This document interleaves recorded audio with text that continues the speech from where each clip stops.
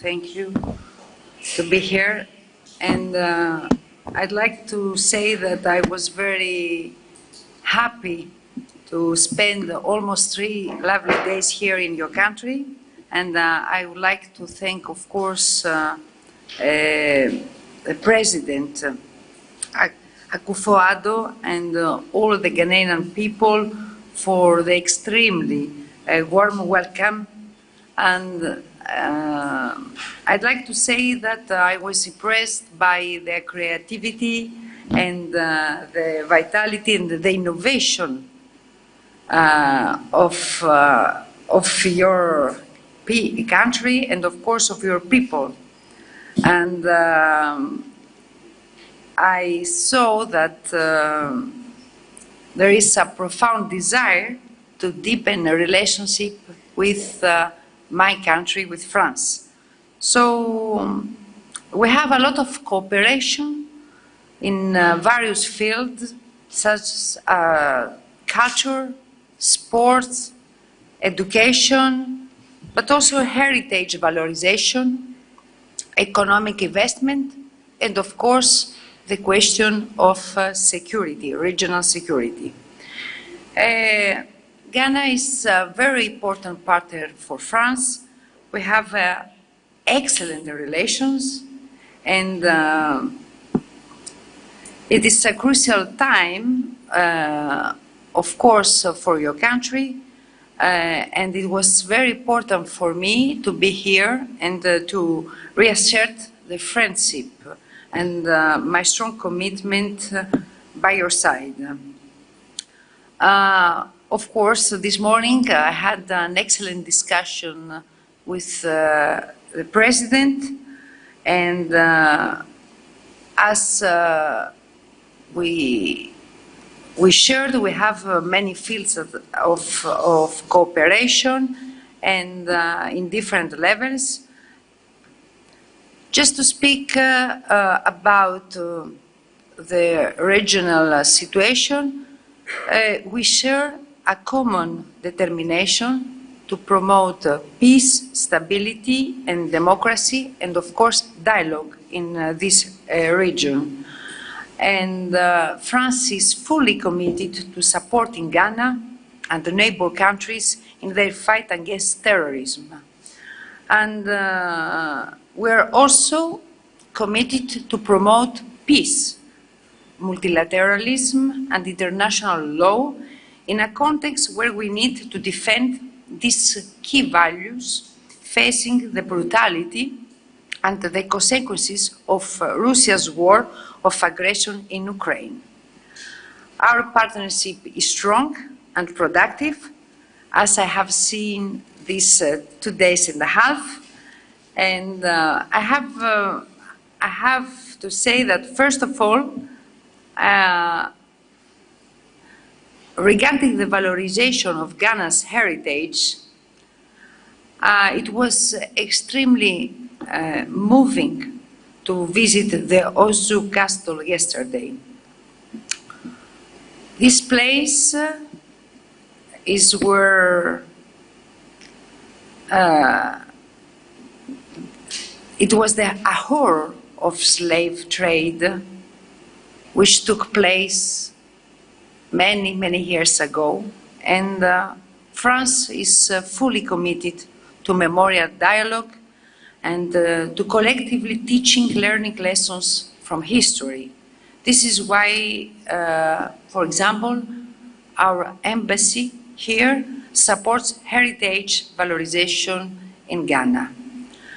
I was very honored also to be received by the King of Ozu and have an exchange and a productive conversation on essential topics, and particularly regarding the education of the population. After the sport, I was yesterday at the Freedom Skate Park.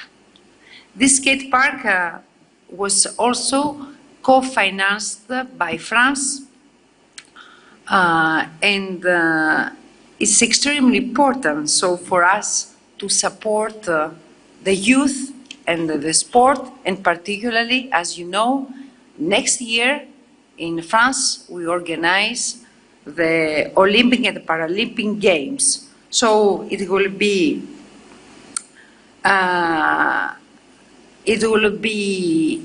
for the first time of the story of the Olympic Games where the skateboard will be practiced. So a delegation of Ghanaian people will come in Strasbourg the next month. So I'm very happy and I will try to meet them. After regarding the French companies, as you know, more than 70 of French companies are present in Ghana, and I exchange with them, and I visit also one of them, Touton, yesterday, and I understood many things regarding the transformation of cocoa activities, which are very important for the Ghana's economy. France, acting also as a member state of the European Union, is what we called the Team Europe approach. So we work also in different fields regarding energy, agriculture, education, private sector finance, and our projects support, for example, a better management of agricultural water in the northwest of the country through the construction of irrigation system, but also the strengthening of road and drainage infrastructure in Kumasi. And finally, as you know, President is Francophile, so we spoke about Francophony, and it is a tremendous tool to deepen links between our countries and between our population. French language creates also major opportunities, particularly for the youth, and we are very happy and we support the candidacy of Ghana in International Organization of Francophony. And I think that it will be also an opportunity for the next year to create many events, as we are going to organize in France the next year the Summit of Francophony.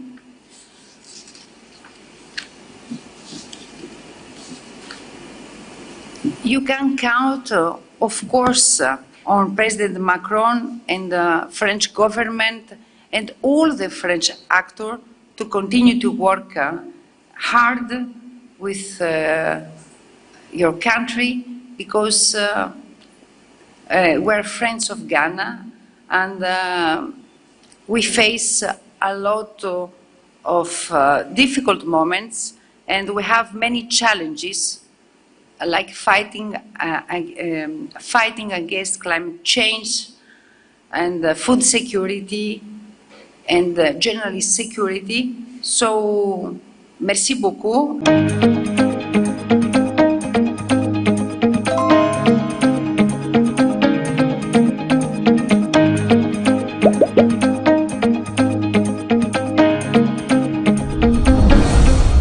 Welcome to the Ghana ICT Hub, a partnership between MTN Ghana and the Government of Ghana through the Ministry of Communications and Digitization. MTN pledged to support Ghana's digitization agenda in line with its ambition to lead the delivery of digital solutions for Africa's progress. In fulfillment of this pledge, MTN Ghana has committed $25 million toward the realization of the Ghana ICT Hub project. The objectives of the Ghana ICT Hub project is anchored on the following: to create an ICT-enabled environment for human capital and ICT skills development, to develop an ICT ecosystem through remote access delivery to facilitate job creation for national development, to provide a modern, state-of-the-art physical infrastructure to serve as a pillar for the digital Ghana agenda. The physical infrastructure, when completed, will provide 4,000 square meters of space with the following facilities: laboratories for technology training and research, innovation hub, co-working spaces for tech innovation startups, Tier 3 data center, conferencing facilities, offices and meeting rooms, commercial lettable spaces, gaming area, restaurant, ancillary facilities. The technology laboratories will be fitted with the next generation ICT equipment and applications to provide the youth of Ghana with practical training in Industry 4.0 technologies such as artificial intelligence, AI, machine learning, cloud computing, 3D printing, robotics, Internet of Things, IoT, advanced manufacturing techniques, cybersecurity, genetic engineering. The project also seeks to establish a complete ecosystem at the hub through remote access delivery to facilitate job creation for national development. The ecosystem shall comprise of MDAs, technology companies, startups, incubators, research agencies, leading universities globally, foundations worldwide, to create a community. 1. The ecosystem community shall bridge the divide between academia and industry and provide solutions to challenges in the key sectors of health, agriculture, and educational sectors of the economy. 2. It shall also run an innovation program providing mentoring and networking for the youth in tech startups. 3. The ecosystem community shall establish an innovation fund to support startups, research agencies, and other entities in the ecosystem. MTN Ghana and the Ministry of Communications and Digitization are championing the Ghana digital agenda for Ghana's development. Welcome to the digital age. Now, Back Canocre. Susu Sang Pine, Pia want to Nambia, a man in Quine Baby. Mommy, you face can see about Kotoso. Pepoga, send me sick from Lemonade Finance. While Brian did the shade and let me £2. Lemonade Finance. Say they're sending money back home from UK, Canada, and now US. I accepted a instant charges. Exchange waiting in so unbeatable. We should make promo code Dr. Like £10, $10, and $10 Canadian for the first transaction. What is send this guy download to Lemonade Finance.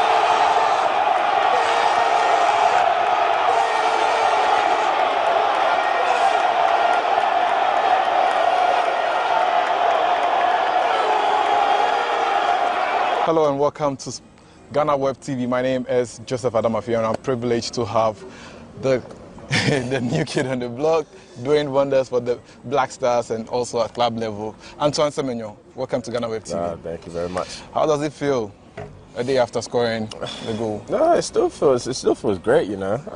I've had loads of messages, loads of Instagram messages and calls and stuff from like family members, but you know, deep down, it's a great feeling. Like you know, everyone wants to score. As a striker, you want to score, and in front of the fans as well. It's just amazing, and they were great yesterday. So I'm happy.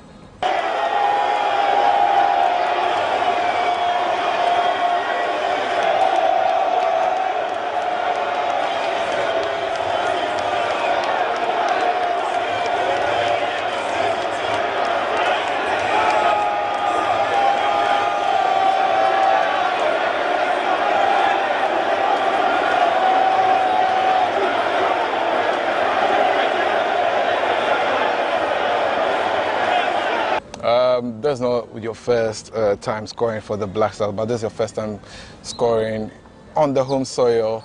And I realized something when you scored the goal.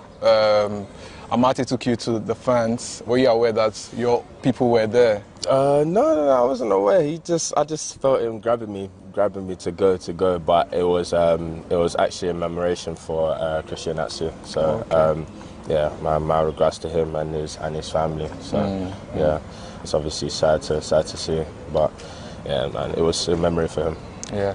How important is this goal to you as a player? Yeah, it's important. I mean, I haven't really scored much as of late, so you know, when you score, it gives you that confidence. It boosts my game to another level. So hopefully, I can do that again for the next game, and then when I go back to club level. Let's talk about the Premier League. How has the experience been since you joined the Premier League? It's not been easy. It's not been easy. You're around top quality players every single day, so you have to learn.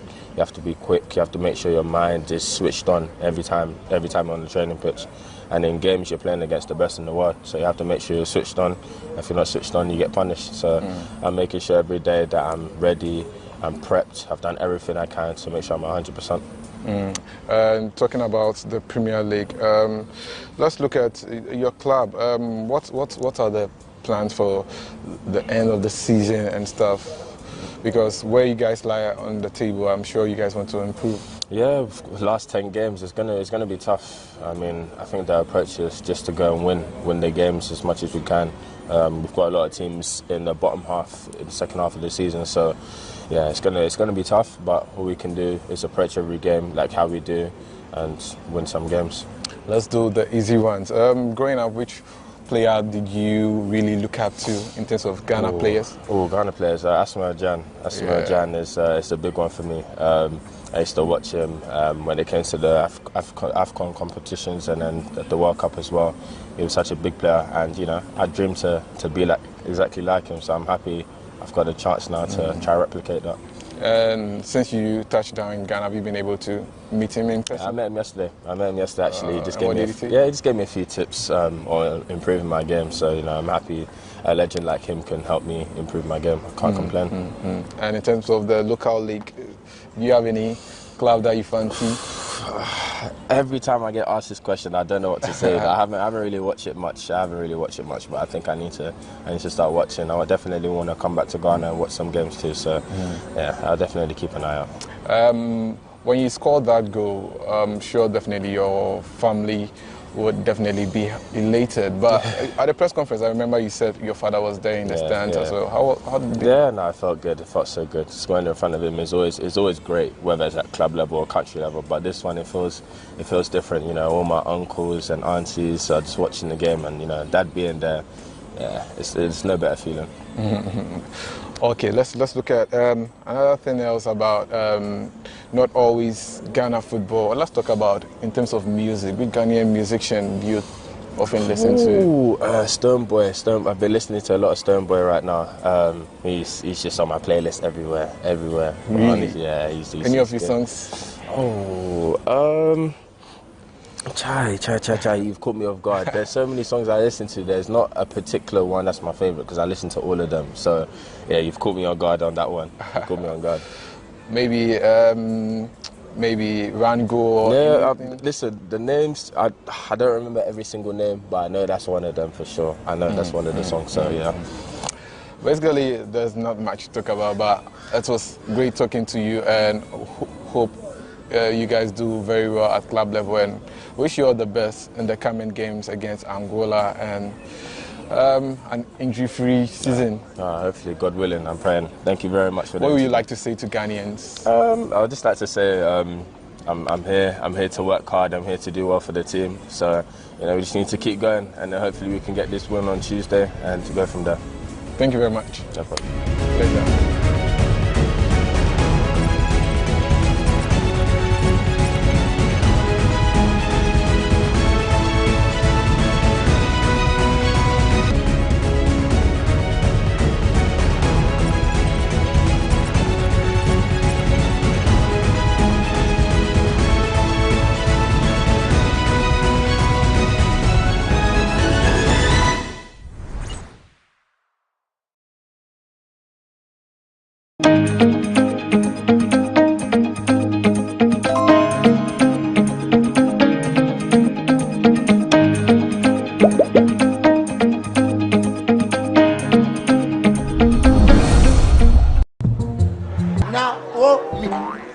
back canocre. Welcome to the Ghana ICT Hub, a partnership between MTN Ghana and the Government of Ghana through the Ministry of Communications and Digitization. MTN pledged to support Ghana's digitization agenda in line with its ambition to lead the delivery of digital solutions for Africa's progress. In fulfillment of this pledge, MTN Ghana has committed $25 million toward the realization of the Ghana ICT Hub project. The objectives of the Ghana ICT Hub project is anchored on the following: to create an ICT-enabled environment for human capital and ICT skills development, to develop an ICT ecosystem through remote access delivery to facilitate job creation for national development, to provide a modern, state-of-the-art physical infrastructure to serve as a pillar for the digital Ghana agenda. The physical infrastructure, when completed, will provide 4,000 square meters of space with the following facilities: laboratories for technology training and research, innovation hub,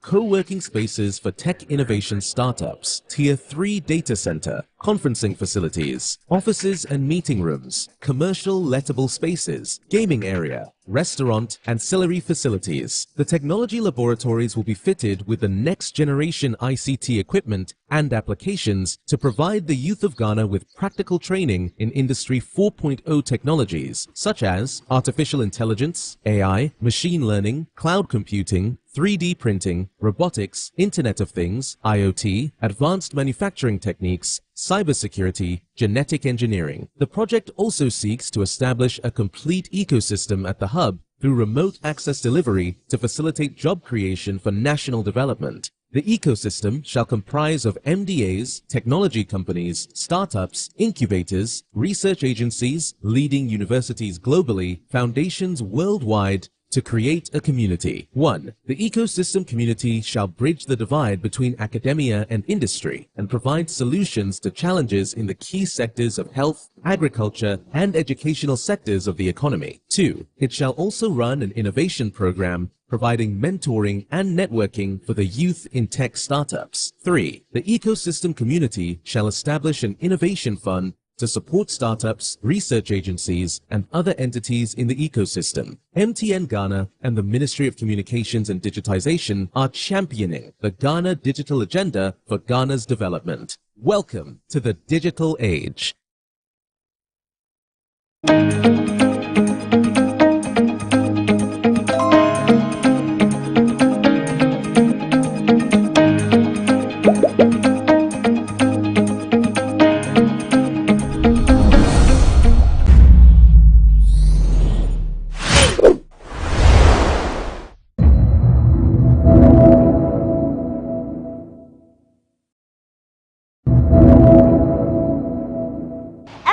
What influences some men to enter into a female-dominated industry? I'm talking about the beauty industry.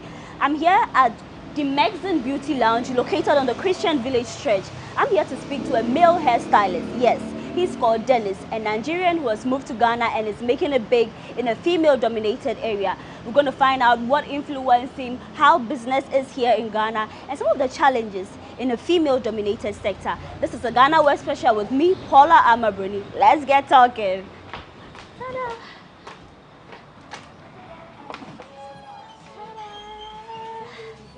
Hi, Dennis. Hello, good afternoon. Afternoon. It's good to meet you again. Yeah, you're welcome. Thank you. I'm back. This hairstyle won me a lot of accolades. Everybody kept on asking me, oh, who made it for you? And I told them it was a male hairstylist. Oh. I'll bring you customers, make you not worry. But today is a 360 conversation. We just want to find out how you're doing business, what influenced you, and everything. But let me introduce you, Dennis Oniha. Yes, you introduce please. yourself to us.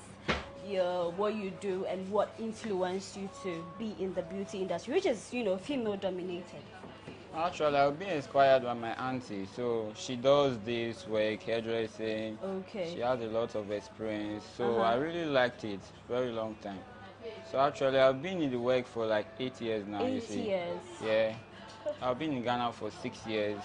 Okay. So I've been working the work, and it's really a long journey, you see. I can imagine, I can imagine. But I'm here to get a new look. I don't know what you recommend since I've done the Bantu. What can you recommend today? Okay, I prefer you go for Rasta, you say, or cornrow, or what do you prefer? I like Rasta, maybe something bigger this time. I've done the knotless, the tiny ones, so maybe a new look. So I'll go for Rasta, but bigger and longer. Okay, sure. Yeah. But if you have a picture, it will be better. Make I show you. But do clients show you picture, you get issues like, oh, this is not what I want, or you love to see it? I don't have a problem with any type of picture you have of the breed you want. Okay. All right, so like something like this, which I'll show you, like, so something like that is fine. Okay, yeah, it's cool. That's cool. Great. So we get this one off. It's okay. How has business been in Ghana? You said you moved here, it's been 6 years, right? Yes, please. How has the journey been so far? The journey is some way. Some way. I don't usually work the work always. Like the whole of 6 years, I've not been doing the work. It's like off and on, you see. Was it, okay, let's take it maybe the era, COVID era. I know we're all home and all that. So in that period, you were just not working, right? I'm working. Home service? Yes, please. But weren't you scared? Scared of what? Contracting the virus. No. I'm a very hygienic boy, so I'm not. I see that. Yes, please. Great. But then there are a lot of Nigerians here in Ghana, and business is good. I don't know what would you say, but what would you say influences your brothers, your sisters to move into Ghana to start business? That is what they came to do. If it's more favorable to the society or favorable to themselves, you see. When someone is traveling to a different country and going to do some work, he has to focus on customer service and all that. Yeah. Personality and characteristics, you see. You're in someone else's country. There are a lot of things to learn from them, their culture and their environment with their, let me just say, their food and all that, you see. Yeah, it's very important. Yeah. But you made mention of customer service. I would testify. When it comes to Nigerians working here in Ghana, business owners, traders, wherever you find them, you guys are very accommodating, nice, and your customer service is excellent. Do you say that is the main thing that makes you stand out? Exactly. You see, when you are at home, there is some freedom you have, like it's different from when you are in someone's house, you see. Yeah. As for in Nigeria, I can't brag with it, but it's just so different when it comes to work. Even if you are in your own country or so, the customer service is always like that. Okay. You see. So how do you treat your customers when they come in? Even on days where you're having a bad day, how is the relationship like? My bad day, I left it outside. I don't take it inside the shop. No matter how bad my days are, definitely at the door. Immediately I step inside the shop, you never know if I had a bad day or not. Okay. Definitely must. But working with women, sometimes they claim, which is not true. I would say it's not true. Women are very hard to deal with when it comes to what they want. A lady can show you, okay, this is what I want. But the moment maybe something goes wrong, you are good at what you do. Like, you don't miss it. But you have an instance where she says, this is what she ordered, and maybe this is not what she's getting. Maybe it might be their extension. Maybe it might be the weave is not quality and all that. In such situations, how do you handle it? Yeah, that is what they call customer service. They are always right, no matter even if they are wrong or not. So you have to do what exactly they say you have to do. So as a professional, if a week will not be enough and she requested for something that exceeds the limit of the week, you have to go and get some, even if you add it to the base of the total air. You see, when the work is done professionally, it's looking nice. Yeah. You actually told the client that this is the amount you wanted to take from the service. And immediately you are done with those work and it's really looking nice the way she wanted it. She can add it to that bill, you see. Yeah. So that is the problem most people are having, you see.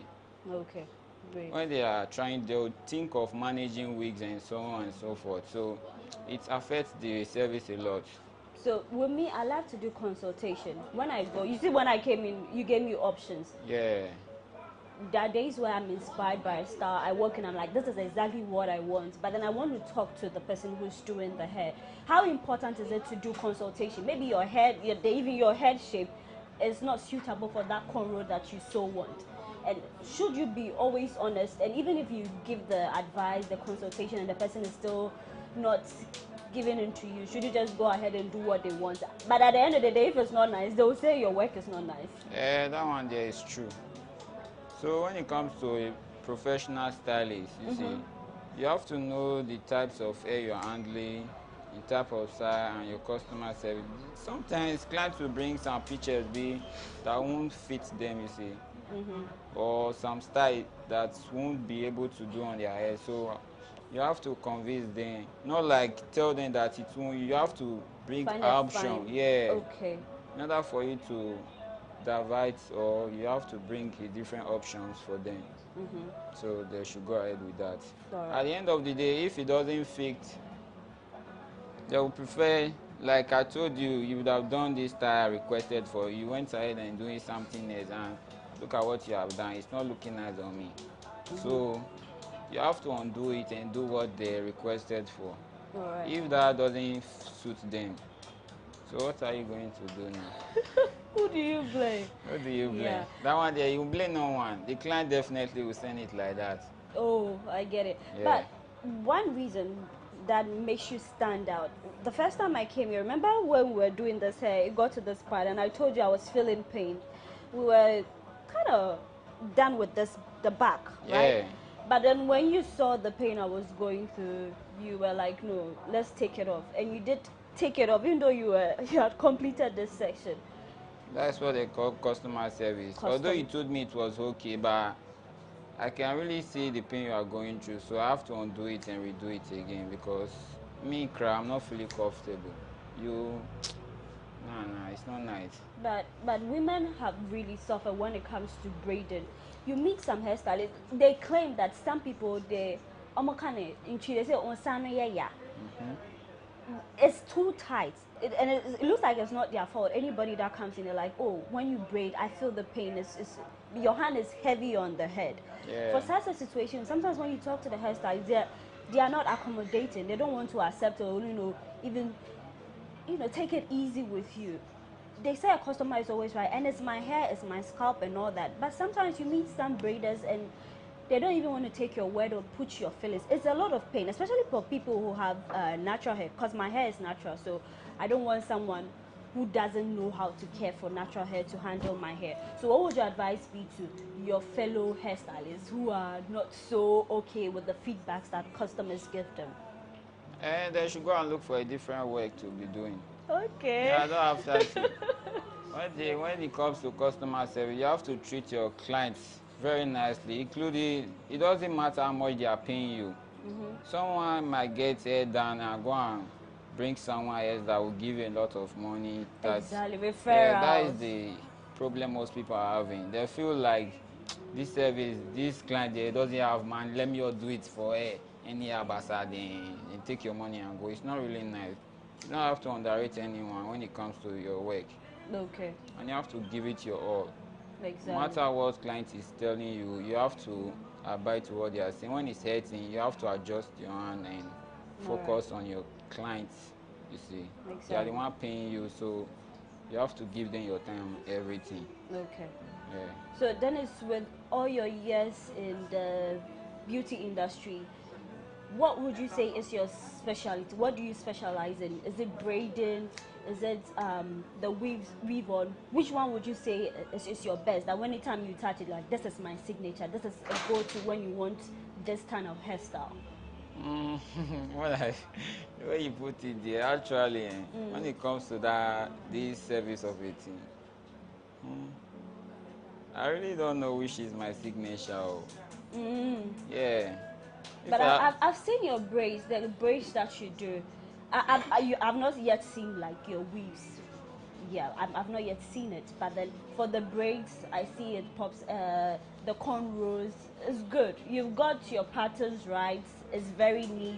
The pattern, how you cut, everything is just fine. So maybe I'll say it's the braiding. As for me, the braid is not really my thing. Well, which one be your thing? Even the air cry, it's not even my thing. Hey! So you're here, you're in the industry by chance or what? That one there is true. You see, I'm really good in this work because I commit myself into it, you see. Okay. So when I start talking there today, voila.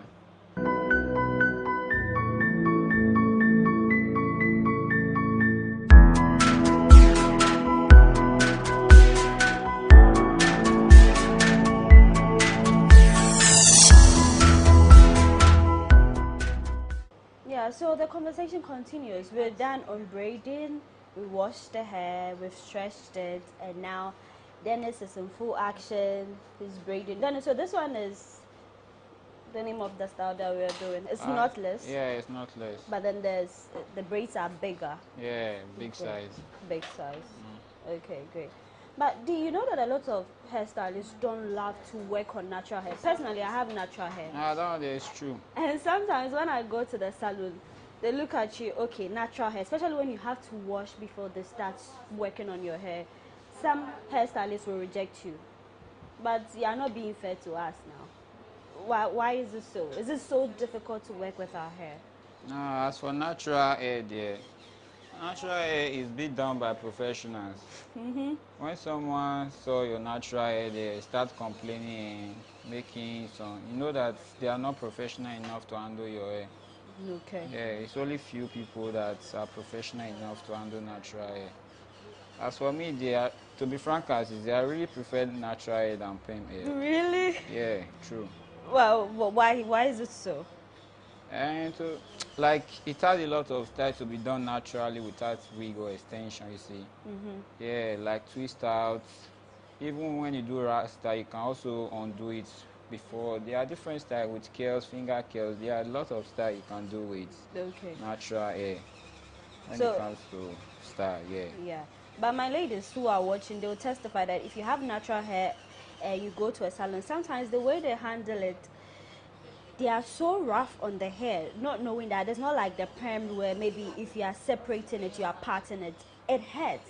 And when you try to complain, they are like, Madam, oh. That's how it happens. So some ladies love to wash their hair at home before bringing it to the salon because not anyone will be so gentle with it.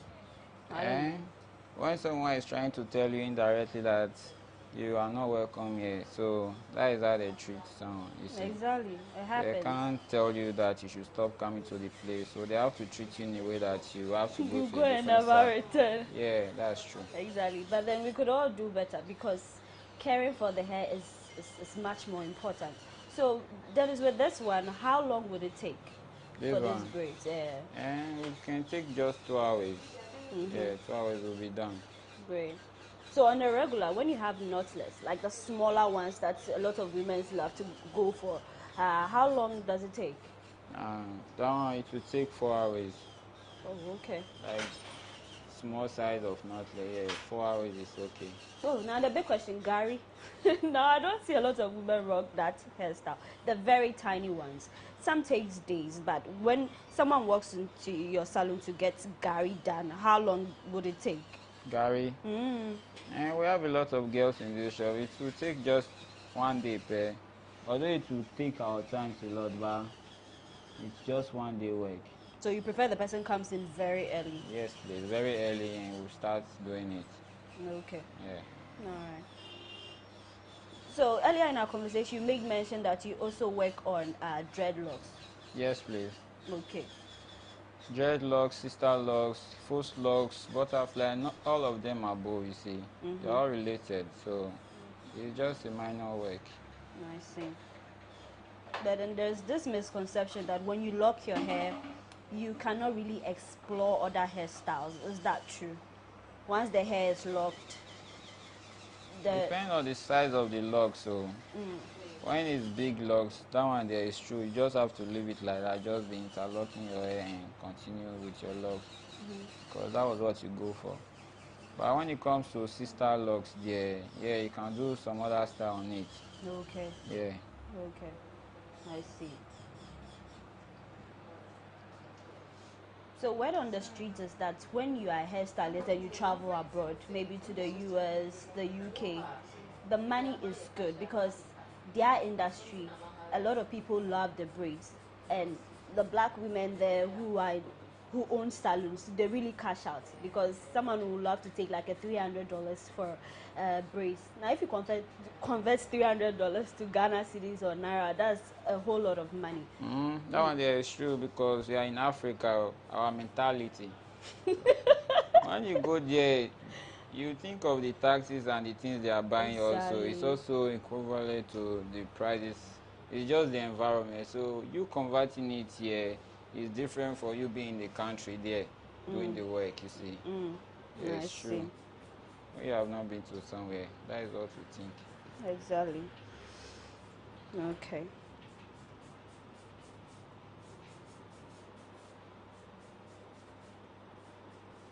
But so if someone wants to come for you to train them how to braid hair, are you open for that? And usually the course, how long does it take? How long? A year and 3 months is okay. A year and 3 months. Yeah. So with that, you master the braids, the cornrow, the wave on. caps and everything, yes. I see. But then do you have courses for like maybe women working class or maybe someone who is traveling outside and wants to maybe just learn how to braid?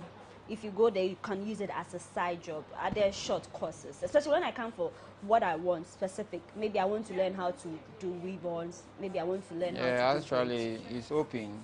It's open. Yeah, it's open. Okay. But there's this other question too.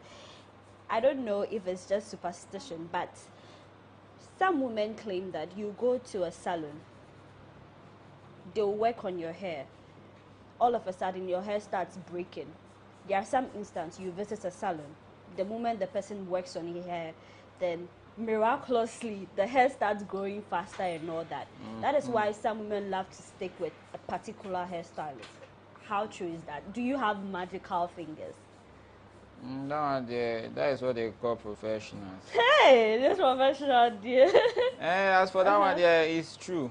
Yeah. When it comes to professional job and you know what you are doing, you see, when you take good care of something, you see, without any miracle or something, it's normal.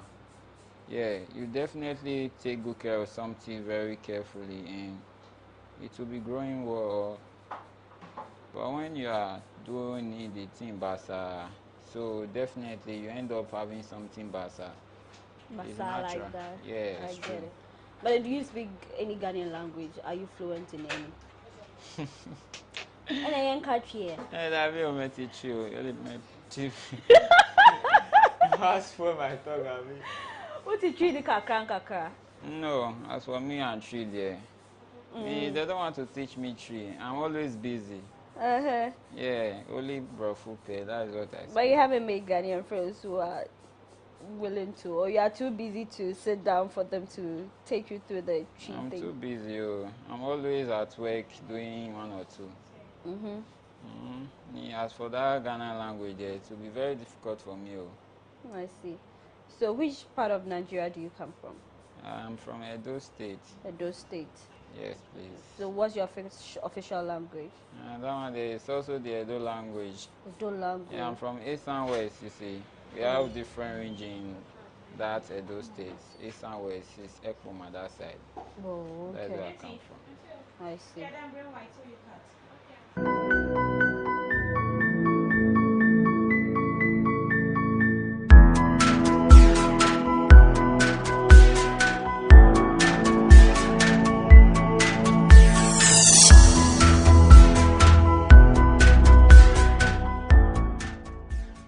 We're almost done. That's the very last one.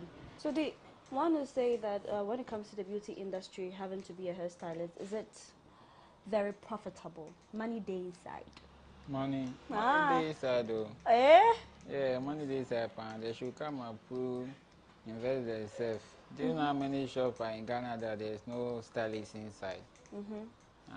As for the money day, but who will be the one working? It entails a lot of hard work and dedication. Yeah. So it's the service that matters a lot, not just the salon itself. But then there are not, like, a good number of male hairstylists? Because it's a female dominated, we see a lot of women in there. How do you feel being a man in this industry? Do you have like male colleagues? Yeah, when I to be frank and sincere, the person that taught me this work was actually a male. Oh. And the shop, there are more than 20 guys there, you see. In Nigeria? Yes, please. Okay, okay. And the ladies are not plenty. Yeah, so I'm cool. So is it normal on a regular to see a lot of male braiders in Nigeria compared to Ghana? That one there is true. A lot of guys that are braiders, mostly even in Ghana here, it's only few of them that based on braids. There's no pedicure, manicure, nails. That's what they do on barbering, you see.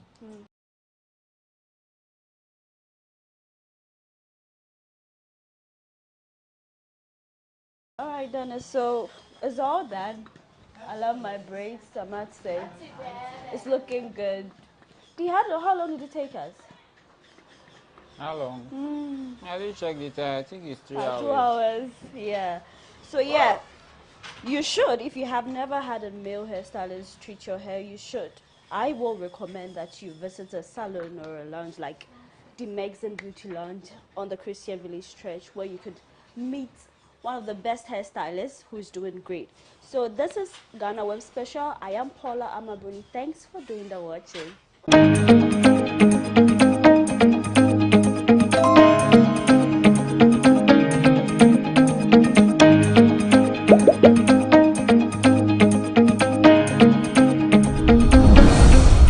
Welcome to the Ghana ICT Hub, a partnership between MTN Ghana and the Government of Ghana through the Ministry of Communications and Digitization. MTN pledged to support Ghana's digitization agenda in line with its ambition to lead the delivery of digital solutions for Africa's progress. In fulfillment of this pledge, MTN Ghana has committed $25 million toward the realization of the Ghana ICT Hub project. The objectives of the Ghana ICT Hub project is anchored on the following: to create an ICT-enabled environment for human capital and ICT skills development, to develop an ICT ecosystem through remote access delivery to facilitate job creation for national development, to provide a modern, state-of-the-art physical infrastructure to serve as a pillar for the digital Ghana agenda. The physical infrastructure, when completed, will provide 4,000 square meters of space with the following facilities: laboratories for technology training and research, innovation hub, co-working spaces for tech innovation startups, Tier 3 data center, conferencing facilities, offices and meeting rooms, commercial lettable spaces, gaming area, restaurant, ancillary facilities. The technology laboratories will be fitted with the next generation ICT equipment and applications to provide the youth of Ghana with practical training in Industry 4.0 technologies such as artificial intelligence, AI, machine learning, cloud computing, 3D printing, robotics, Internet of Things, IoT, advanced manufacturing techniques, cybersecurity, genetic engineering. The project also seeks to establish a complete ecosystem at the hub through remote access delivery to facilitate job creation for national development. The ecosystem shall comprise of MDAs, technology companies, startups, incubators, research agencies, leading universities globally, foundations worldwide, to create a community. 1. The ecosystem community shall bridge the divide between academia and industry and provide solutions to challenges in the key sectors of health, agriculture, and educational sectors of the economy. 2. It shall also run an innovation program providing mentoring and networking for the youth in tech startups. 3. The ecosystem community shall establish an innovation fund to support startups, research agencies, and other entities in the ecosystem. MTN Ghana and the Ministry of Communications and Digitization are championing the Ghana digital agenda for Ghana's development. Welcome to the digital age. Now, Susu sang kwai bia wanto na bia e man in kwai bebre. Mommy, you fish can see about Kotoso. People got sending me sick from Lemon and Finance. Brian, and let me £2. Lemonade finance. Say they're sending money back home from UK, Canada, and now US. I accepted instant charges. Extinguishing in Suya. Unbeatable. We should be promo code Dr. Like £10, $10, and $10 Canadian for the first transaction. With this send this guy download to Lemonade Finance.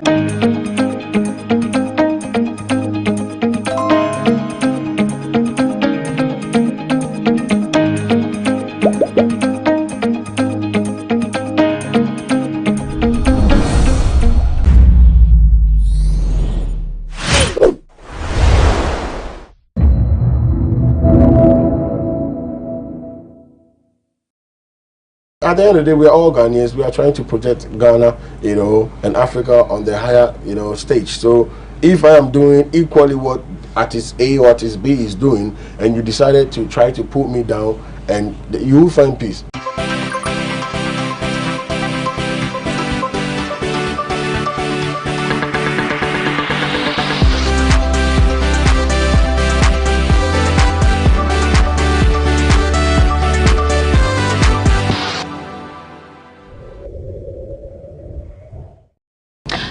Entertainment, and my name is Doreen Abanmabaya. Today I have a man who has actually impacted the dancehall music spheres. His music has transcended and made an impact. But before we delve right into the questions, let's go for a quick commercial break and I'll be right back. Welcome back. So I have with me the man himself, Jupiter. I think I already told you. I'm sure you were thinking, could it be that man? Could it be that one? But, well, I have the man himself, Jupiter. Welcome, Jupiter. Hey, beautiful. How are you? I'm good. But then you look amazing yourself. Thank you. We're trying. What has been going on? What has Jupiter been up to these days? Life, we're enjoying, the best part of life. Try as much as possible to feed the fans too. Obviously, with the music stuff, touring, winning different territories in music. It's just the music lifestyle and, living life. Right. That's quite interesting. And if you say music, I quite recently saw an article that you were going to headline a show in the USA. Did it happen or it's yet to? Yeah, it did happen. I think 2022 has been a very blessed year for me. In terms of my career, and it's a year of upliftment for me. I've did a couple of shows, tours out there, like I've literally been across the globe. But 2022, I was winning and headlining huge concerts. I'm talking about International Art Festival in New Orleans, US, which has the likes of Steel Pulse and big artists name on it. I did a tour with Rema. I did a tour with Shatta. Also came through. I did a tour with Shatta. A couple of Nigerian artists, and then ended up in Jamaica Sting. Jamaica Sting is the biggest stage every dancehall artist could ever dream of being on that platform, So 2022 has been a very blessed year for me, and I just have to say thanks to the Almighty God, So why then have you been on all of these shows and yet still we haven't had the media report on it? Or maybe you didn't put it out there for us to report on it. What do you think is going on? Well, that boils down to the conversation of the day about favoritism, which links to tribalism, which I actually, tweeted about. Yeah, I tweeted about, because I've realized that I've been in this industry for almost a decade and 2 years, So, because I found film at a very tender age. I'm not a good. I found film at a very tender age, so I was able to get sort of like I was being elevated quickly when I was young, and then I realized that most of the things that I do, most of the shows that I play, most of the achievements that I get in my life is just limited, irrespective of how I call people or send the stories out there, across the various media houses. A couple of them, like the way you are doing now, I mean, supporting my works and stuff like this. A couple of them do actually tweet about it, do vlog about it, but some of the main areas, they just look away. And it's been going on for years now, and I've been so quiet about it. But I just realized that there is something wrong somewhere, which me personally I quite can't really figure it out. Right. It's just crazy. What if it's not just tribalism, or it's not it's not people picking their favorites, but because maybe your team is not doing a good job. Well, I have excellent team when it comes to management, the whole body. I'm talking about the PR, talking about management, road management, and all of that.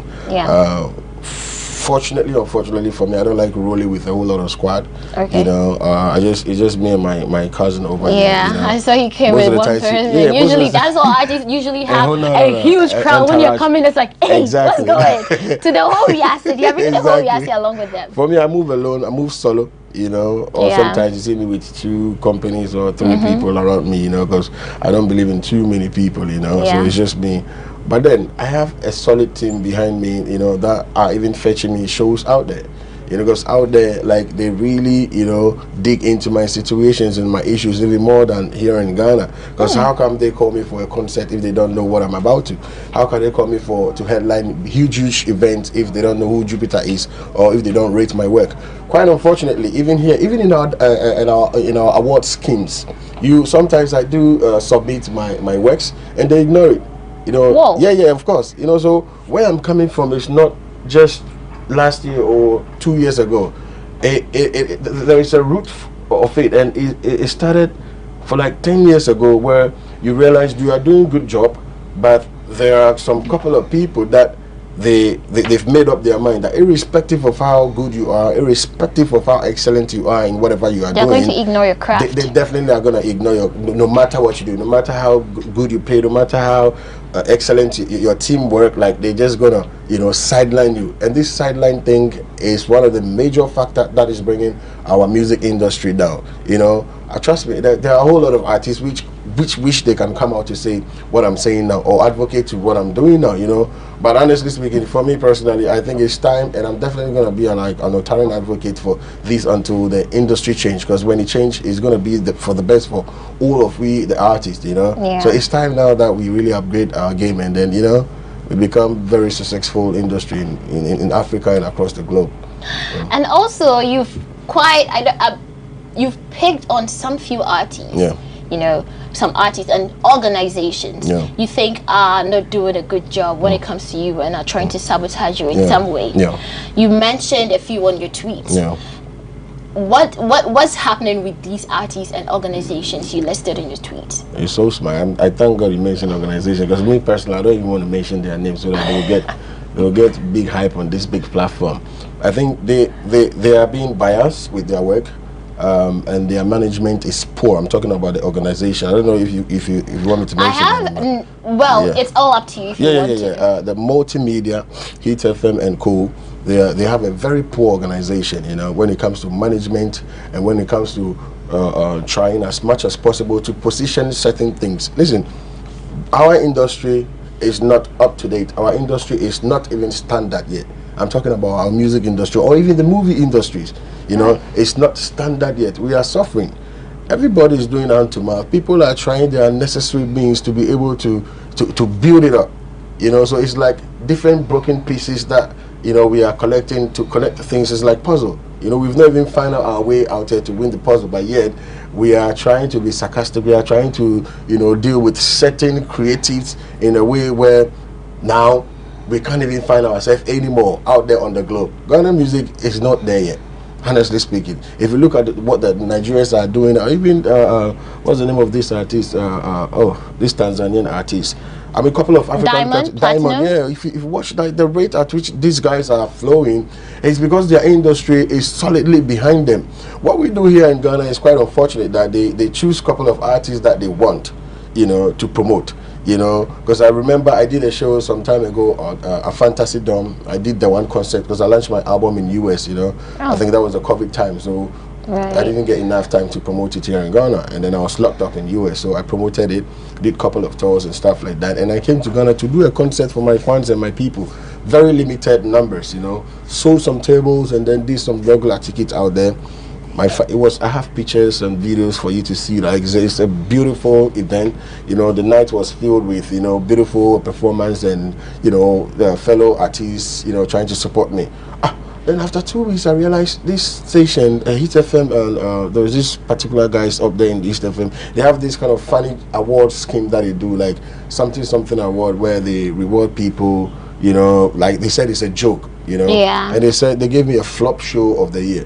Whoa, and I was like, that's come terrible. on. How was it a flop show? First and foremost, you don't even know what went through. You did not support the show, right? I have zero support from you guys and your media space. I have no write-up from your vloggers or whatsoever. But then when I put on my own event in my own pocket with my own energy, and then the event was successful, you are able to just to crown it a flop show of the year. I came at them, I told them, listen, what you guys are doing, please kindly take me out. You know, because I've been that kind of person that, you know, I know when people are not supporting you, I just have to concentrate on your work. But I'm concentrating on my work and they are not concentrating and rather trying to bring me down. So I kept my name. I was like, you guys should stop what you're doing because I don't like it. Guess what? For them to show me how disrespectful they are, just like 2-3 days ago, they gave me another award. You know, they gave me another award. What? Yeah, so I realized that the situation here has to be from the top. My God. Yeah, it's crazy, you know. That's so disrespectful. Yeah. You know, so the situation here has to come from the higher level. If you have a radio station, right? If you built up a radio station and content are coming out daily in, day out, you as a management, you have to check and see what these people are doing. Right. Is it bringing plus to our station? Is it tarnishing the image of our station? And I'm telling the media, that media space out there, the Heat FM people, those two people, one day they are going to listen. They are really doing some. Because even our president, they gave him some award. I've forgotten the award. A old big man like this, they gave him some award, some funny award, and even rewarding a president in some funny way. No, that is foul, because they are crossing beyond their boundaries. You know what I'm saying? Like beyond their levels. So they need to be stopped. So this is an act of disrespect that we don't need in our industry, and they've chosen to promote some people irrespective of whether, you know, they it's going to tarnish their brand or not. I went to Jamaica recently. I didn't see the energy behind it. And I'm the only first Ghanaian artist to ever grace that stage. There's never been... Which stage was that? That was Sting in Jamaica. Sting. Yeah, Sting in Jamaica is the biggest thing in Jamaica. Biggest dancehall reggae show in Jamaica. You can check it out. It's big. You know, and I was billed as headliner to come and perform from Africa, from Ghana. That's interesting. Exactly. Not even Stonebwoy. Stonebwoy went after. Oh, after. But it's a different show altogether. Right. Stonebwoy went after. Right. You know, but guess what? When Stonebwoy went for the event, they were able to promote. Stonebwoy is in Jamaica. Stonebwoy is shooting. But yours we never heard about. They did not a zero promotion for mine, but Stonebwoys, they were promoting it. So if there is a favoritism, and you favorited Stonebwoy to push Stonebwoy and some couple of artists, let it be like that. But why do you want to tend to disrespect me? Yeah. You know, when I don't even have any issue with you guys. So it's more like they elevate one and bring one down. Exactly. When it's supposed to be, you know, the same energy. That is my point here. So and why should it even be like that? At the end of the day, we are all Ghanaians. We are trying to project Ghana, you know, and Africa on the higher, you know, stage. So if I am doing equally what artist A or artist B is doing, and you decided to try to put me down, and you will find peace. And I told them I'm going to read Psalm 121 on them, like 40 days. So that God will punish them. Jupiter says you won't find peace if you actually sabotage his image or his brand. And I also read an article. There was this post episode made. He said you called him a fool. Yeah. Why? He's been a junior brother from then. You know, I don't want to delve into it real quick, but episode is my junior brother, and I've nurtured him for a very long time. Right. You know, even before he gets to that, there are so many things that I've done to him as a big brother, just to put him on the level where he is now. You know, I always wish him the best. Even just recently, I was calling, irrespective of, you know, the disrespect he's shown me all this time. I'm a kind of person that, if I'm a family with you, right, or I'm in a relationship with you, I'm in brotherhood or sisterhood or friendship or whatsoever, and you wrong me, I'm definitely not going to bring it out. You know, I still will do whatever I have to do to push you out there. I've supported his career in various ways possible. Sometimes when he disrespect me, I just look away, you know, but then bringing that disrespect to social media, I just have to put a stop. So I just block him to tell him you should stop that, you know, that thing that he's doing, which is the... What thing did episode do? I want to really get what happened. He just want to attack. You know, the funny thing is, anytime he attacks me and he sees me on the way, or he sees me around, you know, the midst of people, say, well, you know, I'm the only person who worry you. Oh, you know, you're my big brother. You know, I'm the only person. But then bringing it on internet is different because we are dealing with fan base here. You know what I'm saying? So if you indirectly come at me, that's fine. But then when I tweet something on Twitter, then he wants to counter, even when the tweet is not even related to him. Right. Just because he needs that popularity or needs that little hype he's searching for. Right. You know, I've tried as much as possible to deal with him as family, but he comes out as, you know, some hater or some enemy. You know what I mean? So I just position him. More like a nemesis. Exactly. So I just quickly position him to say, stop the fooling. You know what I mean? If you want to tweet, just go ahead and tweet and just block him, so that I won't go to the extent of dealing with him as enemy. So because when so you did told him to stop fooling, yeah, or I you did, and then I quickly blocked him, and then he took it and what's because he needs all those kind of little things, you know. Those you just want to feed on little hype and then bring. But then I keep wishing him the best, you know, because I want him to be playing more hit songs and then he also be on top to, you know, feed his family and all of that. Yeah. Okay, guys, we'll go for a quick commercial break and we will be right back. It's Talkatainment.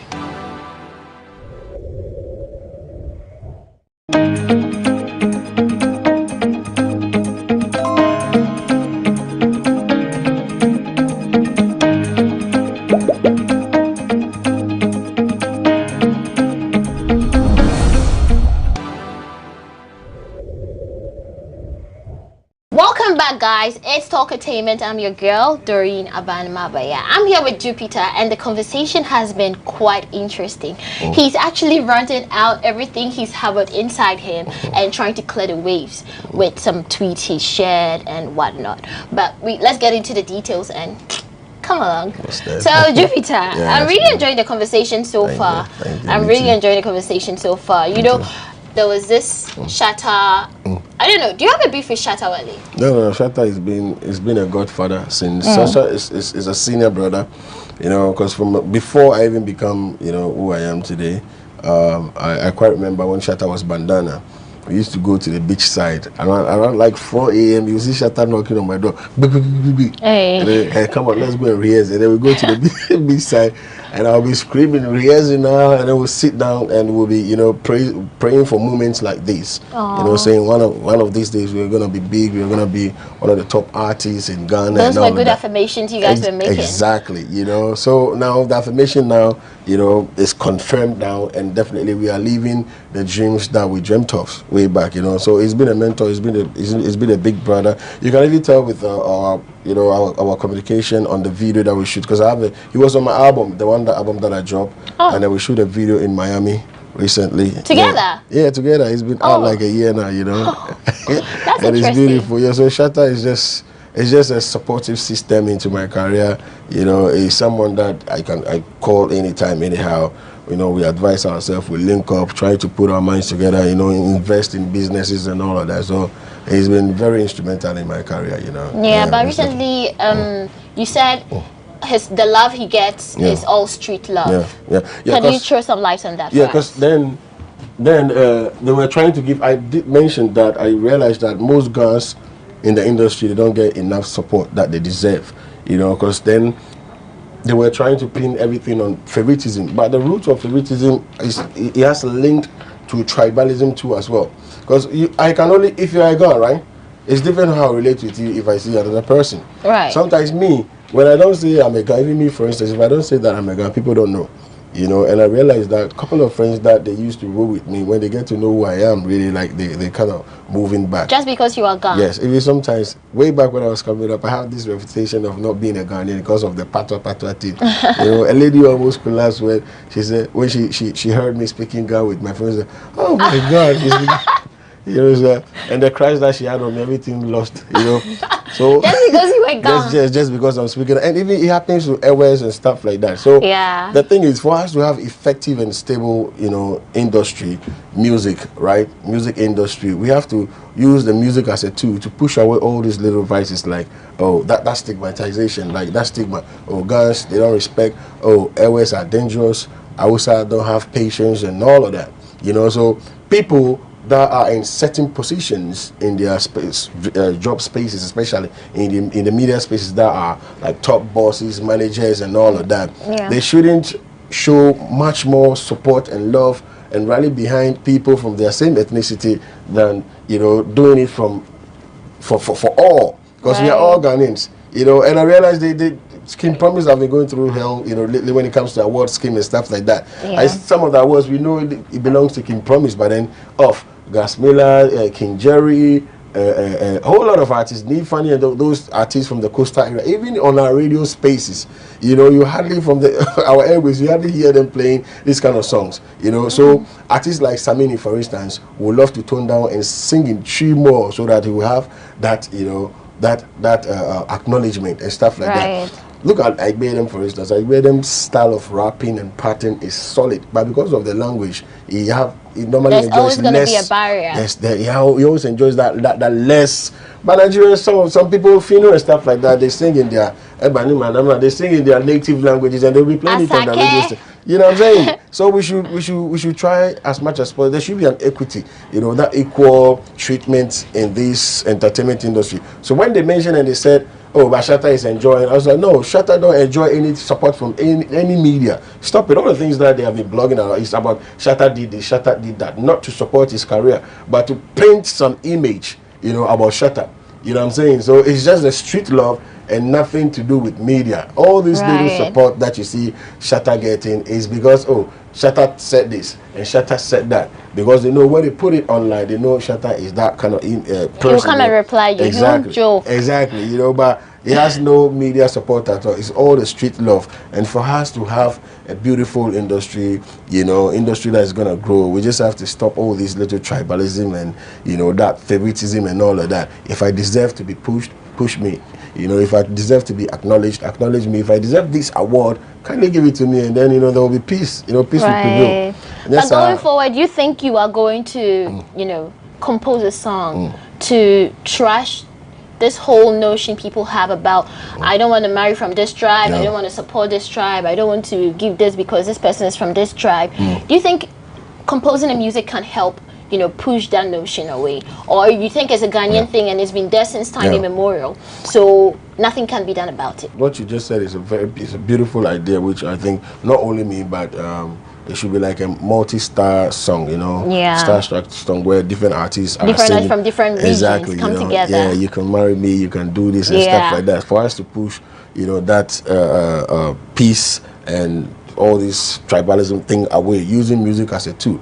But like you said again, it's been there. You know, look at the likes of Kojuenchi, Daddy Lumba and stuff. I see people projecting Daddy Lumba, Kojuenchi and all those like Akan musicians on top level than even the Gans and the Hausas. Right. We have a beautiful artist like Wiyala. I don't know if you know about Wiyala. Yeah, Wiyala. The things that Wiyala is, the lady, she's doing like some marvelous work out there that if she's able to get 1 week attention from the media, trust me, she's gonna shoot to Grammy straight.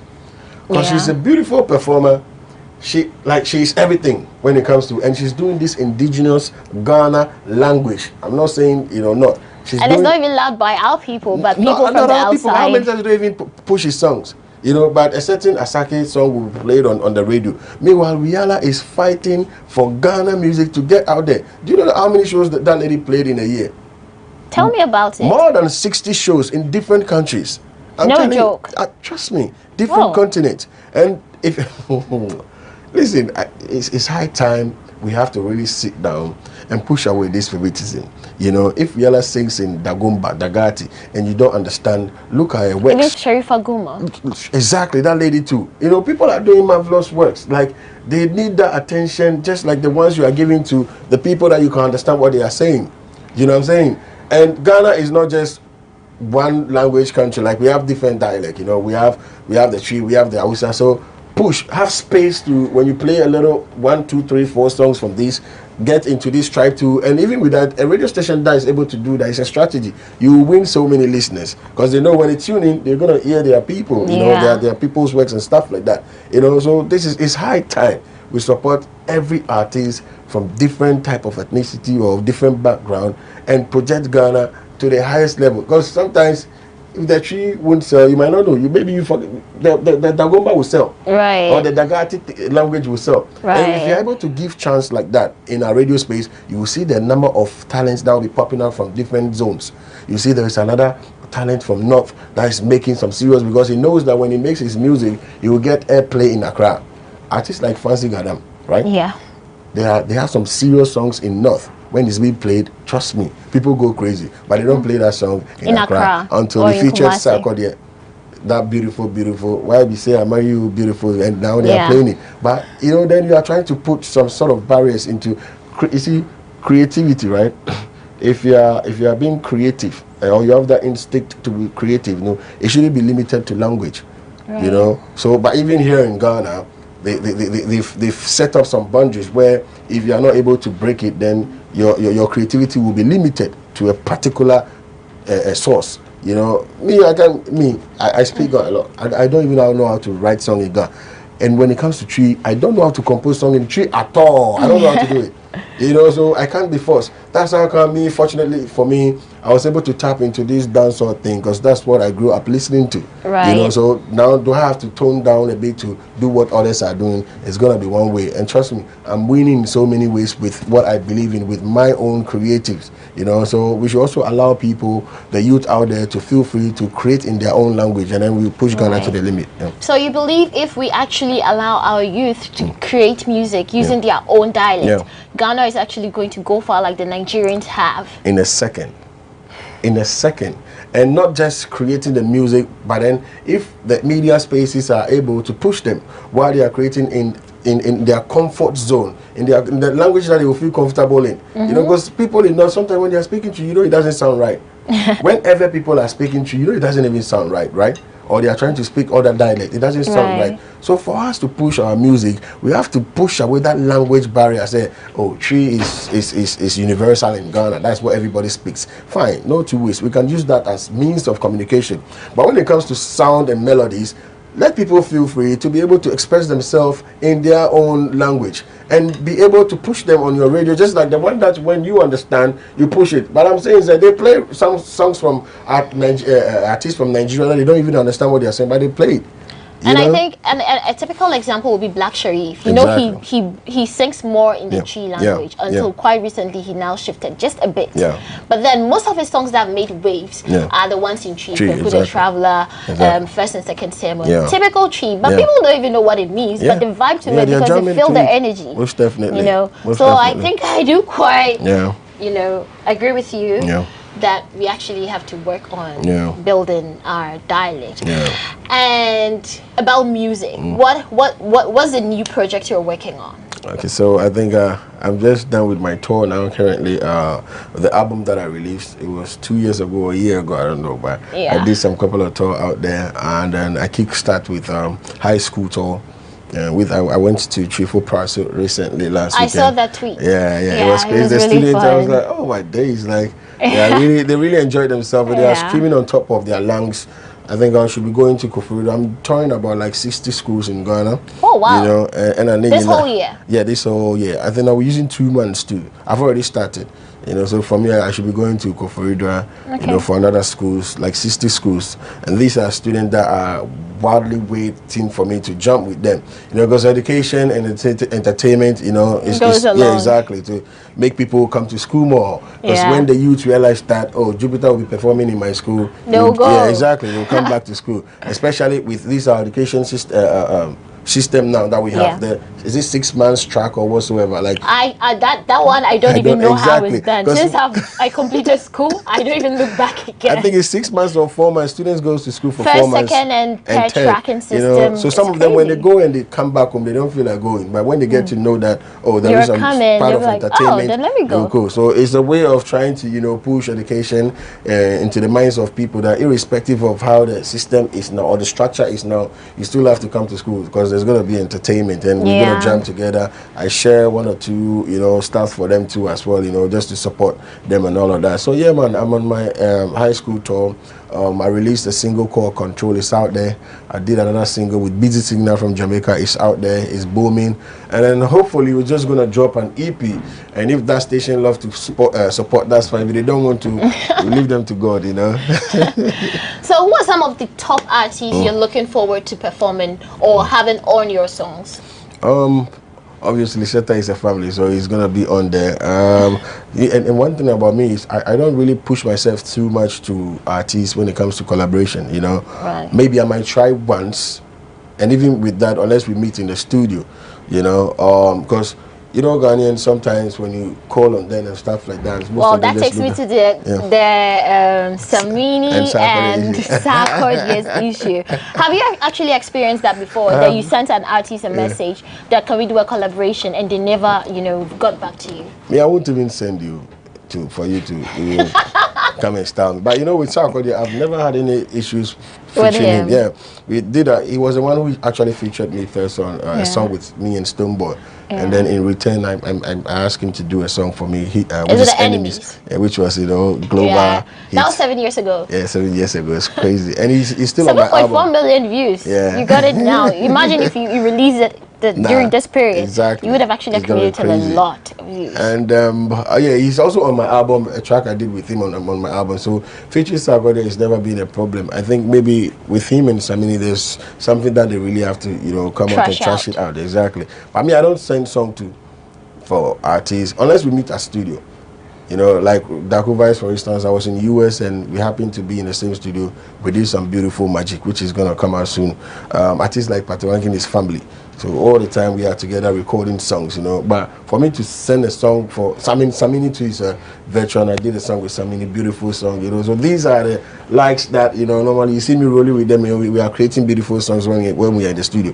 But to send a song to a particular artist, I don't think I'll ever do that. No. Wow. Yeah. So guys, you heard it all. My man Jupiter has given you all the juicy details he's been keeping and harboring in his chest, and what he thinks the Ghanaian community or the Ghanaian can actually do. But before we sign out, he's going to give us a line of some of his songs that he released on his EP. So Jupiter, over to you. All right, you don't know, this is Jupiter represent. No, I'ma say what leap of them not like. They say we pull up in a Lamborghini. They now I see me rise. We still are winning a them surprise. When we buy, we no pretty price. You know, see a be expensive life man living. I chew with them, I idolize the girl. Them say we and the world I get hypnotized. Whoa. Well, I don't wanna go back to the poor life anymore. Yeah.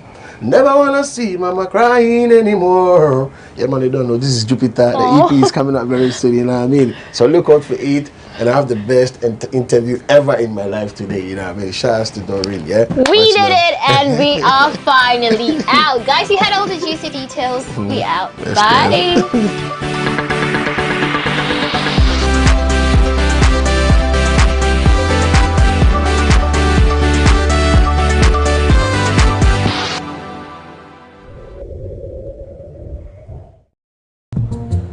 Now,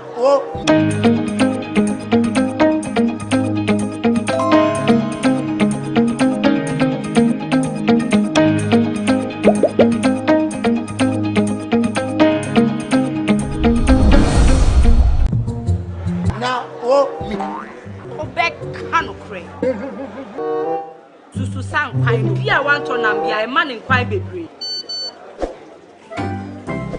Mommy, you first can see about Kotoso. Pepoga, send me Sika from Lemonade Finance. While Brian did the shit and let me £2. Lemonade Finance. Say they're sending money back home from UK, Canada, and now US. I accepted a instant charges. Extinguishing in Suya. Unbeatable. We should be promo code Dr. Like £10, $10, and $10 Canadian for the first transaction. Would you send this guy a coffee? Download to Lemonade Finance. Welcome to the Ghana ICT Hub, a partnership between MTN Ghana and the Government of Ghana through the Ministry of Communications and Digitization. MTN pledged to support Ghana's digitization agenda in line with its ambition to lead the delivery of digital solutions for Africa's progress. In fulfillment of this pledge, MTN Ghana has committed $25 million toward the realization of the Ghana ICT Hub project. The objectives of the Ghana ICT Hub project is anchored on the following: to create an ICT-enabled environment for human capital and ICT skills development, to develop an ICT ecosystem through remote access delivery to facilitate job creation for national development, to provide a modern, state-of-the-art physical infrastructure to serve as a pillar for the Digital Ghana agenda. The physical infrastructure, when completed, will provide 4,000 square meters of space with the following facilities: laboratories for technology training and research, innovation hub, co-working spaces for tech innovation startups, Tier 3 data center, conferencing facilities, offices and meeting rooms, commercial lettable spaces, gaming area, restaurant, ancillary facilities. The technology laboratories will be fitted with the next generation ICT equipment and applications to provide the youth of Ghana with practical training in Industry 4.0 technologies such as artificial intelligence, AI, machine learning, cloud computing, 3D printing, robotics, Internet of Things, IoT, advanced manufacturing techniques, cybersecurity, genetic engineering. The project also seeks to establish a complete ecosystem at the hub through remote access delivery to facilitate job creation for national development. The ecosystem shall comprise of MDAs, technology companies, startups, incubators, research agencies, leading universities globally, foundations worldwide, to create a community. 1. The ecosystem community shall bridge the divide between academia and industry and provide solutions to challenges in the key sectors of health, agriculture, and educational sectors of the economy. 2. It shall also run an innovation program providing mentoring and networking for the youth in tech startups. 3. The ecosystem community shall establish an innovation fund to support startups, research agencies, and other entities in the ecosystem. MTN Ghana and the Ministry of Communications and Digitization are championing the Ghana Digital Agenda for Ghana's development. Welcome to the digital age.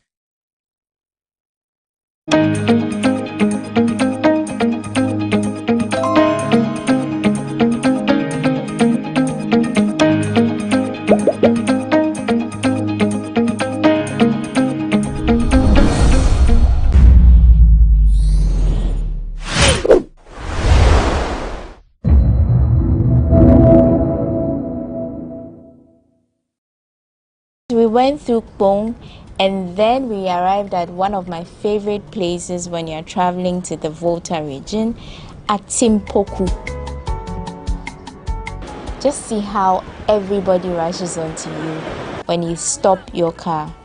Everybody is just trying to get your attention. The abolo seller, the water seller, everybody.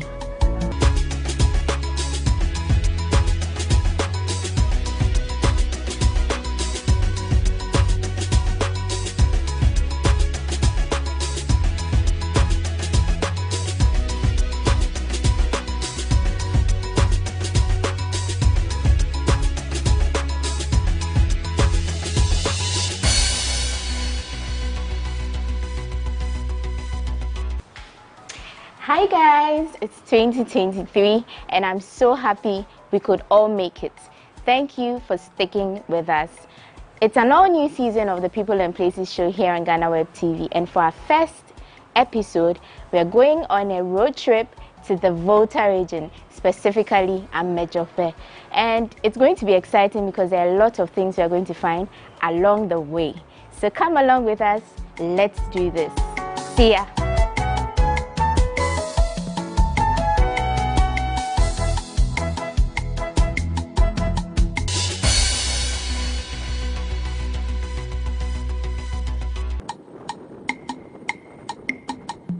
By 5:30 a.m., we set off from the office and we were 4 in total. Myself, my director, my videographer, and our driver. You get to meet him a little later. So we went past Villaggio. This is where some people say if you don't have money, you can't live at.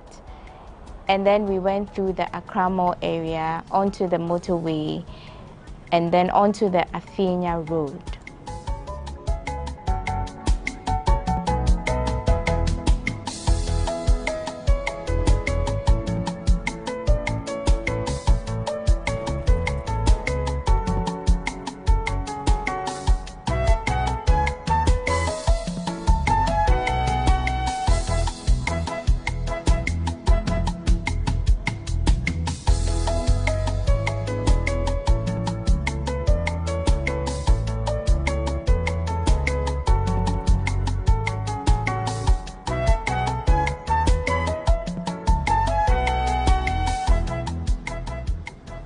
And I forgot to mention, this is the very first time I'm using the Tema motorway interchange at dawn.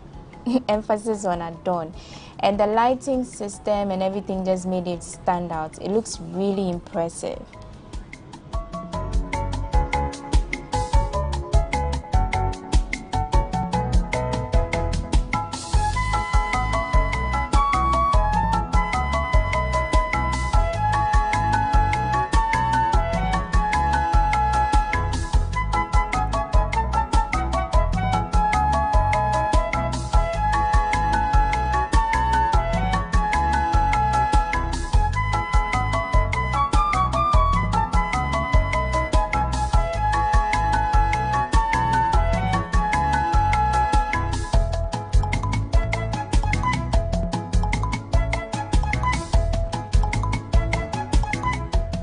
So meet my driver, Bright Boating. I usually like to call him Mr. Boating.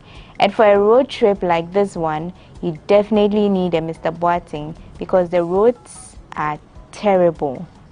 You get to experience them in a bit. But yes, Mr. Boating was the one who took us through the journey and he made it a beautiful one.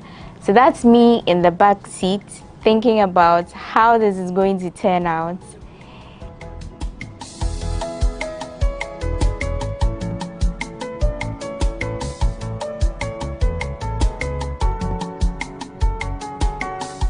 So we went through communities like Bechile, Afienya, and of course, you know you cannot use this stretch without noticing shy hills, right?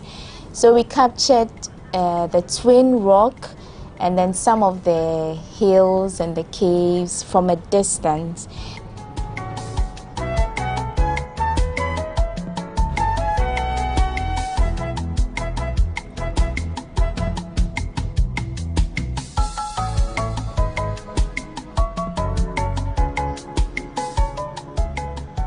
And then we saw the monkeys.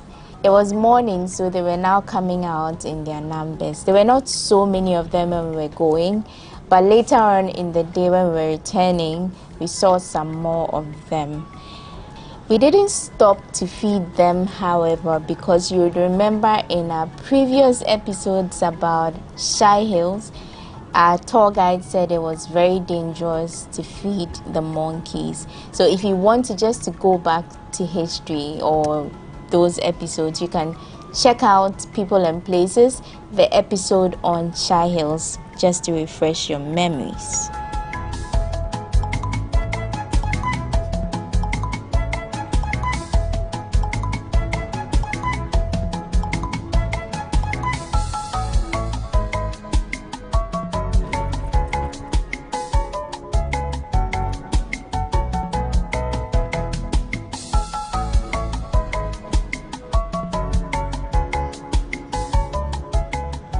So after this, we went through Pong, and then we arrived at one of my favorite places when you're traveling to the Volta region, at Timpoku.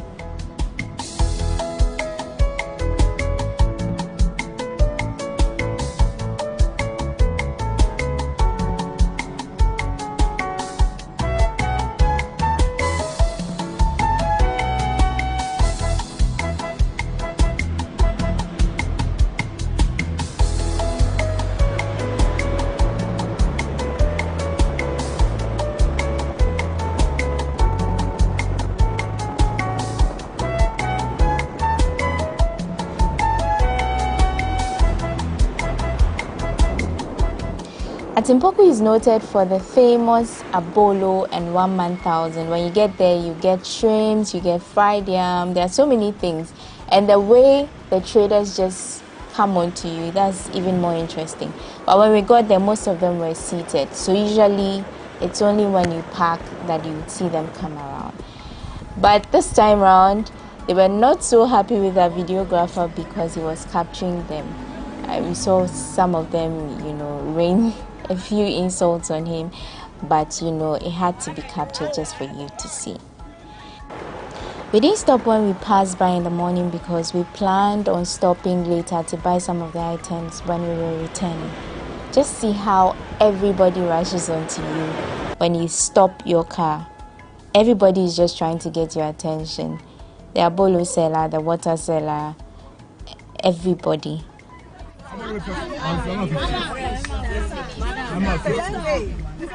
And the crazy thing is, now everything they sell is expensive. You probably would have gotten abolo, like 2 or 3 of them, for like 5 cedis or even less. But today, we have like 6 of them for 10 cedis. And then 1,000, the bigger size for 20 cedis, and then the smaller size for 10 cedis. For the shrimp, it's either 20 or 30 cedis. And then there are options for the oyster kebab, snail, and others, which also come at their prices. Wait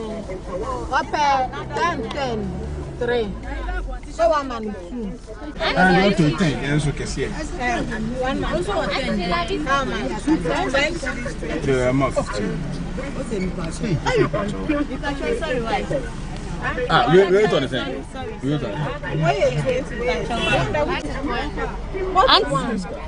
Auntie biscuit. I took it. It's here.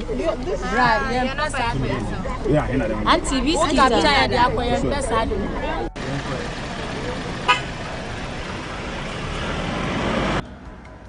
Back to the journey. From Atimpoku, we got to the famous Adomi Bridge, and we tried to stop to take a few pictures.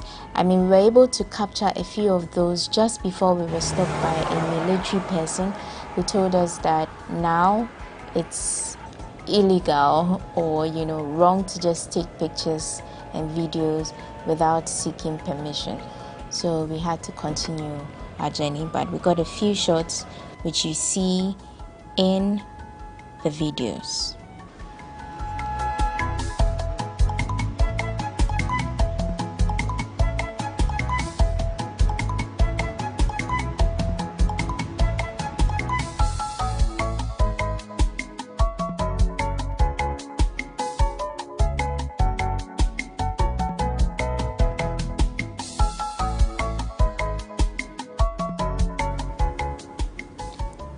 What you must know, though, is that from Accra to, let's say, the Adomi Bridge, it's about a 2-hour drive. That is even without traffic. So we spent 2 hours getting to the Adomi Bridge, and from the Adomi Bridge to Ho, it was about an 1.5-hour drive. But the roads are terrible. There are potholes in every corner. And if you're using a pickup like we did, just get ready to have a bumpy ride.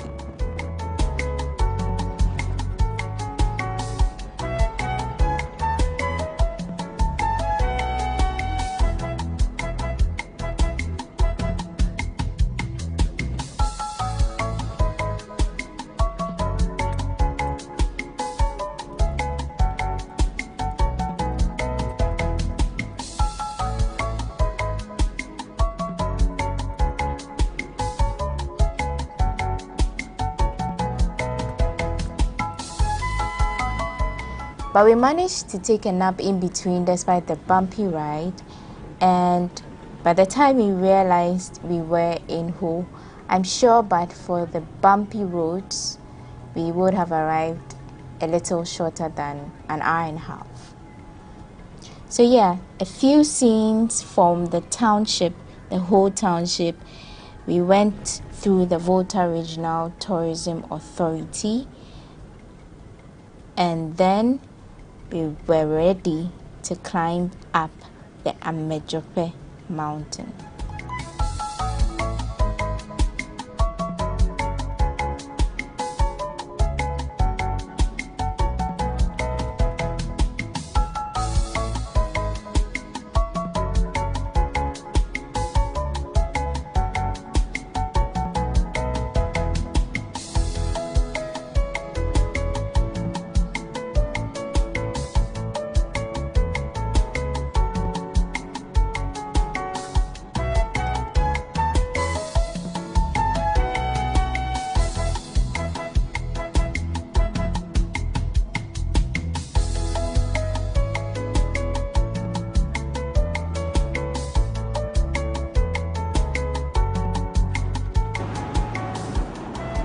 Oh, and you should know that the road to the Amejope mountain is very curvy and somewhat very narrow.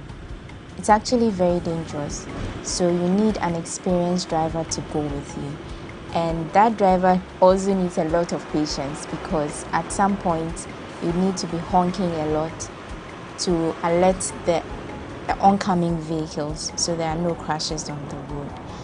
Anyways, so we went through some communities including Avatime Vane and Taviepe before we got to Amejope.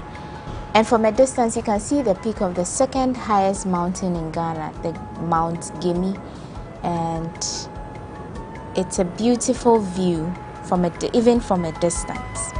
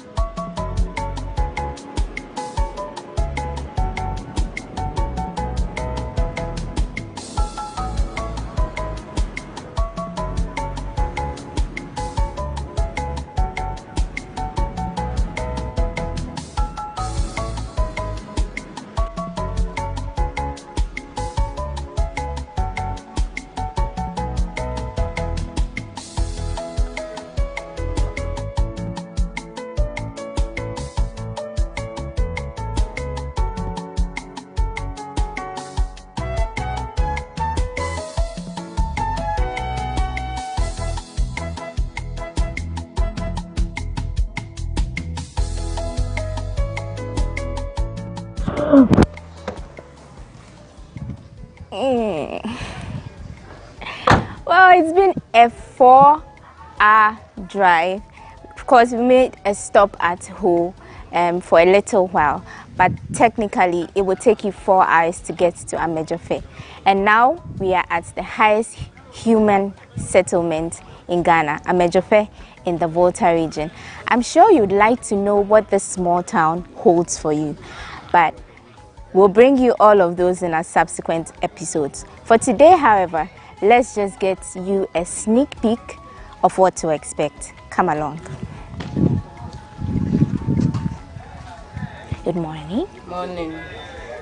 You're welcome. Thank you. You're welcome. Thank you very much. Through the bush as well.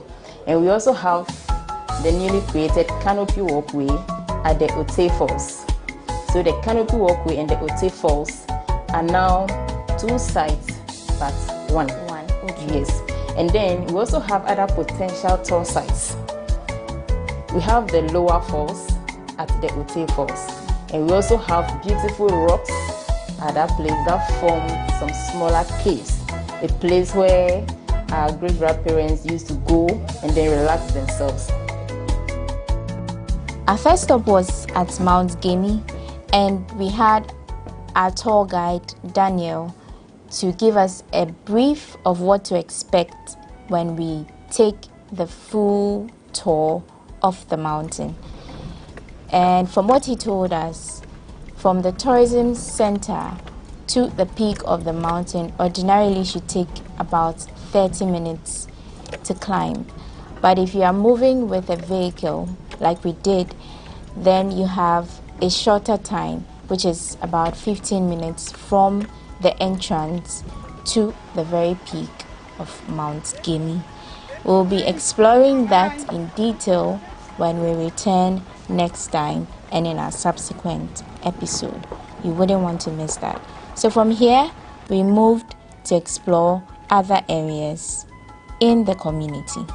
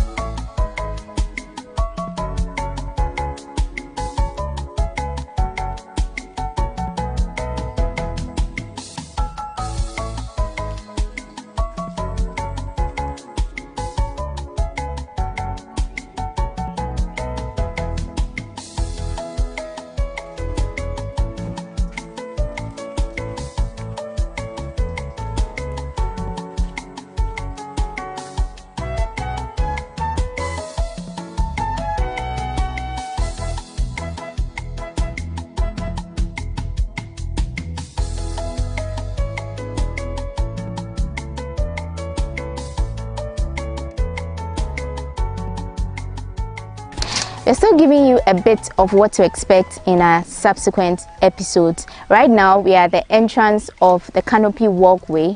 It's 259 steps down before you get to the canopy walkway. Beneath that, we have the Ote waterfalls.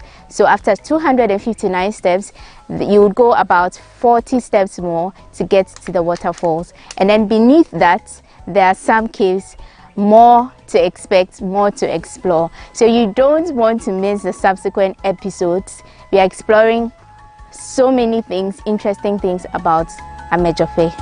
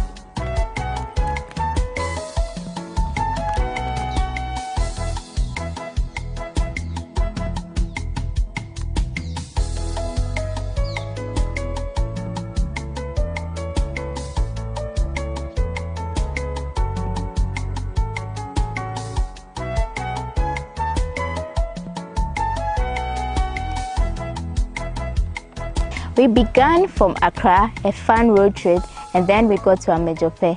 We visited the township. We got a bit of an experience which we've shared with you, and this is in line with the Volta Regional Tourism Authority's campaign, Visit Volta, Experience Volta, and Share Volta. But there's more to expect in the next episode. We'll be taking details about Mount Gemi, about the oldest church, which is the EP Church right behind me, or we'll have details about the canopy walk and then the Ote waterfalls, which we'll bring to you also in our subsequent episodes. My name is Wanda Mihegan. This is People and Places. I'm so thankful you could join me, and thank you to my production team which made this possible. I'll see you in the next episode. Until then, take care.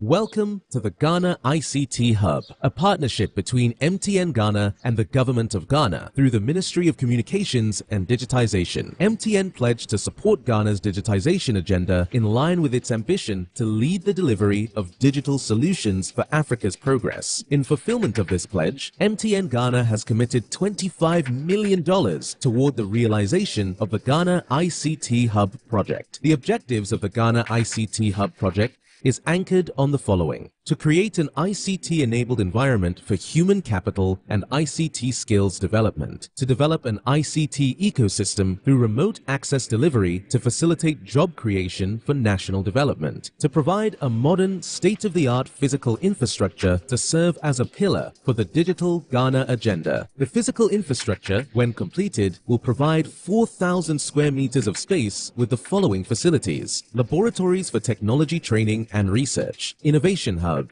co-working spaces for tech innovation startups, Tier 3 data center, conferencing facilities, offices and meeting rooms, commercial lettable spaces, gaming area, restaurant, ancillary facilities. The technology laboratories will be fitted with the next generation ICT equipment and applications to provide the youth of Ghana with practical training in Industry 4.0 technologies such as artificial intelligence, AI, machine learning, cloud computing, 3D printing, robotics, Internet of Things, IoT, advanced manufacturing techniques, cybersecurity, genetic engineering. The project also seeks to establish a complete ecosystem at the hub through remote access delivery to facilitate job creation for national development. The ecosystem shall comprise of MDAs, technology companies, startups, incubators, research agencies, leading universities globally, foundations worldwide, to create a community. 1. The ecosystem community shall bridge the divide between academia and industry and provide solutions to challenges in the key sectors of health, agriculture, and educational sectors of the economy. 2. It shall also run an innovation program providing mentoring and networking for the youth in tech startups. 3. The ecosystem community shall establish an innovation fund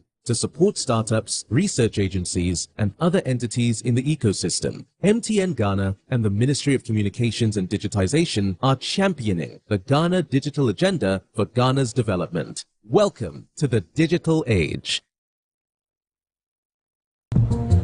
Now, Obek Kanukre. Susu sang pine, Pia want to Nambia, a man in quite baby. Mommy, you first can see my cotoso. Pepoga, send me sick from Lemonade Finance. While Brian did the shade and let me £2. Lemonade Finance. Say you're sending money back home from UK, Canada, and now US. I accepted a instant charges. Extinguishing in so unbeatable. We should make promo code Dr. Like £10, $10, and $10 Canadian for the first transaction. With this send this guy download to Lemonade Finance.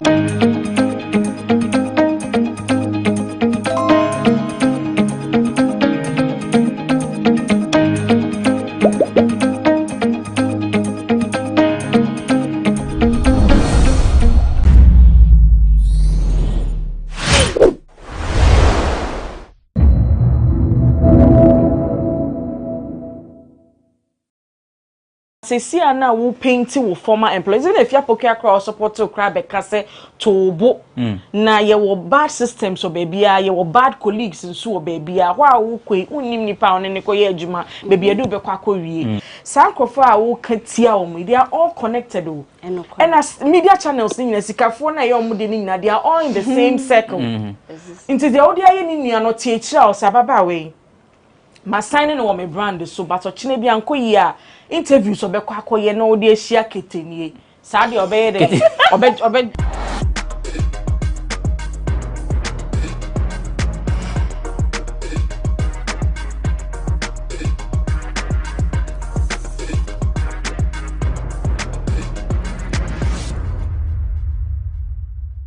In the last couple of days, Nana Mama Brown has been trending after Media General unveiled her as the newest addition to the team.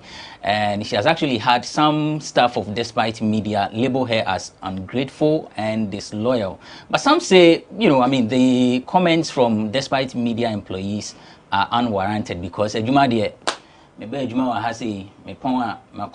it's time for me to leave or quit, I quit and I go. McBrown says she didn't have any contract with any media house before joining Media General.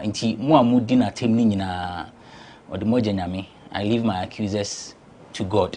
These and many other issues we are seated for a conversation on it in this episode of E-Forum on GhanaWeb TV. My name is Benefo Buabin Abrantipa, and today I have ladies on set. A man fresh. By the Duchuma Boatin, yes, and by the young person bought a Juma Bowers or some more. Today, by the Duchuma Boatin is an award-winning entertainment pundit. Thank you. Yes, was saying nomination. Yeah. Folkless Media. Okay. Awards. As entertainment pundit of the year. That is this defending year, champion. Ubeji. It's the same scheme. The same scheme. Oh, okay. Oh, and you say fala. Papa. Ahmed Brony is an entertainment journalist here with us at GhanaWeb. Ahmed, thanks for joining us. You're welcome. Yeah, fine. Why are they? Me that's a bit brave. If you have found lunch, Anna. Send me momo. Only momo. So, yeah, when I watch A+ status on Facebook, or take a screenshot and also the message in it to her, no actual discuss.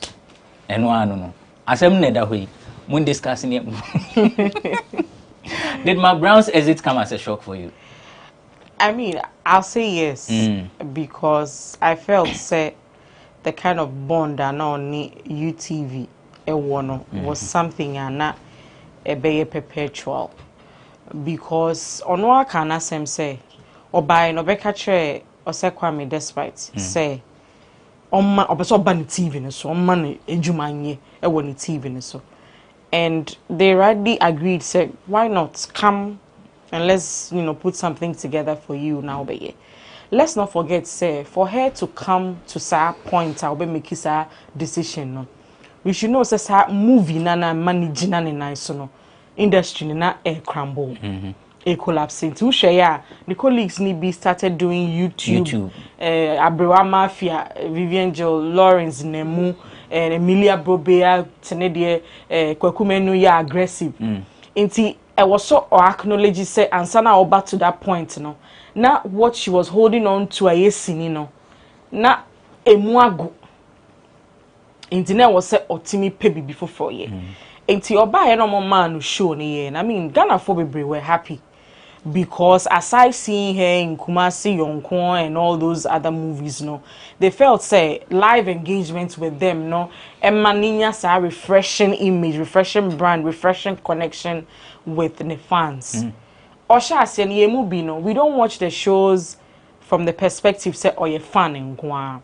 You share the technical side, and maybe I have my reservations, both good and bad. But because of who she is, no. Odona nipa woman in Ghana no a cloudy every other fault and as flaws you detect as obia wawo industry ni mache. Let me just put it here say my work juma we since 2007. I've produced quite a number of shows into say make I say there's something wrong. Minim krane a few things me the 2 tables so you can table them and say no the divider a probi a woman. Now anyhow she's making it look like sebio baby na owo as na ejakukuo so no because okasa is a relief me want to me nyankopon aboa me free say adwumakom. I mean I don't think Father Kennedy and the other management will make life that difficult for you say okasa bia no man nsa pija nsa kwosha say rade we yimi free amanie mu na nsa ni timi ka wiem no hwe so na mo ye ne den because sure yes yetimi ni show ni tena se twen wo unni ho cramp na show ni twen wo how many of us na sebi o yadwuma ye no unni ho a ye be ma wo position no ade a wo ye nyina twen wo eto obrebi na osesa ho twice. Sa show create me tenase ni ye twen na osesa ho na viewers tifio ye twen ante obesesa ne ho no wasan aba akoye ni photo shoot awi anso aba. We had that patience no and show it travel it me travel from 9 to 1. There are times out to me the domestic staff crab TV na so be show. I mean it tells me am a chef free abonten it tells me say eye baby a enye too strict I am mau room to operate however you want it. Enti nyamina dom me. You have no idea how relieved I am that I've moved on from you. Enti me, I'm wondering. No one share from the perspective, say from sorry, from the interview she granted. Or say at a point or catch her almost say ye be different. I feel what Kenya calls him be different to say I feel na people were coming in turns to host the show. So if you were in her position, won't show up. But if you were in her position, would you feel like, am I really needed? Because if they really needed me, from what I understand, say who host no oh there's no way a production be for with Chiakofo be some be sitting. It is only when you are not available no be pe obi aden abem. Now kasa woni omotena sese munye bibi fofra te se den. The no contract bit no. Since when now realizing because we say we all have a conversation say or say come person me about TV no so no. What was the discussion there? Okay, see if I can to paper table so na yan fan to swam wana. And mind you, a woman say what about than a presenter full time now. But me handlers of the show, no nim how crash show na e be kofa. For you know be Felicia say the Mark Brown's kitchen edition crab she United Showbiz ma wo bepe because something that you are enthusiastic about. But on no ejumani ene dia no. Na wa wo mo ache for 20 years no. Obeka say the kitchen e be she we mu a enye yi. Enti sa de foforo na wo pe no. E wo se utimi tena se na oni management ne tena se ne hwe how beneficial is going to be to the show. And yes we hear Mark Brown ti wo kan ya na e wo say yifa ADHD. Now, we're moving on no. Obia epe career progression. So Felicia will be moving on. I said no bebo. I don't have any qualms with that. Any kete ni ade no mudikoshian is your way of celebrating it. But me issue ne say why are you making it look as if say father any ejumekuo ni chuti was so bad to the point say I was so picture when you share the way you me free so beam. I don't understand. Let me get Hama Bruni's thought on the Mark Brown's posture and the interviews that she has granted. Vivid, they say, me, Mark Brown, or break nina, naye who was screen, so I will see a guest host. A lot of people were saying, so it's one of those things. Okay, I said last year, her baby will take she normally does that. Break. Inti, a buyer said, I'll join media general Coney and a young couple baby, I'm say, hey. Is it really happening? People have to go like Paula and Kwame so say I'm someone who say we put it out way. But sometimes one kasa with you I can't see you born exactly.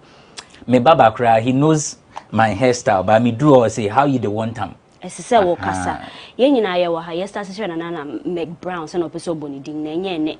Wo be ka so presenting no ye hu so oye ne pan copy wo YouTube but we be so be ka se na wo we Mark Brown kitchen no so koso kakra you enti say wo ye obi a wa bre wo ho wa ye adwuma movies we twetwe bebre you've gone through the process one mentor nkofo na say because of that ye ni mo brand me nya chance am na me work to a doctor na me catching so me per say me ba TV ni so they will not take it unless we a fire brand. And Mark Brown was how we needed that one sana oba UTV and the moment yen can carry obi a way we sometimes me just say interview no on Johnny Hughes a year with 3FM I say Bruno so but we na work can assemble nya abotare because what's na say now we share na bia abna mo we no mutia so without any formal education bia no they made you like di wo see onuafo ntia say wo na wo gu mu ma obeye te na wo ye o lanso de na adwen atudwa na ase tikesi enum ja bi kakra say kuti anwum ye course no nti sometimes you need to make a point. Say me ye nya me ye da wansa na me buy no betina show no so me be ya adwen ko be bre aka ni oh you know she's no good and all that no started there na enche da nko yesa but she learn on the job unse say they say question ni say no to me control show ni na so you court case abemunya ade ni na she's bear it all and yet to say be it was say come as at or abetina say shepe she's also going through a lot now imagine say be wo kunu wo ba na de be anko beka you are no good enough you are no good so you can acting ya we A1 na uko TV so na ko to me to no say Ghana say asembo bia be ka bi o kan abnamuwe any Ola Michael issues no a number of people have criticized them for the comments that they made. Ola says Mark Brown is ungrateful. Abnamuwe says UTV groomed Mark Brown even when she didn't have proper education. And from what you are saying, it's based on these comments that made Mark Brown say the things that she said that Vida HSA it was a bit overboard. I say only father issue be an the comments that came from these employees of Despite Media. Let me also put it on record. Say Efia Pukia Akasa in favor of Mark Brown and then A+, all these affiliates. What would you say is your assessment of these comments that came from the employees? Still assemble nya butter because enye YouTube in Kwani Ebeshia. We are connected. We bet to me afro. Maybe there's a deal being put my grand bet to me push be abna benya. Into sometimes I feel like people do things just to please their employers or okay, somebody buy a market. But first of all, I want to find out YouTube despite me the more way policy to say and yet to say be can be because every media house or be because sometimes social media when you be an to me are they free to say this because my cousin say if you ask them no be kind after the later movie release some as a they also what abruching or running shows so we company in ekasa later into me person me find out ye who say BSc da ya sanso who say we so I say mo person mo kasa ye this lawyer mo didi na CB I will term it like that into o akwa ye say bia honum de who platform abetumi aba na abeka cause woni pe bia anye ya but I feel like it goes beyond that we are say obi ade ne ho contract now sign you can terminate it don't able to just a contract be and share then but no I feel like it was too extreme assemble still say wunya abotre but was it extreme did they go overboard the employees I'm going to say me say nyomo kana say but interest ebiana they were right. One thing is so we staff baby you know the top level people when him say there are some benefits ye jemu mo mutimi benefits sen wa sebi wa see honom nti I see Ola speaking in the light say sebi ebi abeto yen wa ha but privileges be ni neme bi ye bi su achewa ye open to ye nyina no ye kra ye bi ye kra ye timu ye content inti sebi wa waba ye di niema say account ho just to make we jumani easy na when be kafia na se wo corner wo be ka se nyame yi ade so afiri so a no less comment came before the interview less comments came and I make can say onim the kind of privileges na ma enjoy e wo fie ho but still we juma nti me pa me jai till what I'm trying to say is say on only point now if I'm to step in his shoes and speaker when who privileges are wo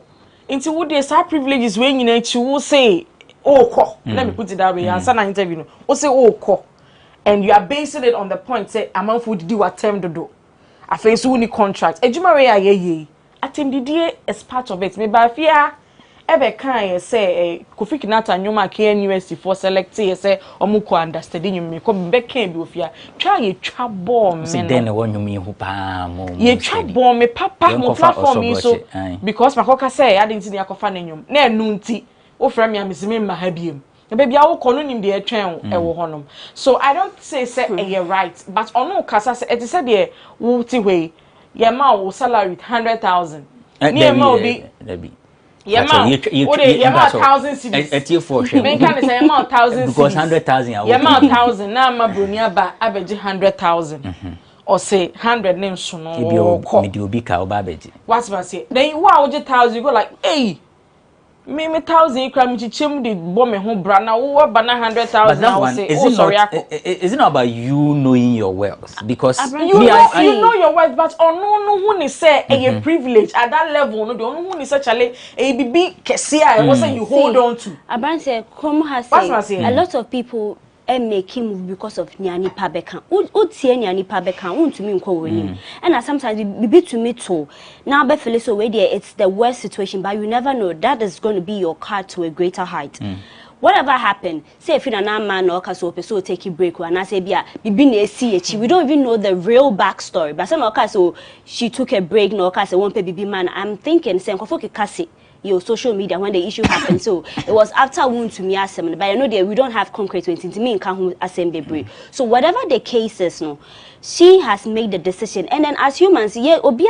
kita need to me I say I know when I want this for myself inti so no my brand feel so why you wait for maybe 2 years and above now say obia feel so you know it's time to move whatever it is make catch you obi say on your FM on your TV they couldn't have page sika pudro bia that's part into me farmer my brand so on now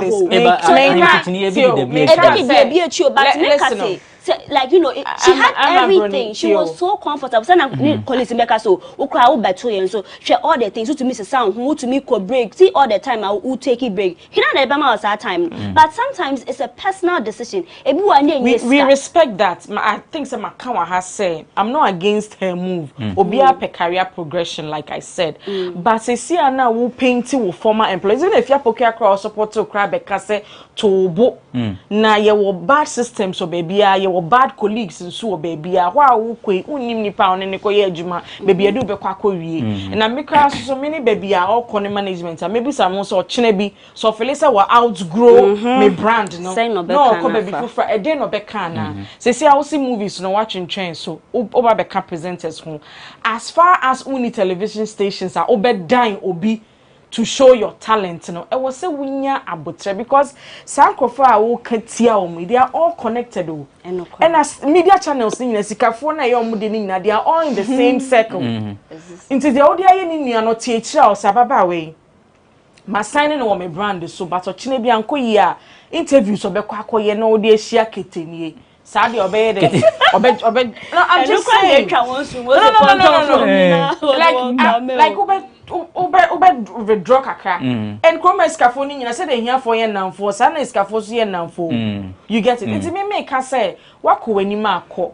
But tobo me I know father. I think I have to say on record say I've worked over 12 years with that media institution and father will not get up. Say my life I get a living hell for you. Even the ordinary security man or tiabontin crampo e woni mudie in that company. Nti so be man you my din say ne nsa no page na mpeso be chemu. You understand? Nti yen to your the move is necessary. Akrobe to can something very instrumental. Or see or no obi di sika kese e bre ne with UTV on your ye adwuma no. Say see an pesika ope asumdie. At any point in your life, there is something that you look for. You yearn for. And a very instrumental because no one who say ebi okoba ebi ko disikechi a obe compromise on nasumdie enti obe tena ho aye ne real news tietia meko minimu nya adwuma bi bye bye tiet na afi na mini contract na woni contract dada enti a oti honom no then I fa ho age awards nyina and also very returning na come on father enye a bad person. An industry on my encounter knows say only nipa boni to that extent. Until me I wish her well. Me only TV3 me kohokoye program. So are we saying say then company bi me na wo free mu a na se bibi wo ho a na wani nye ho a Debio tio me hu ne say ukoye no if there are actual reasons a work out as well obeka there's a way you communicate it. Okay. What man say? Sebi obi aware out ho nyew. But you do bedwem na wo ka e wo se dia obesi aiden. Aka no. Mate. O bon ho safo hene sebi o bon ho safo hene se wo kra uni krata bia, unko school bia uni certificates bia. But among for geo talent ni di e no mama we adwuma this far. So bi ni wa ye adwuma for a couple of years na o mfa krata nto so a. Enu nche se self file bag. Krata ye betimi atena se atro. It is said the uni krata ni bia wa forge ahead without it no. Obi so no wa forge ahead without a contract on a show. What does it take some betena se na mo betro? But you've made your decision. Uko wanim. But don't throw dust on the people. Now I think say it gets to a point I feel say she sees herself bigger than the channel she sits on. And when you get to that point now, it becomes dangerous. I said here, said by the fireside, create trim. Captain Planet, ni trim. What's my saying? So when you get to that level, I feel say you are bigger than a certain channel, a certain brand like UTV now. You need to relax and have a rethink. Because maybe I will corner. So it's now 1 year, 2 years, 3 years now, Felisa wa outlevy onia until was a uko baby fufra. And then our horns who drew obeka. And I'll be my ground TV. Now I watch now TV. So if I say maybe quick one, yeah, quick one. Say media space where you I kind of feel like so obika so movie one wo currently oniane make us onia despite no mukana na Mac Brown asem no they equally moved from somewhere to somewhere and I'm a person me establish it so obina personally a personal decision no ka so movie no matter how painful it is as a ex all right but it is say you have to suppress it no say it is over it is done niaka dey ni me na ye dwe ho it me I will sit here and condemn that move no so better na waka say ojabi leave it to the company because for all we know Nana Mike Brown if that a relationship is still on sometimes will be I say I don't know utterly jahu na nyono no kasa obi a wa wo tinche na wo kasa too much later say oba say o bom ni baby bi o we you see them at an event hage a na akofo be kasa won say wo kasa bebre nti bibia ba ese munya abochare na ye ma media space na okay because there are a lot of people on my media transfer aden kwa na we nkwa ye ya kofo to me gumi kofo recently this year ye bia koso omo na mo ye mo top omo host programs but omo what do you have to do you have to accept it. Nyoka ina amama kai post bia non fucking ajezi so he has a picture with or the Nana Mama Brown if Father Dixon picture na to her and the caption is despite everything Unia you are like a father to me. I'm saying who afraid him. Yeah, so near a quick break. When we return we'll talk about medical and Sister Debbie code and trophies. See for him on GhanaWeb TV. We are back shortly. I'll start from my people. I'll start from Kumasi. I have the opportunity there. So why don't I firm it? And I earn it. Right. When I earn it, then I can own it. And when I own it, I can take it everywhere. Right. So from Kumasi, I worked. I have worked. Johnny, I've paid my dues. You have.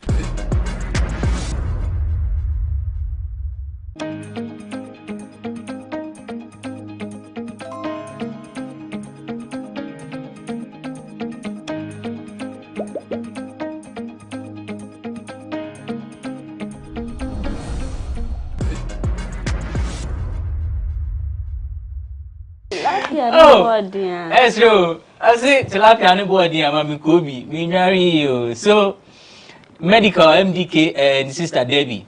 As we all know, they were in a relationship. There was a breakup, and then Fela Makafu came medical, and Fela had a wedding. In fact, Fela collapsed.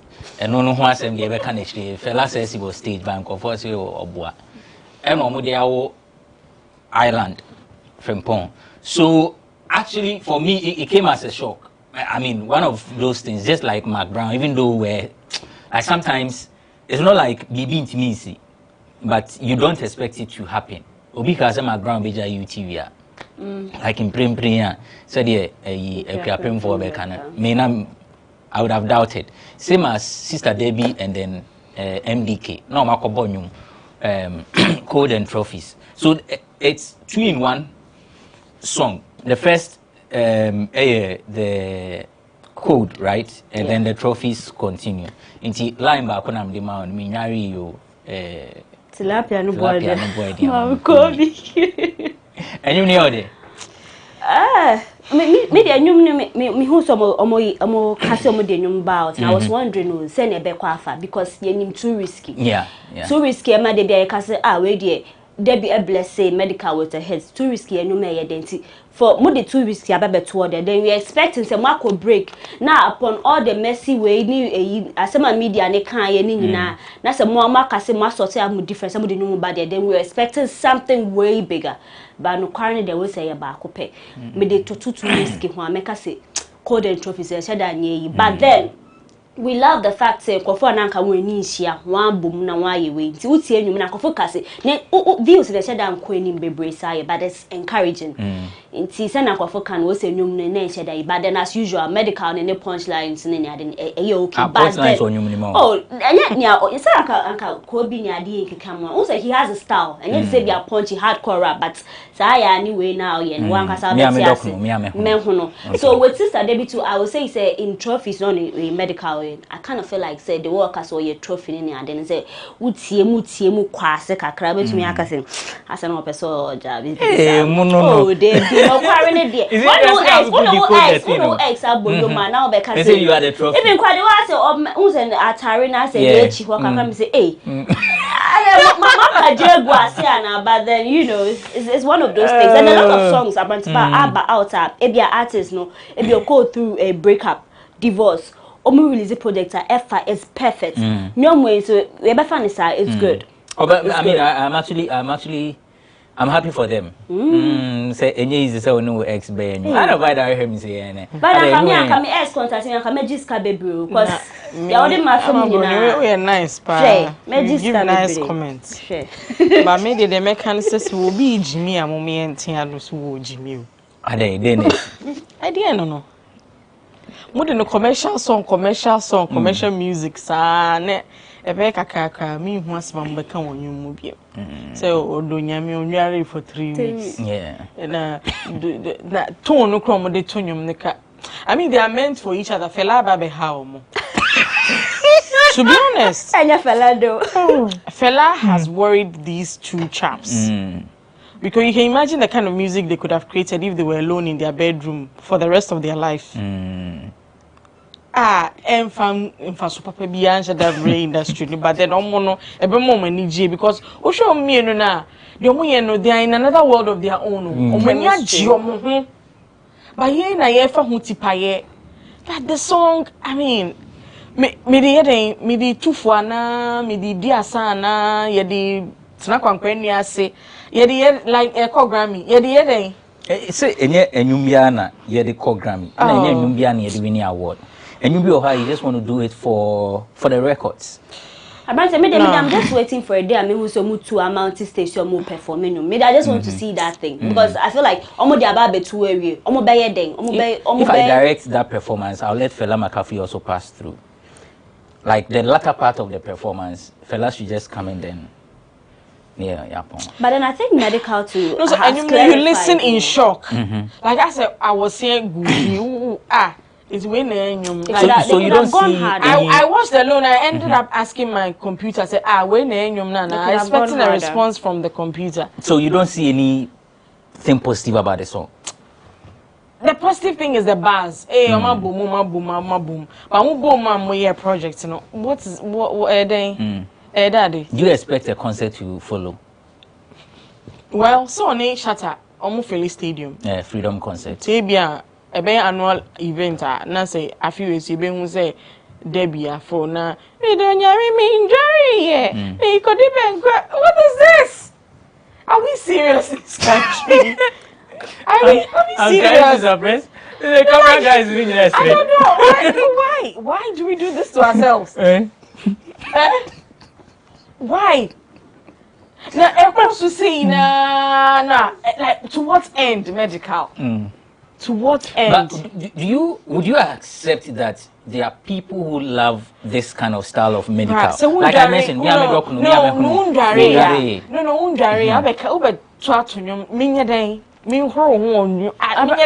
it's funny how I love medical style because sometimes you bet me a hardcore rapper. Also a rapper. There are sometimes hard. There are sometimes this is a typical medical thing, and then that kind of dream. Sometimes generation there, but we can't be serious every time. No, fine, but it's when you okay. I don't know. I'm actually the wrong person to ask this question. To be asked this question because I am one of those who we pay particular attention to lyrics. It is a new busamia response. Will not be the one that you will get. Sure, industry but I also admit that people love.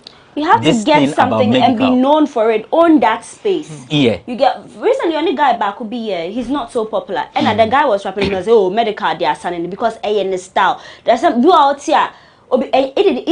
Fee medical because so we do or yara say medical so me I think it's okay. But I am here so man to me and millennials.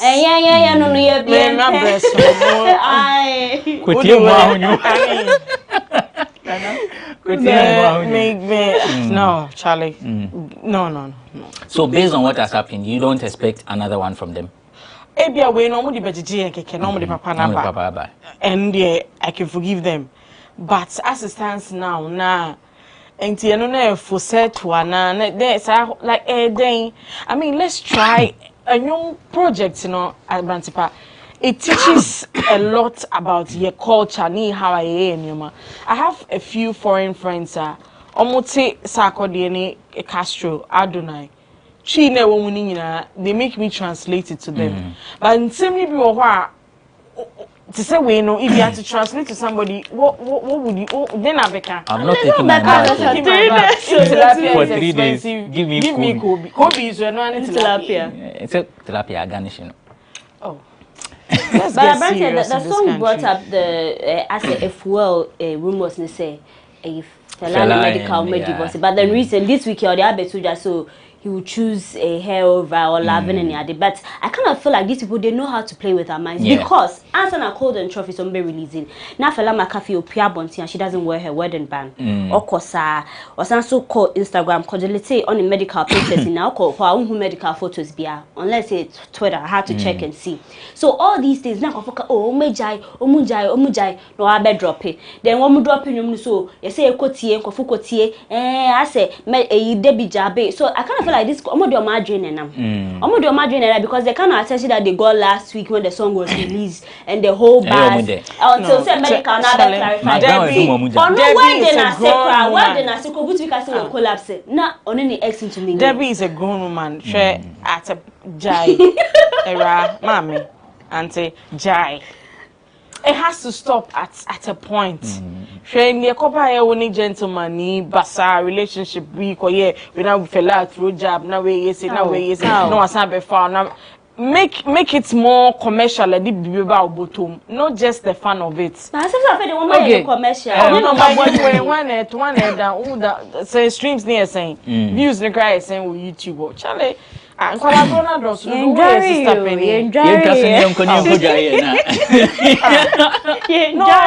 you should tell them something. No, but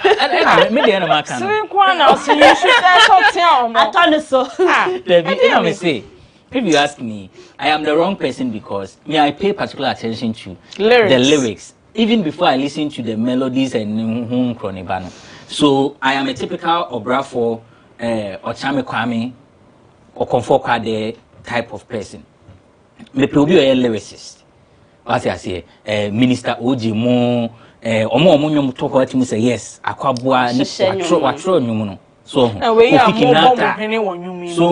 even though I am not a fan of those kind of songs, I also think that there is a market for it. And so if you think that is your niche and you want to hit hard and then reap. Imagine having patrons at a concert stadium 40,000. Oh no! Yeah, born in boy to sa partner. You be nyaso. So, Obekwa campus. They go on campus. Because the Honsu sometimes here in Suonima. Yes, Papi could you do you draws by? We had young men walking around town, Romo draws and pampa. I was in the next couple of months. Fine.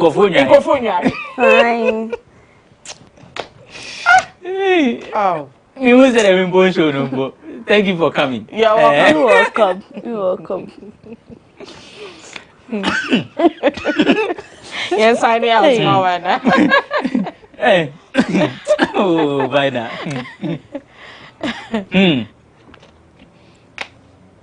So, yeah, bro.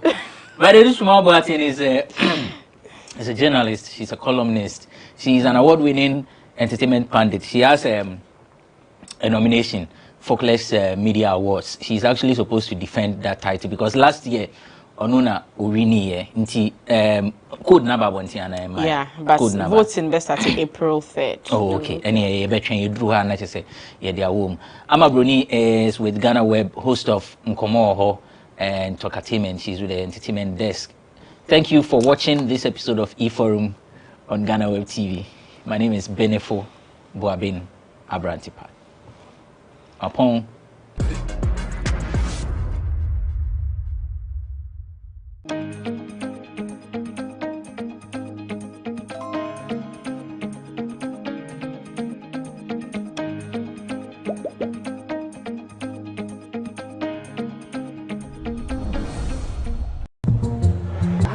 show me. Obek Kanokre. Susu sang pine. Be a want to be a man in quite baby. Mommy, you face can see about Kotoso. Mepoga, send me sick from Lemonade Finance. While Brian did the shit and let me £2. Lemonade Finance. Say they're sending money back home from UK, Canada, and now US. I accepted a instant charges.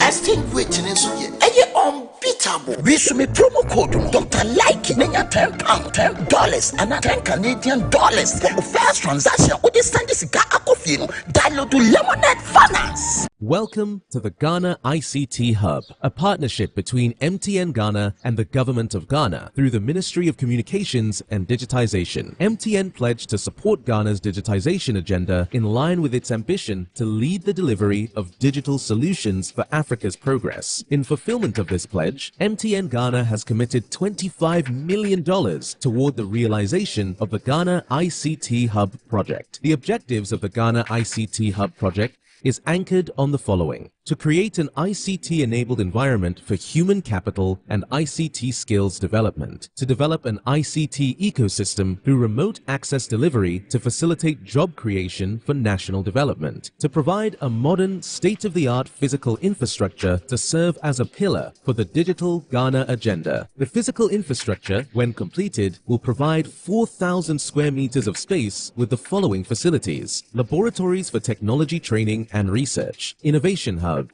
co-working spaces for tech innovation startups, Tier 3 data center, conferencing facilities, offices and meeting rooms, commercial lettable spaces, gaming area, restaurant, ancillary facilities. The technology laboratories will be fitted with the next generation ICT equipment and applications to provide the youth of Ghana with practical training in Industry 4.0 technologies such as artificial intelligence, AI, machine learning, cloud computing, 3D printing, robotics, Internet of Things, IoT, advanced manufacturing techniques, cybersecurity, genetic engineering. The project also seeks to establish a complete ecosystem at the hub through remote access delivery to facilitate job creation for national development. The ecosystem shall comprise of MDAs, technology companies, startups, incubators, research agencies, leading universities globally, foundations worldwide, to create a community. 1. The ecosystem community shall bridge the divide between academia and industry and provide solutions to challenges in the key sectors of health, agriculture, and educational sectors of the economy. 2. It shall also run an innovation program providing mentoring and networking for the youth in tech startups. 3. The ecosystem community shall establish an innovation fund to support startups, research agencies, and other entities in the ecosystem. MTN Ghana and the Ministry of Communications and Digitization are championing the Ghana Digital Agenda for Ghana's development. Welcome to the digital age.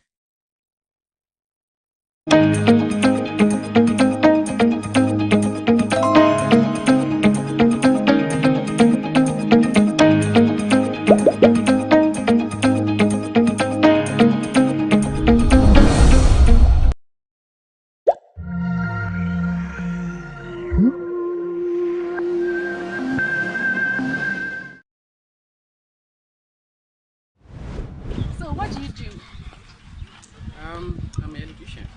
Okay. How long have you been practicing that? 7 years now. Yeah. So when did you realize that you have this talent? I started doing something like this. I'm a small boy, 5 years to 10 years. I'm starting doing something like this. Yeah. So have you done other inventions similar to this? No, this is my first thing that I'm doing. Oh. Yeah. So how easy or difficult was it putting this up? This one, I use scraps.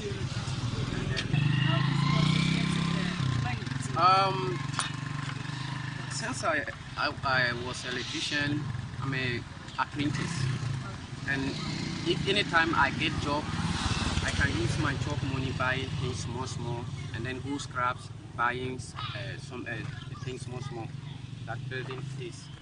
Yeah. So what help moving forward? What help do you really need? I want to complete this car. I want to complete it. Yeah. So I need help to complete this car. Okay. Yeah. So what does this invention mean to you? What does it mean to you? What help do you think? What benefit do you think it will bring to you and society at large? This is my first thing that I'm doing, and then this one, it can pass rough road, and this one is for villages. And after this, I think I will do something that everyone can drive, even those who don't have legs can drive that car. So I wanted to finish this one before doing something that can help everyone. Okay, so Yeah. look at the camera. What do you have to tell those who are watching you right now? Okay, what I have is, this is what God is giving to me. And I want help to move forward and then to do something more than this. Okay, so this is a very rare intervention that needs support, that needs the necessary support, not just for the benefit, but for the benefit of society at large. Sarah Duguru reporting from Volta Circle, Upper East region.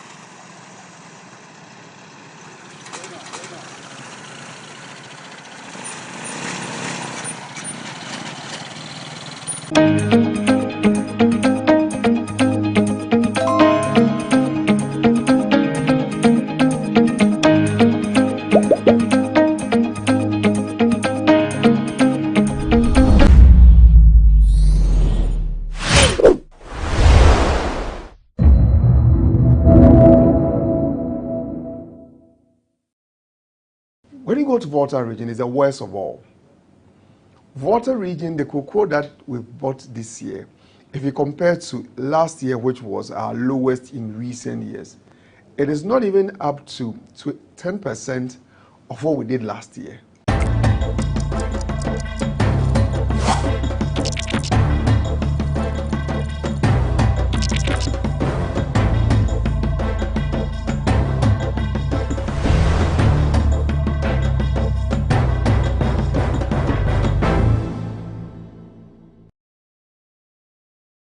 Hi, welcome to another edition of The Lowdown here on GhanaWeb TV. My name is Daniel Odro.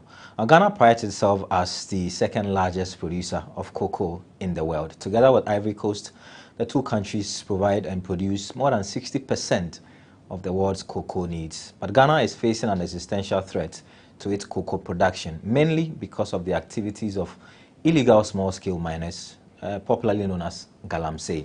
The issue has been compounded by recent news reports that smugglers are smuggling Ghana's cocoa out of our country to neighboring African countries. Today, we have a conversation with the regulator and the head of the Public Affairs Unit of Ghana Cocoa Board in terms of what they are doing to solve the problem that is really threatening Ghana's cocoa production.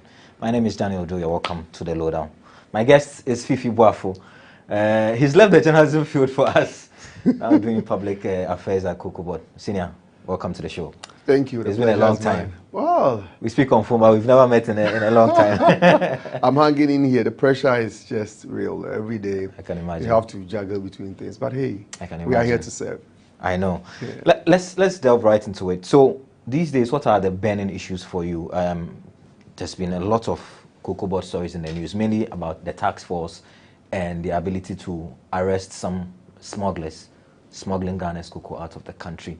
Is that the burning topic for Cocoa Board at the moment? It's one of the very critical issues we are dealing with because despite all the effort you put in producing the cocoa, if you're unable to put them together and then trade it to the international partners and then of course the trade houses, the companies, you're unable to realize anything. So we are at a point where there's the need for us to ensure that the cocoa produced, we are able to account for it and then also sell it. Beginning of the season, there were some concerns as to whether or not some farmers would want to sell their cocoa to us, or help these smugglers to get it across our borders. But we've realized, midstream, that the problem is not really with the farmers. Of course, yes, there are some farmers who are aiding them, but there are people who have come into the system and then realize that there's an opportunity for them to make some money at the expense of the farmers and also Cocoa Board and Ghana. So these are the people who are the beneficiaries of this scheme that is in place at the moment. Of course, it's occupying our time and our attention because there's every reason for us to make sure that the cocoa produced is accounted for. Right. If we do not account for, just as I indicated, the farmer loses out. Cocoa Board will also lose out, and the country will not benefit. So, for example, Cocoa Board at the beginning of every cocoa farm will provide seedlings for the cocoa farmer. We'll have extension officers who Cocoa Board is financing to help the farmer do the line and pegging to get the farm established. When the farm is established, the cocoa which is being smuggled, Cocoa Board is actually paying for chemicals to protect the cocoa beans. When that is formed, all the other costs within the value chain is provided for by Cocoa Board. In fact, sometimes the road that is used to transport the Cocoa Board is paying for it. And then someone takes it and then smuggles it out of our country. It means that Cocoa Board has lost it. One thing that is going to happen going forward is that if a district is identified to be a district that is smuggling our cocoa out of our country, the decision that has been taken is that that district is not going to continue enjoying the benefits Cocoa Board has been providing to farmers. We are spending a huge amount of money rehabilitating farms in Western region along the Alubo enclave. If you go to Western North, that is happening. Sadly, you have cocoa being smuggled along these lines. When you go to Volta region, it's the worst of all. Volta region, the cocoa that we bought this year, if you compare to last year, which was our lowest in recent years, it is not even up to 10% of what we did last year. Seriously? Yes, the cocoa in the Volta region is going to Togo. It's because of the proximity to Togo. Proximity to Togo. What we've also identified is that there are some foreigners, unfortunately, who are in this business. They facilitate it along the borders and then they get it out of, when it gets to Togo, they get it out of the African system and they export it. Wow. So it is a concern for us. It's like a cartel. It is. The arrest that was made recently, which the media has thankfully given us some publicity, the people who are involved, some of them are not even Ghanaians. There are some from other African countries who are the beneficiaries of this scheme. So if this is happening, the farmer is losing out, and the country is also losing out. Right. And we think that there's every reason for us to ensure that we deal with this problem. But this punitive measure about the district not benefiting, I mean, what is it supposed to solve? Is it supposed to ensure that the farmers would report when they see these smugglers doing their business, or what is it supposed to solve exactly? Because some may be participating, others may not be. And so if you are going to punish all of them as a district, then that becomes a problem. Yes, so it works in two ways. Okay. The farmer who is directly supporting this scheme, it serves as a deterrent to such a farmer. Of course, even though we admit that the beneficiaries are not the farmers, there are some farmers who are also facilitating this business. Okay. If you go to part of Western South along the borders, we have evidence of them using canoe to move along the border to go and sell it. So for such a farmer, if we are rehabilitating your farm at a very expensive cost to the country, and you choose to send your cocoa to a country that is not contributing anything to your business, then such a punitive measure will remind you that continuing that action would also deprive you of the benefit Cocoa Board is giving you. But apart from that, if you also look on as a farmer and have these people undertake this activity, then you will lose out because you have also looked on unconcern for this activity to happen. Okay. So such a farmer would police it and will also make report to the security agencies and our staff, and they will be able to apprehend such persons. There are some license buying companies who are involved. Indeed, some of them, the recent arrest, some of the officers have been arrested. The decision, I have been told, is that such license companies risk losing their licenses because you are not supposed to do that. And immediately you do that, then you are going against the law, and there are punitive measures that will have to apply. Okay. And that would also be done. But you see, it is only license buying companies that are supposed to buy cocoa from cocoa farmers. So in a situation where you have a farmer who is also selling his or her cocoa to someone who is not a license buying company representative, then use that farmer. You are also helping that to happen. But the cocoa farmers do know that they need to sell to only licensed. Oh yes, I think to a very large extent the farmers know. In fact, so this is not out of ignorance. What they are doing is deliberate. Sometimes they may say it is out of convenience, but that convenience comes at a cost. Okay. The farmers do know very well. In fact, there are some license buying companies who undertake some illegal act where they move to the farmers to buy the cocoa from them, which they call the mobile purchases. It is even wrong. You have to take your cocoa to the station and sell. And when you do that, that is when we are able to check. You see, another thing which we're doing at the moment is to also reduce license buying companies cheating the farmers. Okay. So we brought in scales that you cannot tamper with. Right. At the weighing centers where we refer to as the shed. So if you allow people to just come to you with any weighing scale, you give yourself up for cheating. Okay.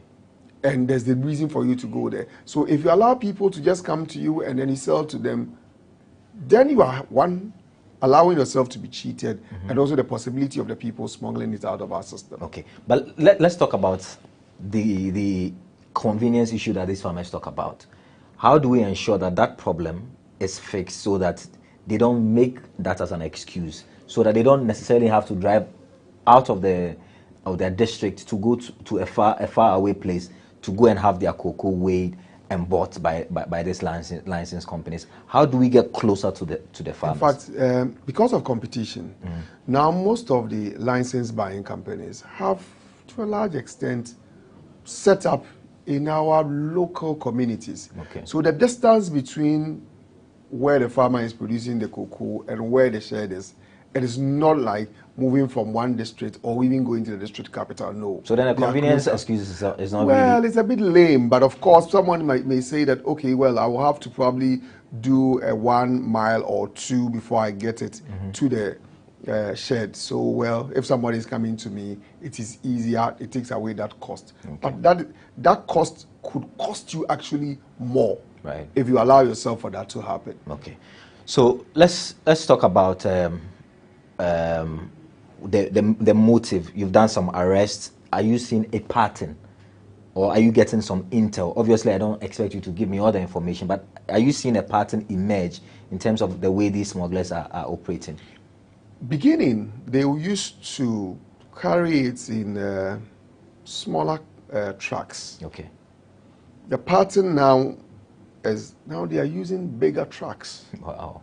They are becoming bold. They have been emboldened in a way, you could say, and that is troubling.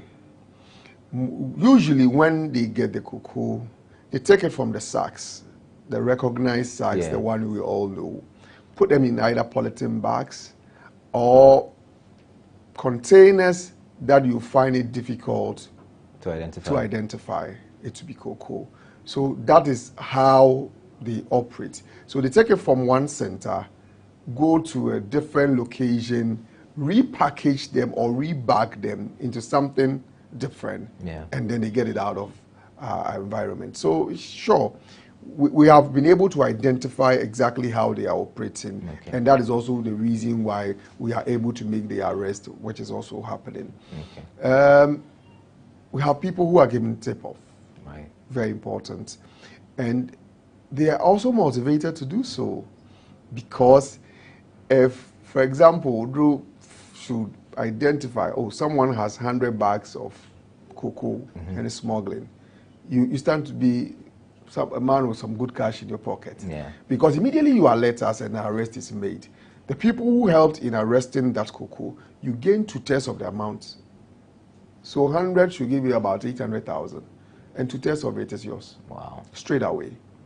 That money is given to you. So people who know, the security officers who are aware that this is available to you, they take advantage of it, and then they help in arresting them. So I think to a very large extent, it has also motivated. Just before this interview, I was in a meeting where we were discussing this topic, and the head of our intelligence was telling us that there was a particular place they went to give the people their 2/3 of the amount. A day later, they made an arrest again. So they know the people. Yeah, they are their friends, they are colleagues. They are the people. But Charlie, when there's money on the table, people will throw brothers under the bus.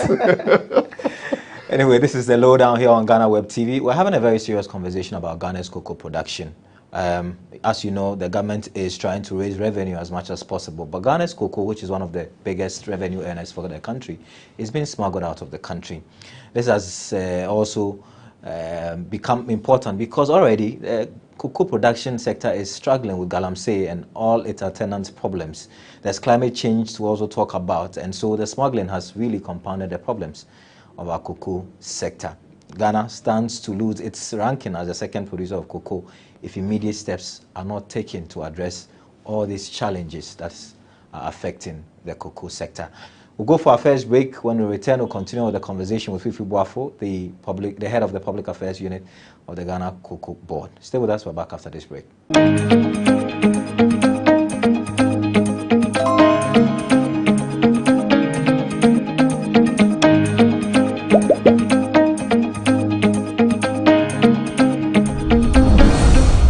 Welcome back from the break. This is still the lowdown here on GhanaWeb TV. My name is Daniel Odo. Cocoa is a big subject for us on today's edition of the lowdown. Fifi, so lastly on the smuggling, we've heard a lot of people say Cocoa Board is to blame because the moment Ivory Coast pays more in terms of the per unit or per ton price, this is going to happen. It's inevitable. People are greedy. People are naturally going to want to benefit more.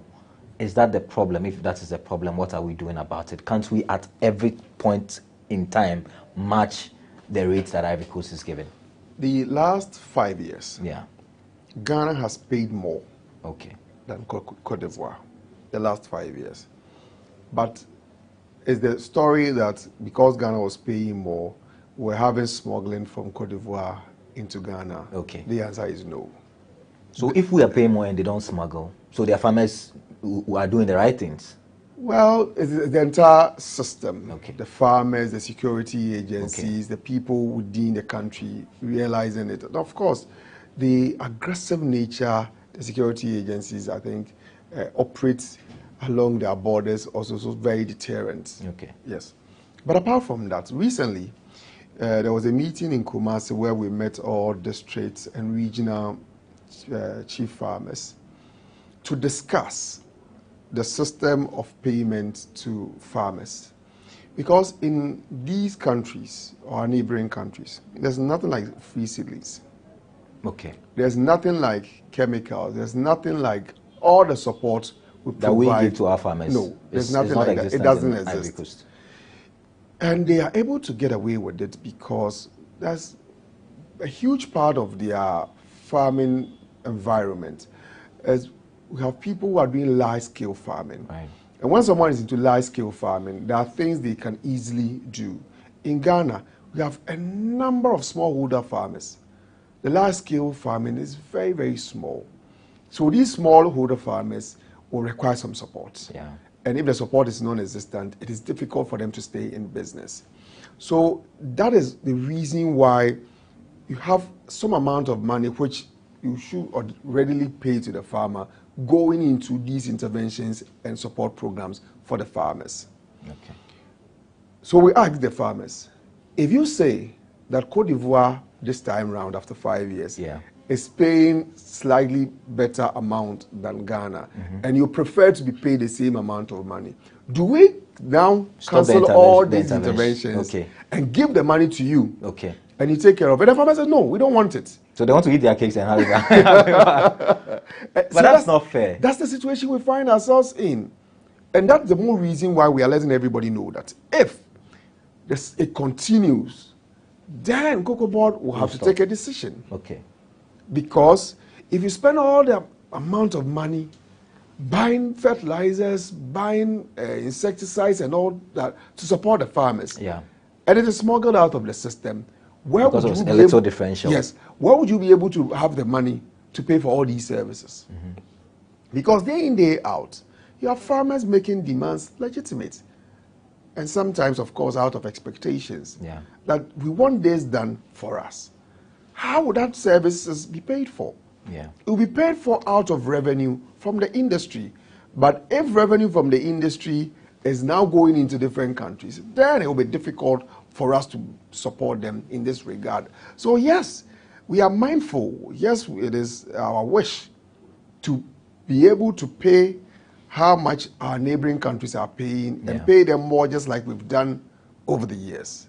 But it should not be a justification that, well, because at this time around someone is paying you more, it justifies it's for them to smuggle it. It comes at a cost, and the cost is not one I'm sure we've all agreed that that is the way to go. Okay. But do you think in the next few months we should be at par or even start paying better than Ivory Coast, that like we have done the last 5 years, like you mentioned?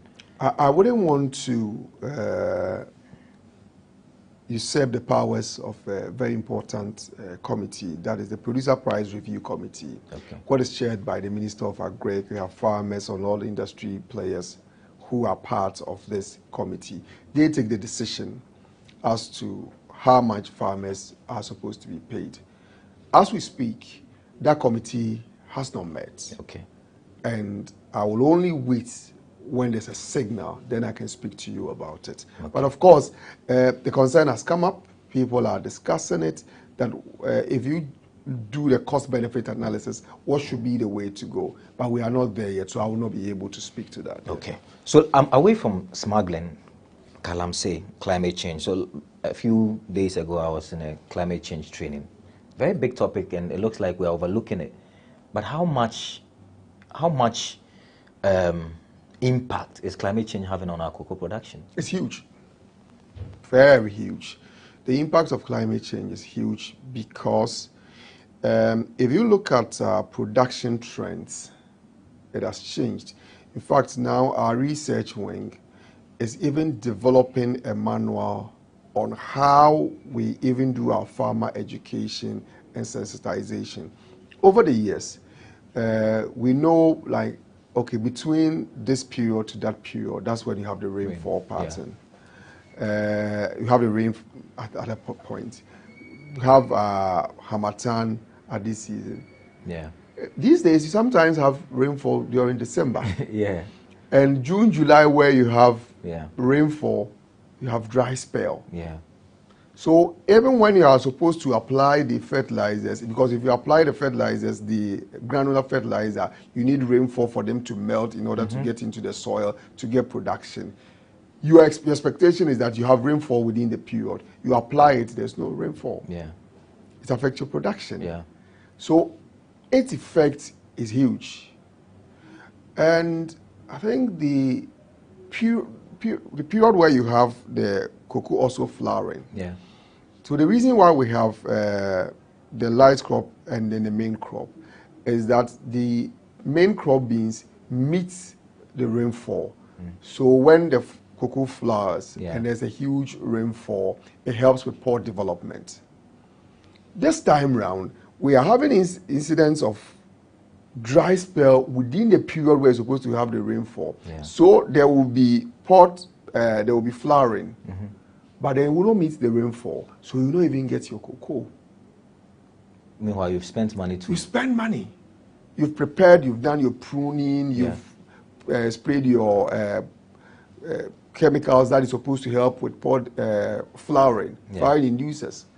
But because it doesn't meet the rainfall, it affects your production. For someone who is sitting just criticizing, the person who said that, oh, because you have not invested into the industry, that is why you are not having result. But the point is that it did not meet the raining season, for which reason you've lost out. Wow.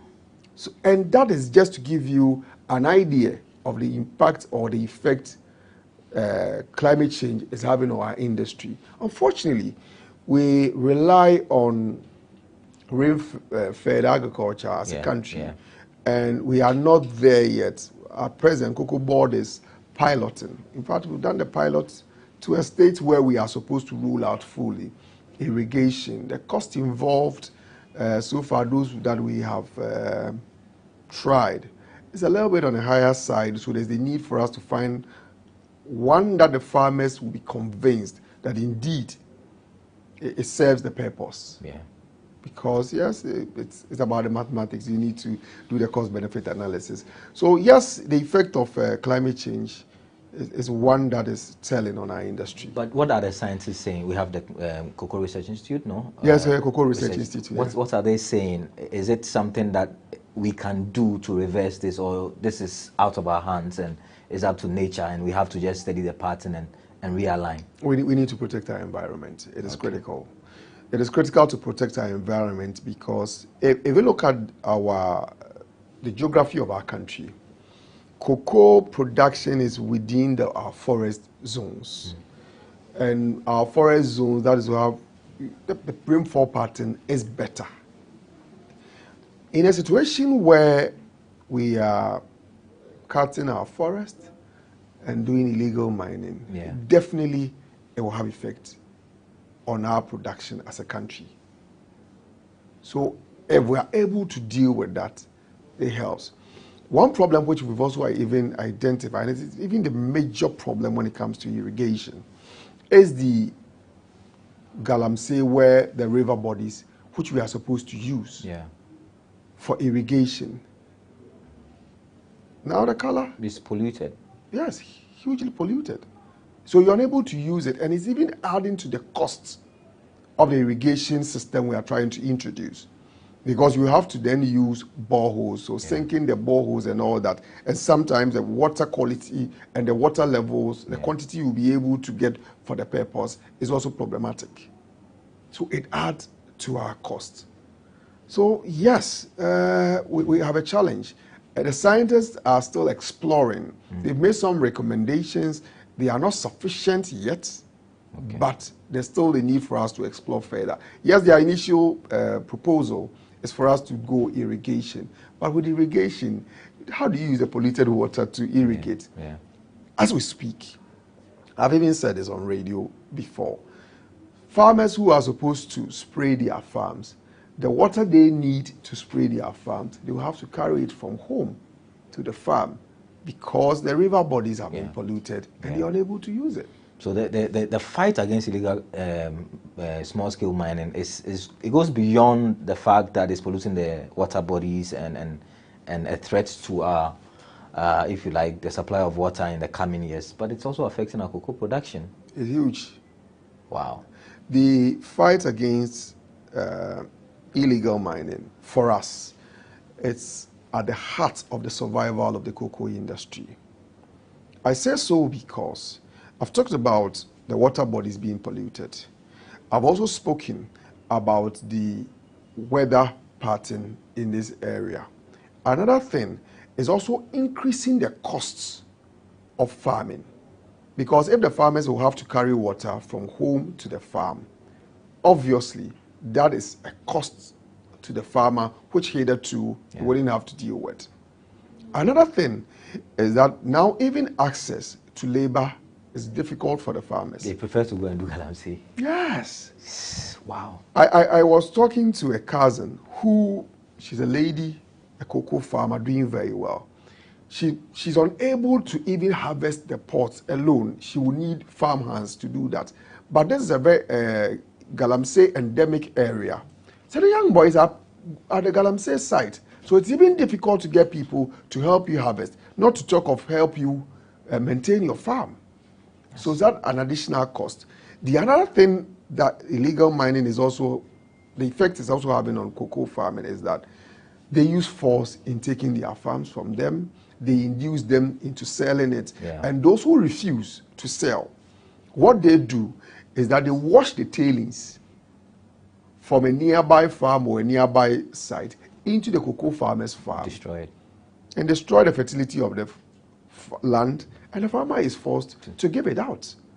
So for us, we believe that the fight against illegal mining is one thing that goes straight into the hearts of the survival of the cocoa industry. Okay. Failure to deal with it will have a huge impact on the cocoa industry. So I'm sure we know the scale of work that we need to do as a country if we want to maintain our standing and even become the world's leading producer of cocoa. The problems are multifaceted and it needs a multidimensional approach to try and arrest it. We'll end our first part of the interview here, and then the part two will focus on what Cocoa Board is doing in terms of their scholarship schemes, their roads network that they are building and all of that, and what Ghana wants to do in terms of refining its cocoa or making finished products of its cocoa beans in the second part of our interview. So thank you very much, Fifi, for your time. We'll continue the part two of this interview next week. So stay with us. We're back with part two of this interview. My name is Daniel Ojo. This has been another edition of The Lowdown on GhanaWeb TV.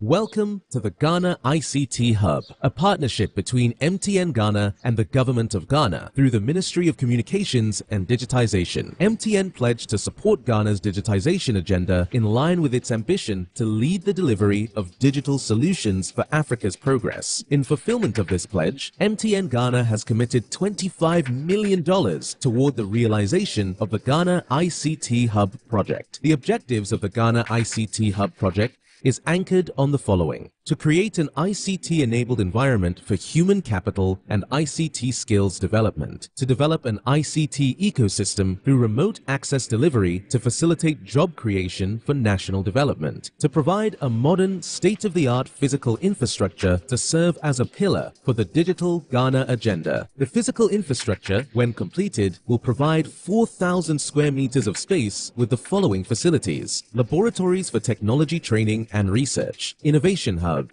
co-working spaces for tech innovation startups, Tier 3 data center, conferencing facilities, offices and meeting rooms, commercial lettable spaces, gaming area, restaurant, ancillary facilities. The technology laboratories will be fitted with the next generation ICT equipment and applications to provide the youth of Ghana with practical training in Industry 4.0 technologies such as artificial intelligence, AI, machine learning, cloud computing, 3D printing, robotics, Internet of Things, IoT, advanced manufacturing techniques, cybersecurity, genetic engineering. The project also seeks to establish a complete ecosystem at the hub through remote access delivery to facilitate job creation for national development. The ecosystem shall comprise of MDAs, technology companies, startups, incubators, research agencies, leading universities globally, foundations worldwide, to create a community. 1. The ecosystem community shall bridge the divide between academia and industry and provide solutions to challenges in the key sectors of health, agriculture, and educational sectors of the economy. 2. It shall also run an innovation program providing mentoring and networking for the youth in tech startups. 3. The ecosystem community shall establish an innovation fund to support startups, research agencies, and other entities in the ecosystem. MTN Ghana and the Ministry of Communications and Digitization are championing the Ghana Digital Agenda for Ghana's development. Welcome to the digital age.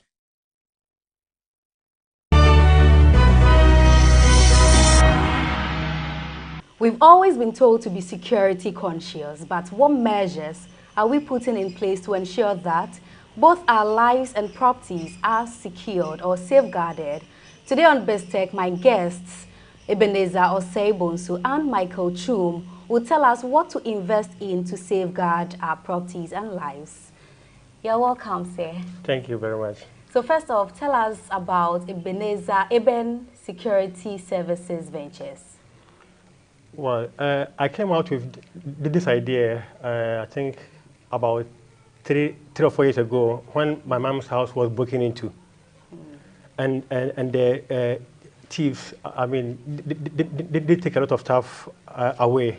So I tried to do a bit of research to see what would be, what security measures I could put in place to prevent that from happening again. Okay. So after months of research, then I decided to go for solar security alarms. And the main reason why I went for that is, we know here in Ghana, we have a lot of power cuts, doom so. And with this system that I have, it works whether there's light or not.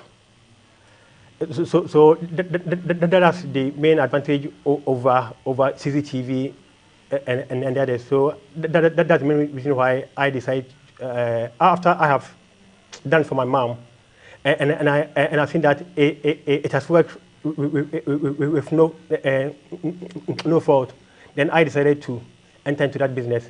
Okay. So do you have a team that you work with? Yes. Okay. I'm here now with Michael, who does the installation in Accra. We also have other people who work in Takoradi and Kumasi, but they are not here now. Okay. But so we have Michael with us here now. Okay, sure. So we'll be speaking to Michael Chum to give us more insight on how this solar system or solar security system works.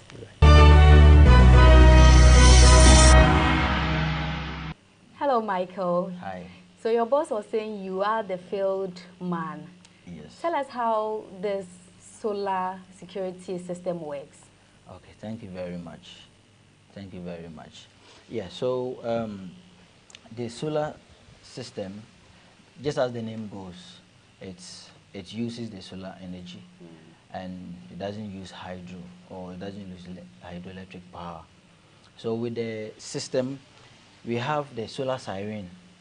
It comes with sensors, and also we have GSM device, which the GSM also comes in different shapes and different forms, but then does similar works. It has a universal rule, all plays, with some kind of differences with some of the GSMs, it uses smoke alarm, others doesn't. So as the interview goes on, we will demonstrate as to how each and every one of them works.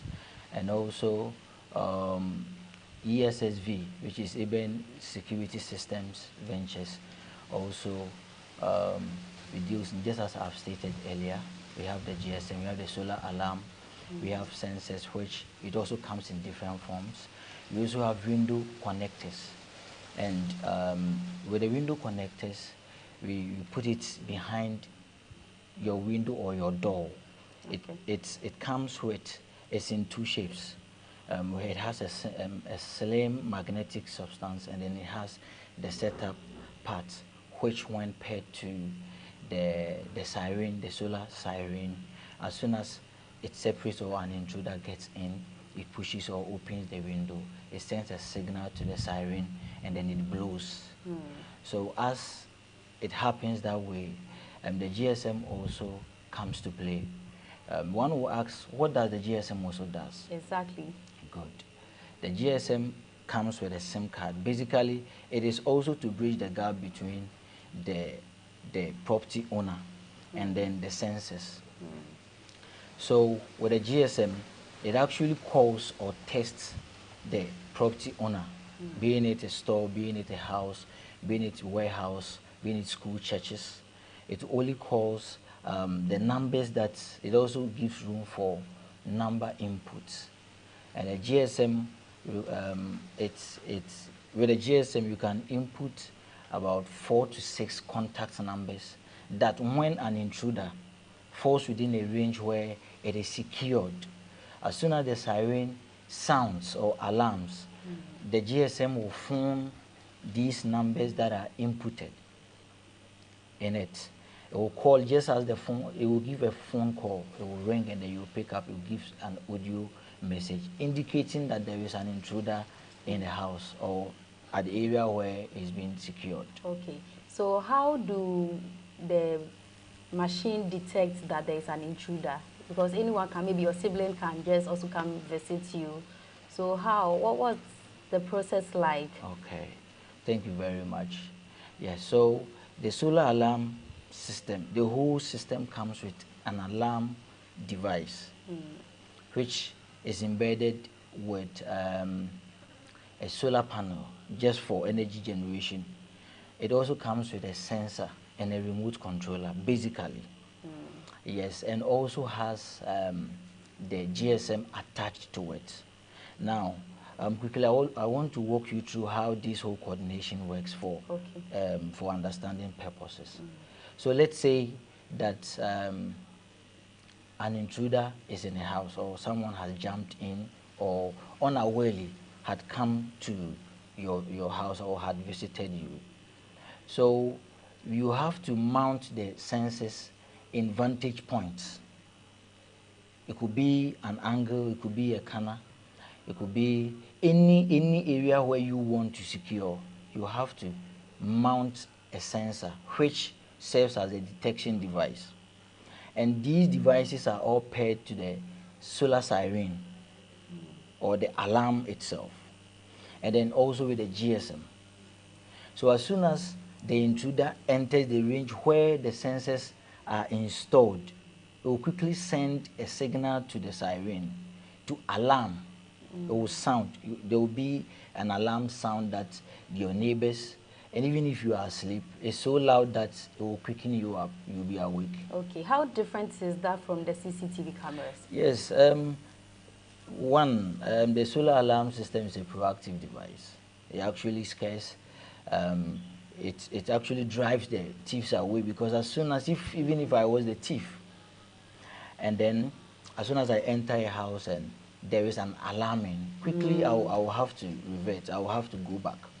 Obviously, we know that the CCTV, it captures, it records, and you know, we are all in Ghana and we know what is happening. A thief won't come without being prepared. So what if a thief or has a face mask on? That makes it difficult for you to identify such a person, and you know, it's also time consuming following up on these cases. So the best thing, and just as my boss said, Mr. Eben, we've had experience of this nature that we have to go through a lot. So it is only best to prevent yourself and prevent or protect your property rather than watching it happen and then running after thieves, which you may even end up not seeing them.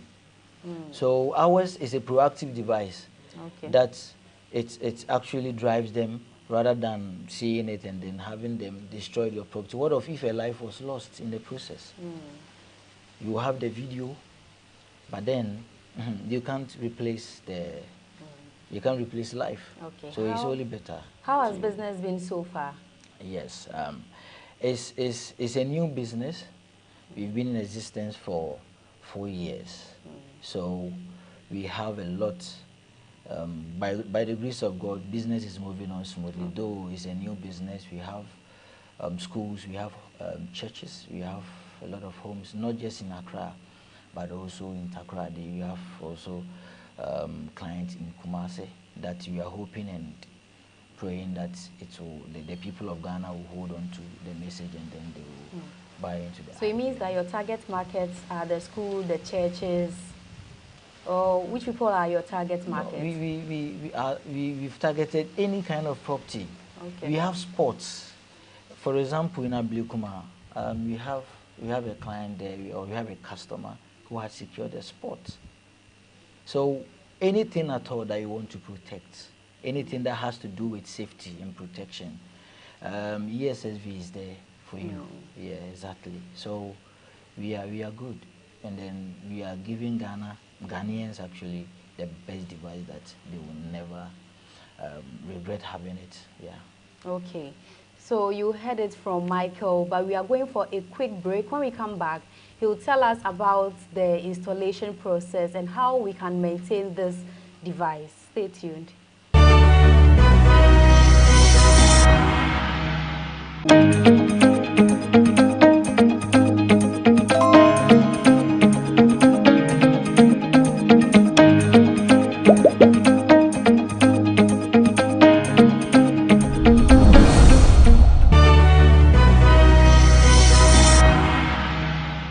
Welcome back from that break, and Michael is going to show us some of the products and then tell us how it works. So Michael. Yeah, thank you very much. So up there, you see, this is how the siren looks like. Okay. We have this type and other ones. And here, I have a sample of the sensor. The sensor. Yes, and on the wall, you can also see another type. But it all functions the same. Okay. Equally, we have a 3-in-1. This is it's a combine of a sensor, an alarm, and also the panel, the siren actually. So this is another type. And just as the one you have in your hands, we also have this type. So with this, you don't need any extra sensor, but this uses battery. It uses some kind of battery, which is quite known in the market. The same applies to this, but for this, it's a solar system that produces it. Yeah, and is this also solar? Or this just is the not battery solar. system? This one it uses a battery. Okay. Yeah, it uses to be battery AAA kind of type of battery. And in my hand here is a GSM. Okay. And this type too, we have a couple of them. We have other ones. So practically, I want to demonstrate how the device works. Oh, sure. And just a quick one. Just a quick one. Yeah, just a quick one. You can see here, this very house, we have the house owner already had installed security fence. Okay. And he also has the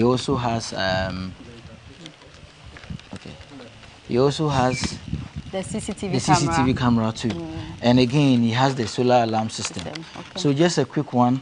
At the top here, we have the sensor there, just at the left corner.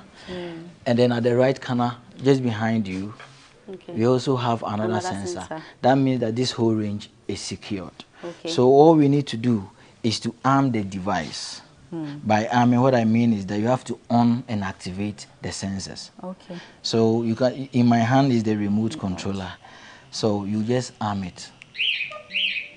Okay. You see, so as soon as you walk through the range, it will like just you are sound. here now. Exactly, like you are here now. Then you can hear from the siren alarming. And just as it alarms, it will also call the person who owns the house and the numbers, the first number, the second number, just as I had explained earlier. Yes, so basically that is how the system works. In addition to that, we have smoke alarm, we have smoke detector, we have gas detector as well. So in my hand here is an example of, this is a smoke detector. And we have a dual function device too. It works, it detects both smoke and gas. Okay. Yes, so basically these are few of the ones of the devices that we sell and then we install. So what are the price range? Okay, so there is a basic kit that goes for 3,400. Okay. Yes, and with a basic kit, it comes with sensors, 2 remote controllers, the alarm, the siren actually, and then also the GSM. And also with the GSM, in addition, you have to pay 1,500 for the GSM. Okay. Yes, but then the GSM is an optional device. The system can work without the GSM. Likewise, the system also works without the siren system. So what I mean by that is, you just have to, you need a sensor with a remote controller, which will be paired to the GSM.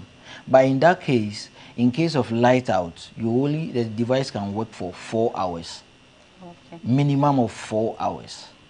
Yeah, that is why we always advise, due to hydro and then doomsday problem we have in Ghana, we advise that we go in for the siren and also the GSM when you want the device to call you as and when an intruder comes in. Okay, so should I buy the device? Is it free installation or I'd have to pay No, for it? no, the installation is not free. Okay. But currently we are running on promotions, and for that cause, depending on the interest, listening to the customer, and then the kind of protection or defense the customer wants, we will then decide as to which GSM that the customer wants, what siren, and then what type of sensor that the customer wants. So the installation is not free, but then there is a nice and a very affordable that everyone at all can. All that the person needs to do is to reach out to us. But is it advisable that since they buy from you, you have to do the installation? Exactly. For a We are smooth experts.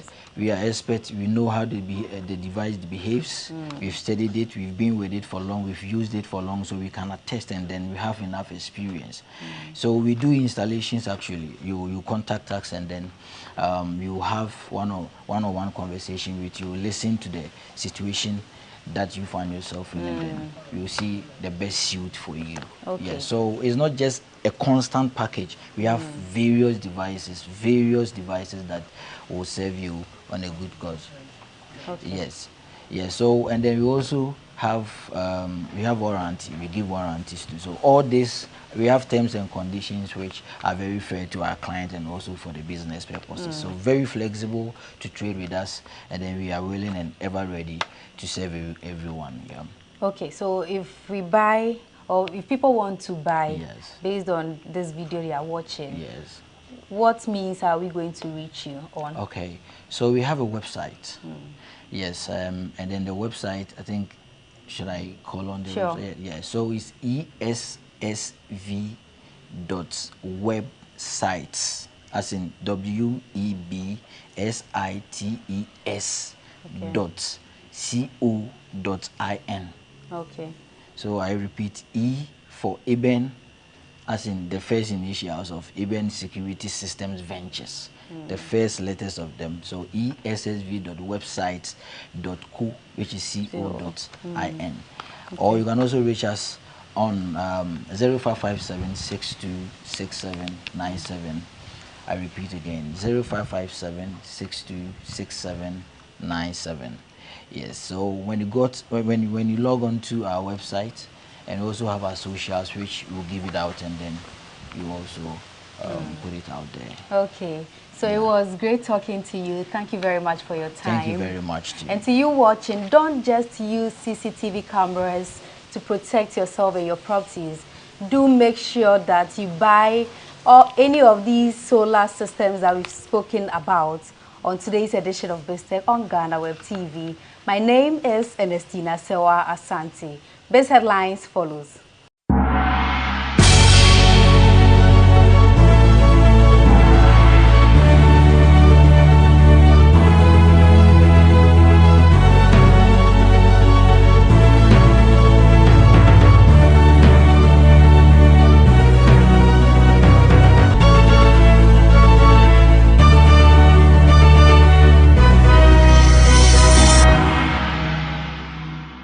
It is clear that after 8 years, if you pick somebody in the government as your presidential candidate, I mean the party in government, after your 8 years, you pick somebody who is also part of the government, then you are not likely to succeed.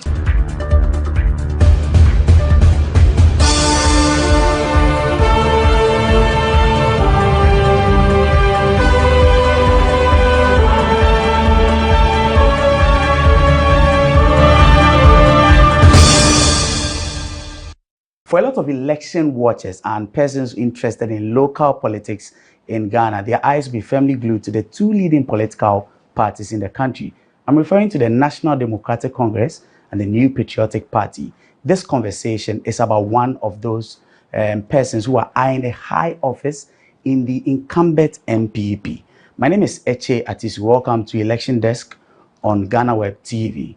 Our guest is a former member of parliament for Mampo in the Ashanti region, and he's had a lot of spells in engineering. Honorable, please welcome. Thank you very much. Thank you for allowing us into your space. Yeah. So Francis Adenimo is one of the people who are eyeing the seat of flag bearer of the NPP. Honorable, how have things been? It's been some 2 weeks now since you announced your bid to run. Well, just a little over a week ago. Okay. Last week, Wednesday, the 1st of February. Okay. When I held a press conference to communicate to the press and through the press to the good people of Ghana and the world at large, announcing my intention to seek the leadership nomination of the New Patriotic Party. Right. Just for the benefit of our viewers, I want to know who exactly is Francis Adenimo. For Adenimo is basically born in 1965 and yet to be 58 years from Asante Mampong, where both parents of mine come from. I had my secondary education at Navrungo Secondary, now Navrungo Senior High School for 5 years for my O-level. And from there, I pursued my advanced level education, A-level. I don't know whether you went through that education system. Not at all. I'm sure you probably went through JHS and SHS. I did. So, because of the educational reforms. And I went for A-level for 2 years at Kumasi High School. Okay. And then from there to Kwame Nkrumah University of Science and Technology, where I pursued a first degree in civil engineering. And then I've been a member of the Ghana Institution of Engineers or Engineering. I'm a corporate member. In terms of education too, I hold my executive master's degree in public administration. I've also acquired knowledge and skills training from some international institutions, including international procurement knowledge from International Law Institute in Washington, project and programs management from REPA in the United Kingdom, road asset management from Swedish International Development Agency in Sweden. I've had the opportunity to be trained in emulsified bitumen, which is used for roadworks. Okay. For production, for application of that as a road construction material. And so, in terms of working life, I've worked in both construction, road construction industry, and then road consulting firms. And then I've also worked with the Ministry of Roads and Highways before as a civil servant.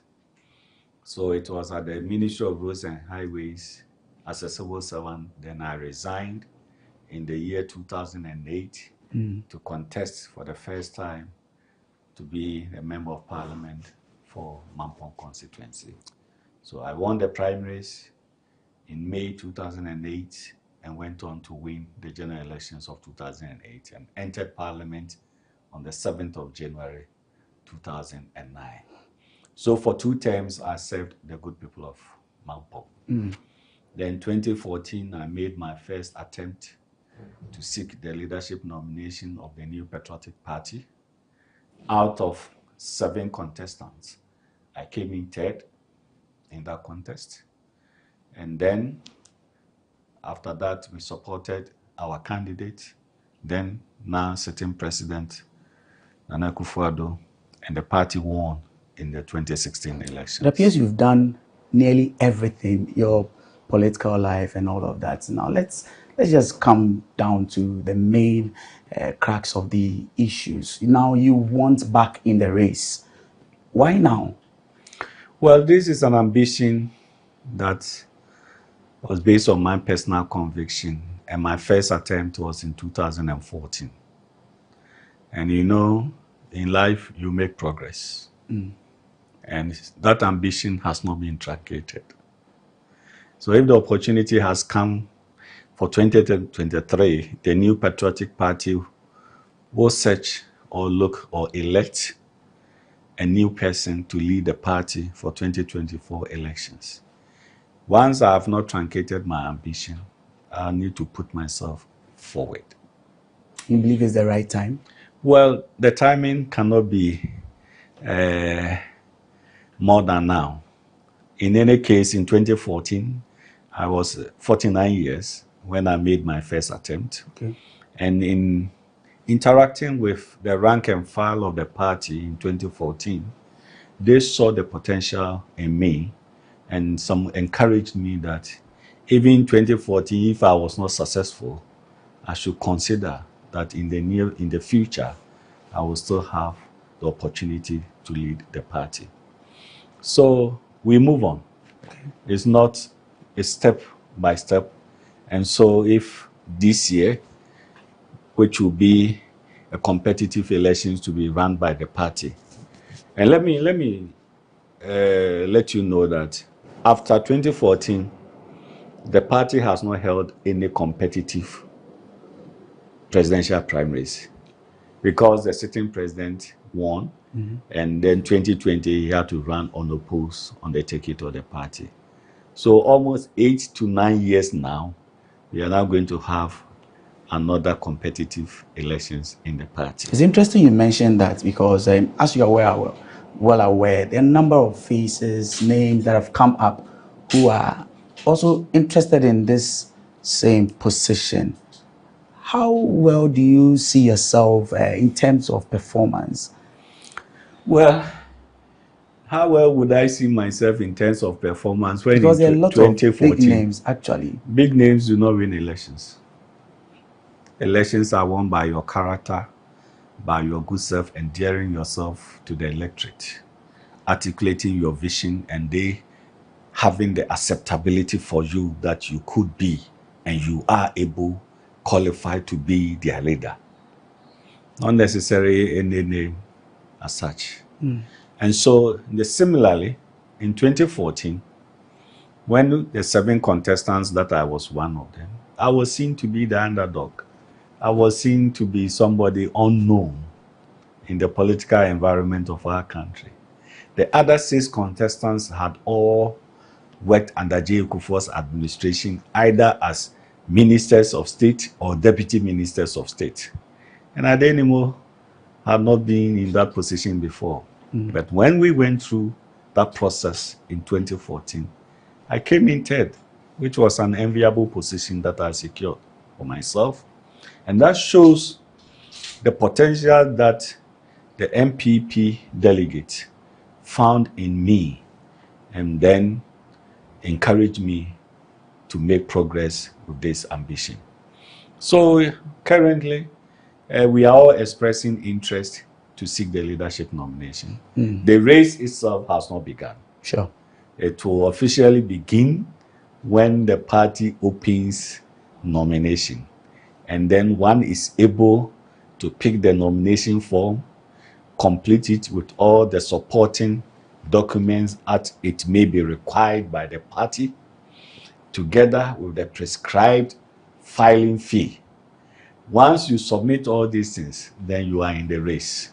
And so for now, I'm sure you are also hearing names that may contest. But it could surprise you that at the opening of nomination, some of the names that you may have in mind may decline not to contest.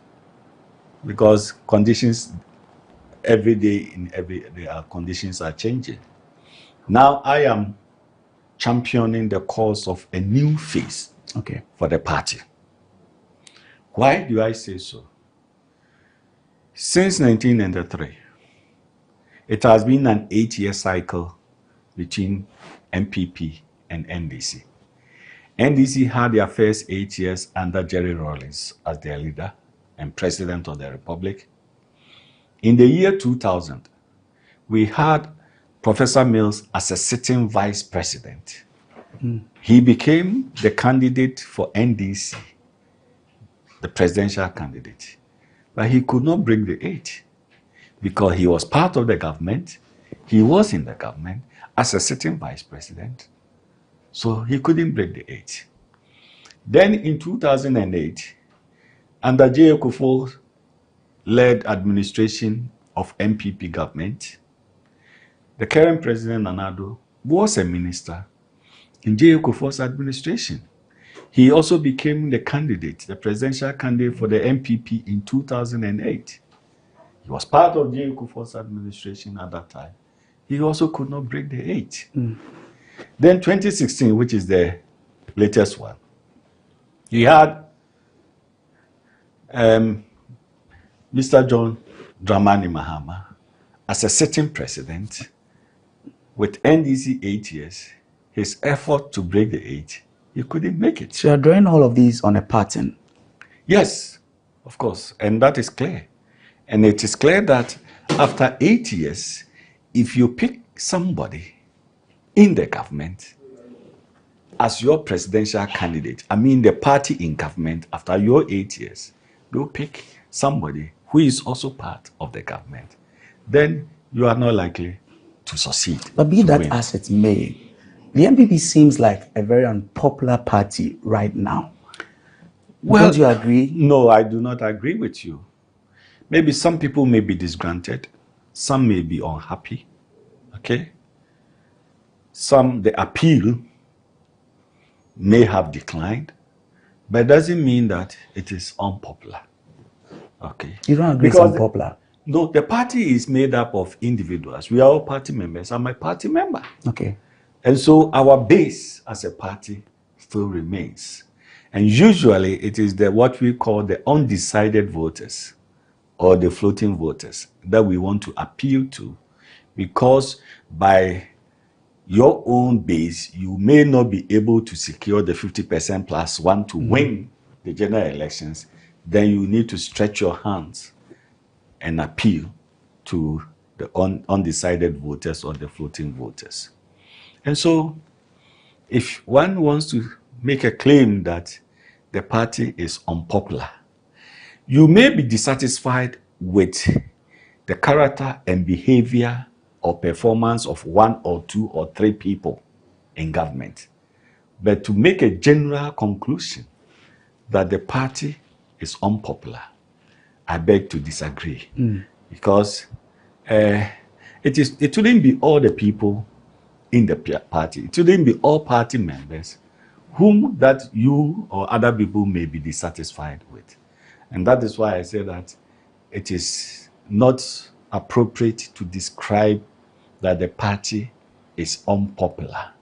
Maybe the behavior, the character, the performance of some personalities in the party at the moment may not be satisfactory. Let's have a scorecard. Let's mark the MPP on a scale of 1 to 10. What would you put the party?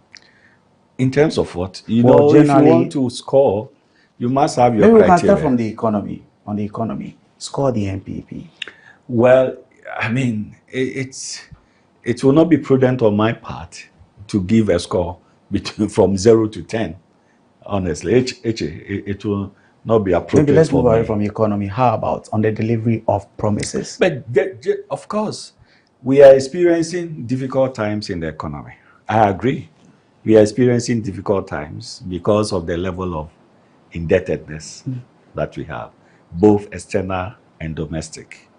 And government is taking the steps to see how the economy can improve by the microeconomic indicators in terms of interest rate, inflation, the exchange rate, how we can achieve stability on all these microeconomic indicators so that the happiness of citizens can be fully restored. Yes, we are experiencing these challenges. Now, government is dealing with the debt exchange program. We're talking about some haircuts here and there, you know. So all this approach is intended to restore the confidence back into the economy and to stabilize the economy with all these indicators. And it is possible that it will take a year or a little over a year to see some signs of recovery. Okay, to see some signs of recovery. And I also believe that once government also prudently looks at the expenditure side of the budget equation and then be able to cut down on some expenditures that may not be necessary for government, it will also help to cushion the liquidity of the country for our ability to service our debt and still have sufficient funds for our investment project. Let me hold you right there. When we return, I would pick the conversation right from here. We are speaking to Honorable Francis Adenimo.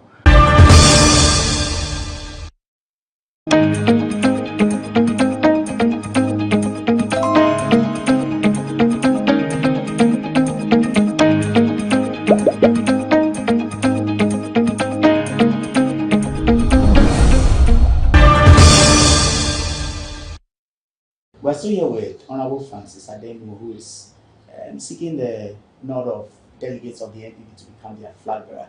Honorable, before we took those messages, you were actually talking about cutting down on expenditure, unnecessary expenditure. There's also the issue of the DDEP and all of that. What do you say about what's happening now? The government asking people to more or less enjoy all these haircuts and things like that, yet itself, as a government, is not taking a lot of the forefront doing these fairs. What do you say about that? Eche, there's a problem. And the problem is that our debt is not sustainable. We are using about 70% of our domestic revenue to service our debt. So how much is remaining to pay for compensation? How much is remaining to pay for other government services and statutory payments? Then how much will remain for you to undertake investment projects in terms of infrastructure, roads, schools, hospitals, and then even the ability to feed yourself. So currently we have a problem. I do not want us to focus our attention on what I will put in quote, Nahu Kosam. At this stage, where there's a problem, you look for a solution to the problem. Then when the solution is secured or is found, then we can come back home and ask ourselves who is the causative agent or who caused that. And then once we identify who caused that, then we can say that we are prescribing this punishment for you. We have a debt on our neck. Our economy is in distress. It's in crisis. We are seeking $3 billion loan, concessional loan from IMF. The IMF money is not going to be free. Because we are a member country of IMF, that is why we are getting it at that low interest rate. But it is repayable. But the IMF also wants to make sure that by extending that credit facility to Ghana, we have the ability to pay it back at the appropriate time. So they are saying that, look at the level of your debt. Do something about it. Let's see how the program you have to contain your debt, sustain it, be servicing it, whilst you take on board to our money, and still you'll be able to service that money at the appropriate time when it is due. The best thing in my view to do is to engage citizens. And I'll give, for the benefit of viewers and listeners, an incident, a situation that happened in Germany. At that time, we had West Germany and East Germany. When the Berlin Wall was broken and the unification came, West Germany was more developed than East Germany. So there was this differential. Then the chancellor at that time came up and said, look, those from the West, the East guys are our brothers and sisters. We need to help to develop the East as well. So let every individual make a contribution for the development of the East German portion of the entire unified Germany. And by the engagement, the citizens of West Germany accepted that we are now one country. Let us help one another. And they all made contributions to support the work of the government. And today, if you go to Germany, the east portion or east side of Germany even has modern infrastructure more than the west part of Germany as at that time today. To relate it to our country, we have a problem. Let's look for the solution. What I will admonish the Akufo-Addo-led government is that they should engage people. They should put the figures down.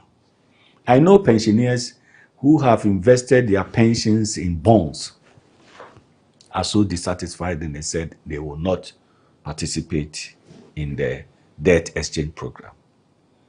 Because some say, you won't pay me until 10 years. Even my coupon that should be paid maybe twice a year, you are also going to reduce the rate for me. And my principal will be in 10 years. By 10 years, will I be alive or not? These are genuine concerns that they have all expressed. But granted, we also have a problem. So the admonishment goes to government for government to put the figures down. This is the total number of pensioners who have invested their pensions in bonds. The total number is this. The quantum of their investment is so much. If we have to pay this, pay that, we are unable. The spreadsheet will indicate. And then the government can decide, let us perform some iteration. We vary this, we vary that, we vary that. Whilst you, government, you are doing that, check your expenditure side. Maybe the president can decide to issue a directive that henceforth, apart from the president, maybe the chief of staff and the executive secretary to the president, the speaker of parliament and the clerk of parliament, and then the chief justice and the judicial secretary and the vice president and his secretary, no government official should travel outside the country on board business class. Everybody traveling as a public official on government business, we should travel economy. No, that directive can be issued. If you are a minister of state and you are going outside the country on government business, why can't you also sit in economy class in the airplane? You know, it will also be it's part of cutting down the government expenditure. Maybe expenses on fuel. We should need to look at expenses on fuel. Can we reduce so that you encourage all public officials or appointees, government appointees, to use saloon cars whilst they are in what? In the capital city of Ghana and working. If they have to trek to other parts of the country, then they can have access to their cross-country vehicles, the V8, and then travel. It's very clear. These things are things that administratively, it can be done. Sure. It can be done. But these are things you can do. Sure, absolutely. Now and it's they are clear. part of the things that I have in my mind. That is why last week when I announced my intention and within my speech, one of the areas I said was how we would improve on our public service delivery. And therefore, we will not go into the usual business of incremental budgeting. Now is the time for us to do budgeting from first principles. If a state institution, you have computers, laptops, or office equipment, or office furniture, and they are just a year, 2 years, 3 years, and they are still in good use, why would you want to continue to purchase those items again in the ensuing year? Because you have budgeted for those things. No. So we have to look at budgeting from first principles. And once we do all these things, administrative expenses can be lowered. Then it comes to public procurement. procurement of contracts, especially the large value contracts, where you have to allow for competition. Because where there is competition, then you can be sure that you achieve quality and achieve value for money.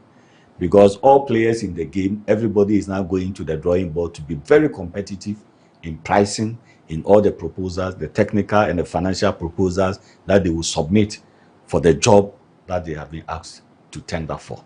Let me allow you to also get us into your bigger picture of what you want to do for the country. You've already painted a very gloomy situation of what it looks like now. What exactly is the message you'll be selling to Ghanaians? Okay. And then we can look at how much of the campaign is going on. Actually, in my speech of last week, 1st February, which I will share copies with you, I outlined 7-point policy development program for our country under my watch.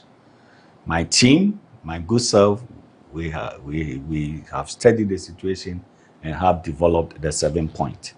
There is an 8th point, but that one is reserved until I secure the North, and then once we are into the competition, the campaign competition with our competitors next year, then I will share that 8th point. So the 8 is the game changer. Yeah, that is that what going is to tied to the breaking the 8? Well, the breaking the 8 has 3 basic conditions that need to be satisfied. The unity within the party itself must be strengthened so that we maximize our efforts. Then the government performance is also key, to help the party to break the 8. And then the 3rd condition is the face who will lead the party to be able to break the 8. But on my 7-point policy development plan, the first one is on agriculture. And as a country, we should be able to feed ourselves. We should be able to provide our carbohydrate needs, our protein needs, and then our minerals and vitamin needs as a nation. And all this we can do. For carbohydrate, we know is the cereals, maize, millet, rice, name the rest of the cereals. We also know the protein, livestock, poultry, fish. We should be able to do all this to be able to feed ourselves. Then vegetables and fruits. So the policy is that no Ghanaian should go to bed, go to school, go to work hungry. And we can do that on our own. To achieve that, yes, we must look at agriculture and food sufficiency and security. So that is the first point. The second point, having eaten and you are satisfied as a human being, you are concerned with your education and your health. So the 2, the 2nd and the 3rd can be education and health, or health and education, because they are all social sectors of our economy. You need to develop, you need to go to school, and in terms of our education, technical, vocational, and skills training will be key under my watch. I'm tempted to just ask a follow-up question just on this. We know how many times politicians have invested in education and health in particular, but it doesn't seem like the same politicians want to be part of that system. Their children don't school in the same schools. The politicians don't use those health facilities. So we need to reverse it. How do we do that? If you come up with that policy, then you must believe in it. You must believe in it. And leadership is by example. Okay? So for now, we are pursuing free senior high school education, which in my opinion is very fantastic policy. So every child, right from kindergarten or nursery, through kindergarten, through basic education, primary, JHS, you should end up at least at the senior high school level. And that is good. So it is for government to improve on the quality of the educational institutions so that all of us I should find my children, provided I have children who are still young to go to school. And for in this particular case, I do not have. My kids have all completed and tertiary institutions. Okay. But everybody should be encouraged. Because if you are introducing a system and you cannot participate, then it means you don't believe in it. You must believe in it, participate in it, because it's leadership by example.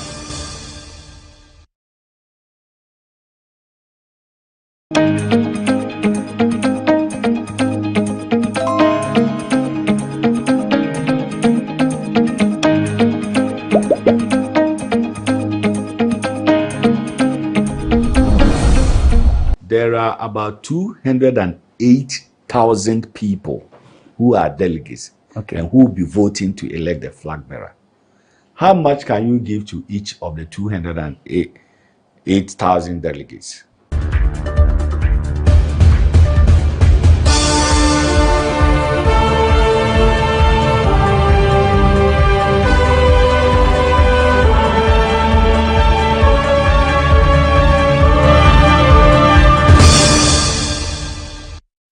Francis Adeyemo as president of Ghana.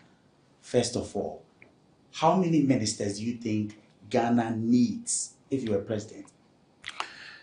I think we should be able to work around a total of 60 ministers. 60? Yes. Is that really practical? Why not? Why not? After all, currently we have 16 regions. So you have 16 regional ministers. Then we have to talk about the sectorial ministries. So you have to look at the various sectors. Currently, which of the ministries can you merge that you can still have one minister and maybe 2 or 3 deputy ministers, and you merge the sector together.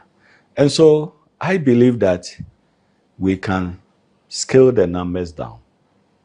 And me, my background as a public administrator, as well as an engineer, you should be able to have a framework that will define and have such a minimal number of ministerial appointments under my watch. At the end, it is about effectiveness and efficiency so that they will deliver and help you, the president, to achieve the goals that you have set for the country. Now, still as president, what would you say about the subject about legalizing marijuana, for instance? Well,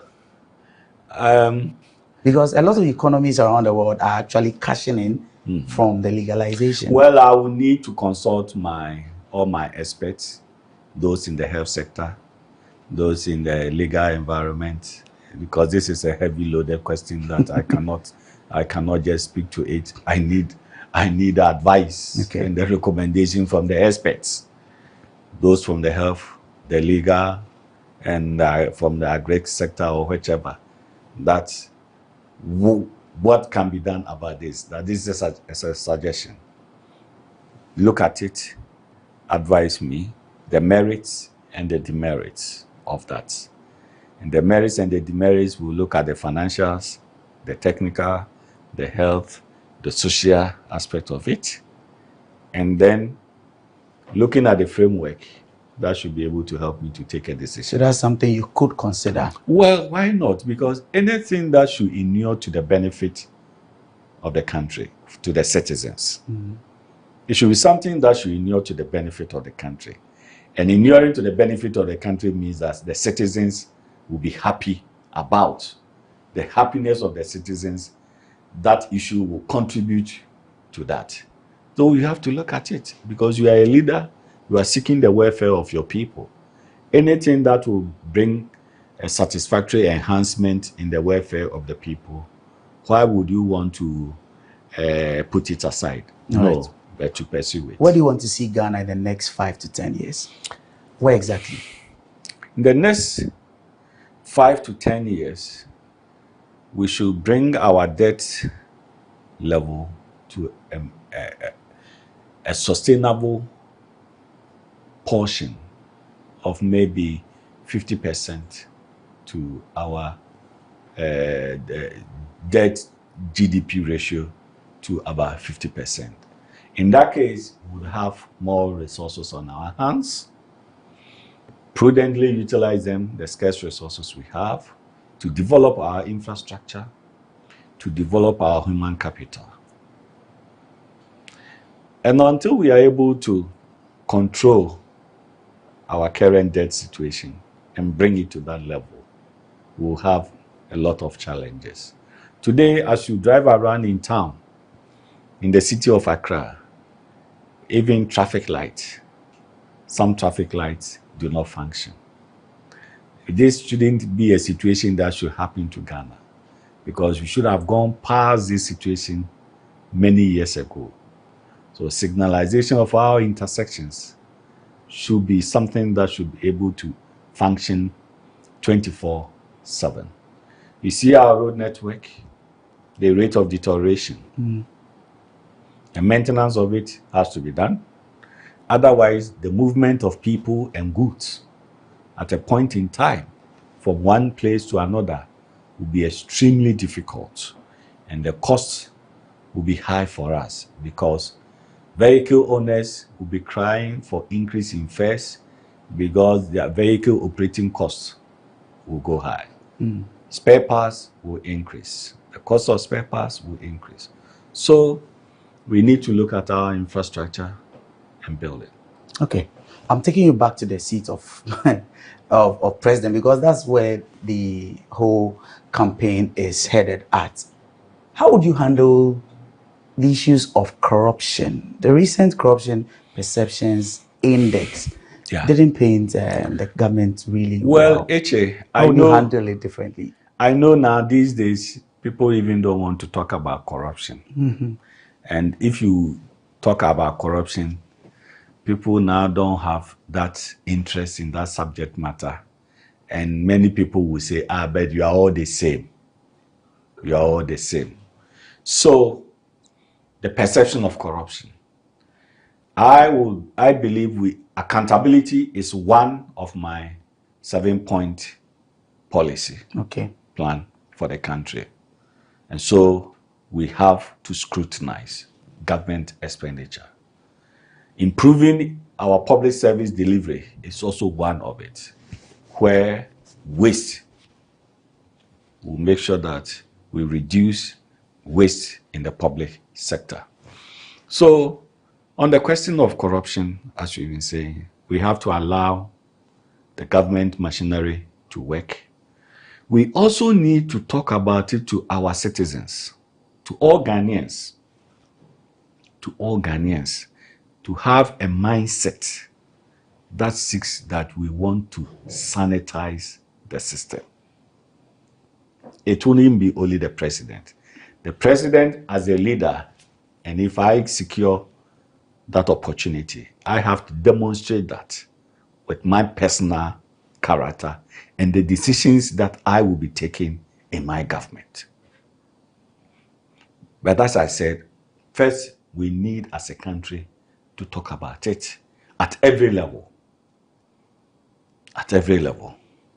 2, our children going to school, we have to inculcate in them the need for patriotism. The need to ensure that state resources are kept wisely, prudently, no abuse of power, no abuse of power, no conflict of interest in public administration or in public service delivery. These things we have to teach. So you believe that a collective approach. Third one is that we have to allow the law to work.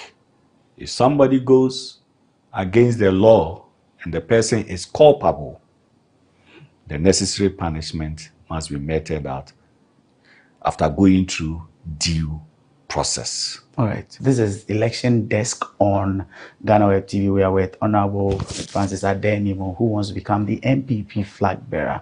When we return, we'll talk more.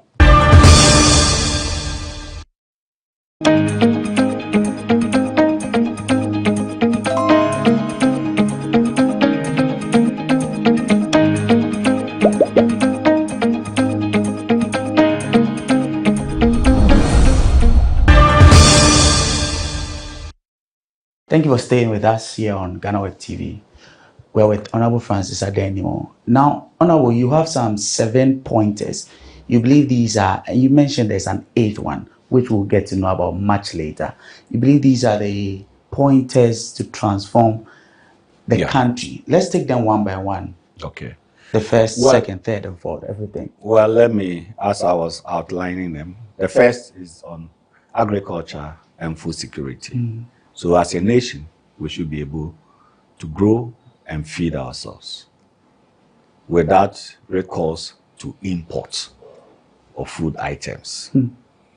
2, we have to ensure that our people are educated and they have technical, vocational, and skills, either to work for themselves or to work for private companies or to work for government. Okay. 3 is health.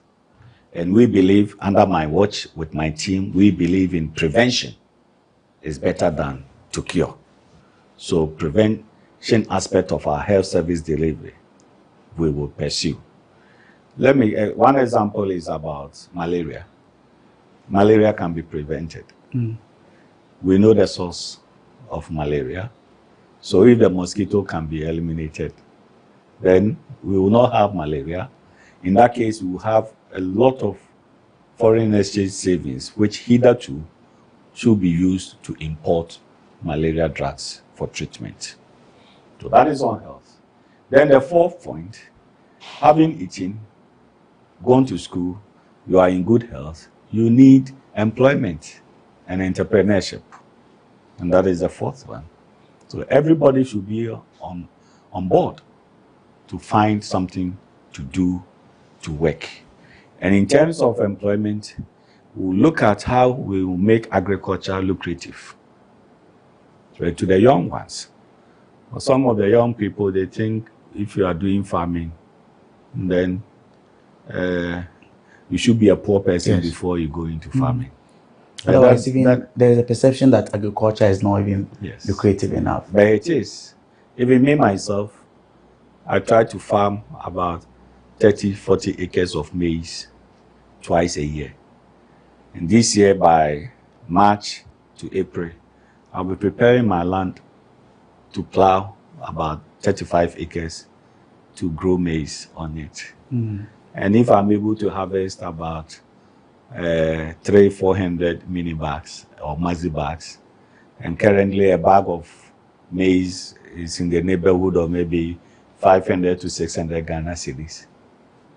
You do the computation and you see, then you deduct your cost of inputs, the plowing, the fertilizer application, your labor and all that. You can make something reasonable. So employment and entrepreneurship is the 4th one. Then the 5th one is enhancing our infrastructure of the country, which I mentioned about our road network, our water systems, our housing, our energy. We need to enhance all these things. And then under the infrastructure, the maintenance culture will be a key part. But we tend to put up magnificent infrastructure. There's always the issue of and after maintenance. some years, we allow it to deteriorate and we cannot maintain. So maintenance will be a key thing that we will pursue. Okay. And then abandoned projects for many years from various governments in the past. We should be able to complete all abandoned projects because they are investments that have been made. But if they have not come to their full completion, we will not see the benefits of those projects to the Ghanaian people. Meanwhile, it is the benefits that we are looking for. For most sectors, when you go, you notice that projects have been abandoned from so many years from previous administrations or governments, whether military government or civilian government. But we need to be able to complete all these projects. Then we know that the investment that has been made in those projects has been useful to the good people of Ghana. Then the 6th one is enhancing and improving public sector culture and service. You know, over there, the principles of the science of public administration, which will suggest that government must be resource-oriented, government must be market-oriented, government must be focused to deliver a service as if it is from the private sector. Because we say that the private sector is the engine of growth. The private sector will thrive if you have an effective and efficient public sector. Then the private sector can take advantage and also grow. So we need to introduce measures where we can have a situation that we are reinventing government by way of rationalization of our public sector workers. Is key. The number of ministerial political appointment is also part of, that arrangement. It will be captured also there. So from the very initial appointment that will be made, it will give indication how we want the public sector to run. And with that effective and efficient public sector, I bet you the private sector will thrive and thrive well. We have a lot of young ones who can also go into consultancy. They are professionals. They complete, and then the knowledge that they have acquired from their various fields, they can't apply because of the current situation that we have. So the sixth one, as I mentioned, is on enhancing and improving the public sector culture and services. And then the seventh one is on the accountability. And accountability requires scrutiny. And I gave you the areas, reorienting our minds as a people, that we want our society to be corrupt-free, or we should reduce corruption. But when we talk about corruption, stealing is not corruption. Stealing is not corruption. If you steal that one, you are caught. It's a criminal offense.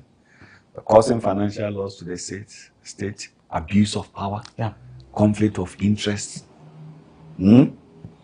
inflation, what is the word? Public sector procurement processes that could be abused from various things. So the scrutiny will ensure that we get value for money in our procurement process. Very elaborate. Yes. Now let's interrogate. But for the eighth one, as I said, yes, we would hear about the eighth one. It is reserved we hope until to come back next to year. speak to you about the eighth one much later. But let's do some interrogations. You speak about agriculture a lot. Now, first of all, imports. How do we deal with the issue of importation? I want practicality here. How do you practically deal with it? So, and allow me to give you an equation. Our gross domestic product, GDP, is equal to government expenditure plus consumption plus investment plus the sum effect of export minus import. If your import is more than your export, then it becomes a negative, and that will affect your GDP. But if your export is more than your import, then you have a positive effect, and that increases your GDP in the equation. So to answer your question, how do we deal with imports? You have to take it sector by sector. On agriculture, if we have to feed ourselves, our protein needs, our carbohydrate needs, our vegetables and fruit needs, we should be able to grow them. If we are able to do that, then we can eliminate importation of rice. Because all that goes into the equation.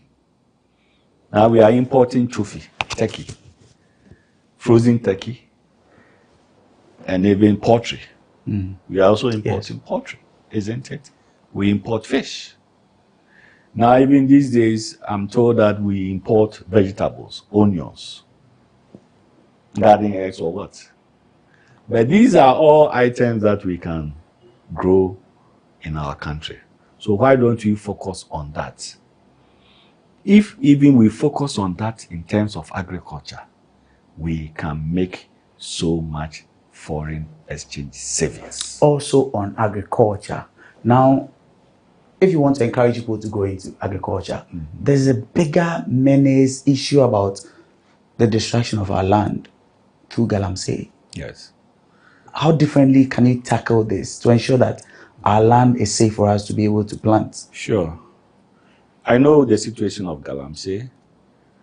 God has given us natural resources which we have to explore and exploit for the benefit of the citizens. But whilst exploring and exploiting, it should not be the avenue to also destroy other parts of the environment. In this case, the forests and our river bodies. And so, it is how we manage the system.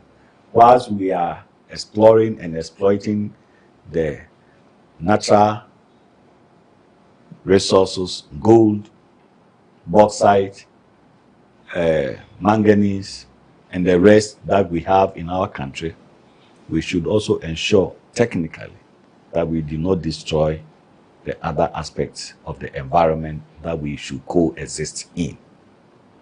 So on agriculture, we should be able to identify the various areas that we can grow certain crops for our use. We know that in Volta region, we can grow rice in certain places in Volta region, the Afife area. The same manner, Aveime.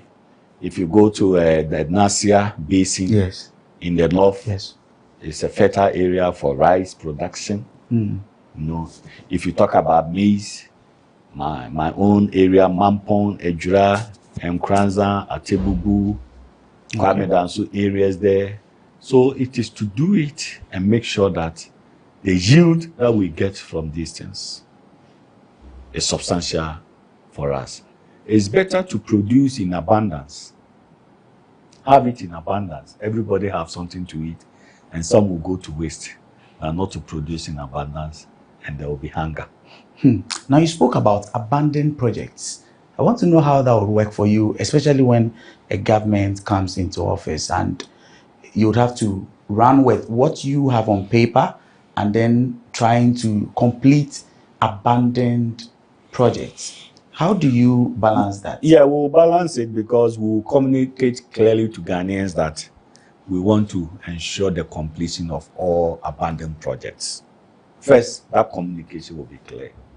And so it should not be taken that issue of I started this one, this person started, why you go and do yours, you know. It is the politics of it. But at the end of the day, if a project has been left undone, who are the sufferers? It's the ordinary Ghanaian people. The politics of it will not help us. So for me, the first thing is to communicate, and even in the manifesto that we will present to the good people of this country, we will communicate clearly that all abandoned public sector projects will be revived, will be reviewed and revived for completion appropriately. Then new projects will also commence in the same way. And so in the first 6 months, under my watch, my team, my good self, we will do a lot of consulting work to review all these projects. We do all consulting work to review all these projects. Then we get to know the investment level or financial capital outlay that will be required for their completion. So from the second half of my first year's administration, then we should be looking at getting contractors to go on tender for some of these projects. Okay. Yes. So the timelines will be clearly spelled out without any ambiguity. I'll take you back because to my own professional background, I will bring it to bear in my office as the President of the Republic. All right. I'll take you back to the campaign trail. Now, we know how politics is here. Do you believe that a lot of delegates are bought And how would you handle that? Because you get into a campaign where there'll be issues of monies going around. How do you deal with that? And this is something that's really, really evident. Eche, I know we are all concerned about our democracy, that we do not our democracy to be based on moneycracy. Okay. I also believe in the ingenuity of Ghanaians, that Ghanaians are up to the task. When they realize that you are in the game for the purchase of their mind, yes, they will get the inducement, they will take it. But on the day, they will show you where they think, who qualifies, who is morally fit, and who can do the job. So, the concern about the surviving of our democracy so that moneycracy does not take over, we all share that concern. And we need to educate our people. Delegates are not people who have come from different planets to live on earth.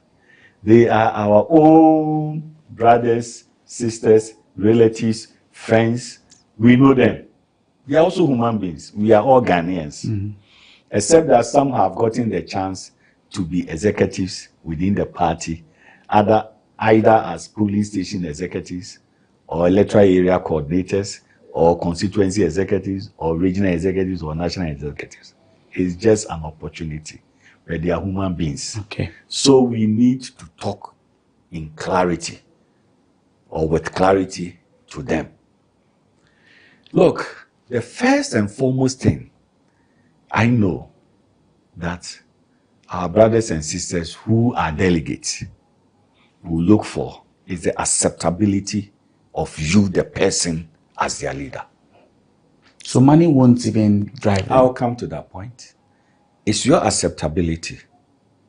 They must have the confidence and they must accept you that, yes, the position you are looking for, you qualify.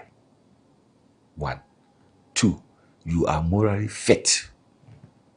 3, you can deliver when given the opportunity to occupy that position.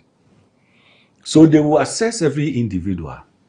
As you talk, as you walk, as you do your things, they will be carrying the assessment. It is not that you must be aggressive in talking and I will do that. No. Good leadership, effective and efficient quality leadership will come with precision.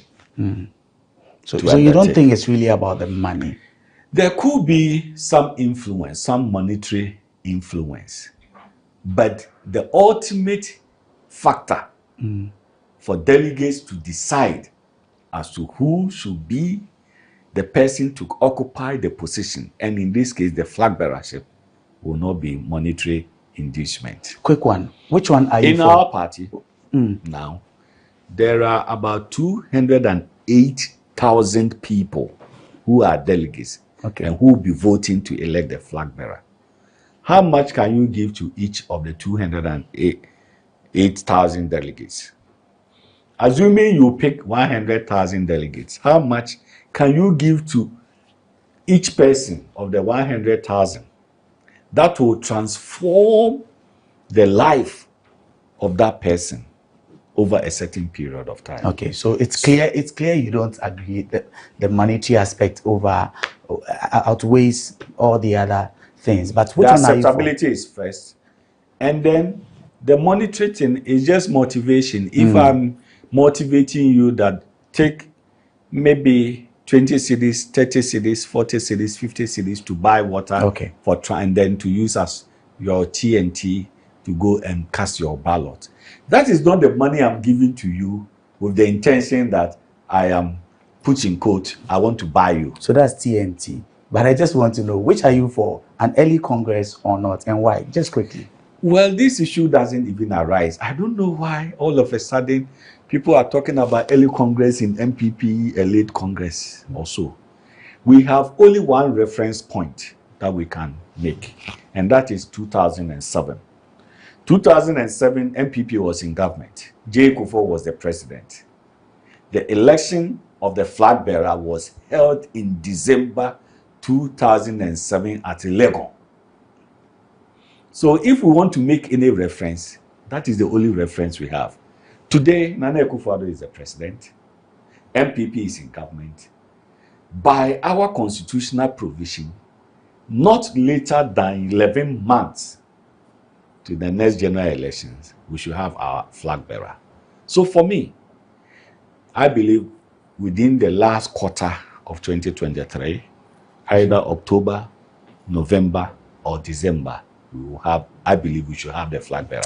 I will not support any decision that will take the flag bearership beyond December 2023 into 2024. No, that one I will not support. Okay. But within the last quarter, I will support. You see, we also need about 6 months for the whole process. When the General Secretary issues a statement that the nomination will be open, we need 6 months. People are going to pay huge sums of money as their filing fee. Give them time to be able to go run and campaign. Okay. You don't stifle them with time and go and give about 1 month, 2 months. Then you are telling them that we are only taking your money and maybe we have our own favorite. Otherwise, you must be free, fair, transparent with the process to elect the flag bearer. Wonderful. Honorable, thank you very much. It's been a nice conversation we've had here. My name is Echi Atisu. You can get on GhanaWeb, www.ghanaweb.com for more news and any other information you need. Until next time, do stay safe.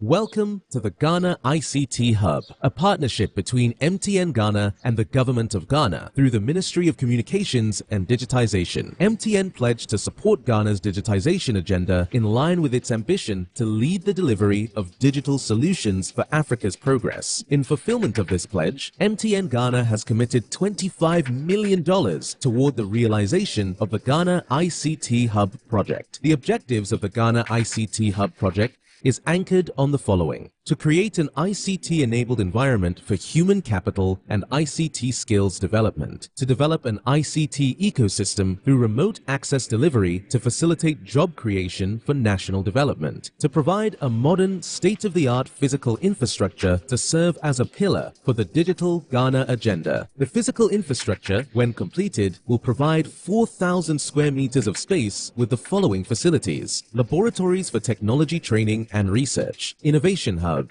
co-working spaces for tech innovation startups, Tier 3 data center, conferencing facilities, offices and meeting rooms, commercial lettable spaces, gaming area, restaurant, ancillary facilities. The technology laboratories will be fitted with the next generation ICT equipment and applications to provide the youth of Ghana with practical training in Industry 4.0 technologies such as artificial intelligence, AI, machine learning, cloud computing, 3D printing, robotics, Internet of Things, IoT, advanced manufacturing techniques, cybersecurity, genetic engineering. The project also seeks to establish a complete ecosystem at the hub through remote access delivery to facilitate job creation for national development. The ecosystem shall comprise of MDAs, technology companies, startups, incubators, research agencies, leading universities globally, foundations worldwide, to create a community. 1. The ecosystem community shall bridge the divide between academia and industry and provide solutions to challenges in the key sectors of health, agriculture, and educational sectors of the economy. 2. It shall also run an innovation program providing mentoring and networking for the youth in tech startups. 3. The ecosystem community shall establish an innovation fund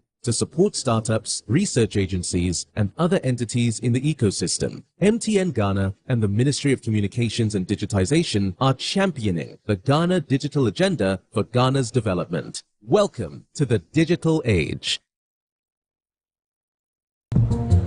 Now, back canocre. Susu sang pine, be a want on a man in quite baby. Mommy, you fish can see about Kotoso. Pepoga, send me sick from Lemonade Finance. While Brian did the shade and let me £2. Lemonade Finance. Say they're sending money back home from UK, Canada, and now US. I accepted instant charges. Extinguishing in so unbeatable. We should me promo code Dr. Like £10, $10, and $10 Canadian for the first transaction. What is send this guy Akofino? Download to Lemonade Finance.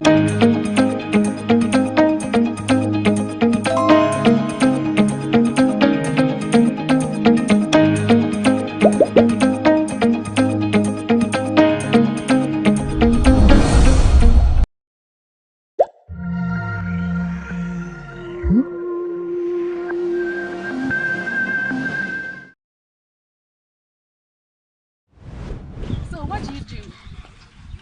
I'm an electrician. Okay. How long have you been practicing that? 7 years now. Yeah. So when did you realize that you have this talent? I started doing something like this. I'm a small boy, 5 years to 10 years. I'm starting doing something like this. Yeah. So have you done other inventions similar to this? No, this is my first thing that I'm doing. Yeah. So how easy or difficult was it putting this up? This one, I use scraps.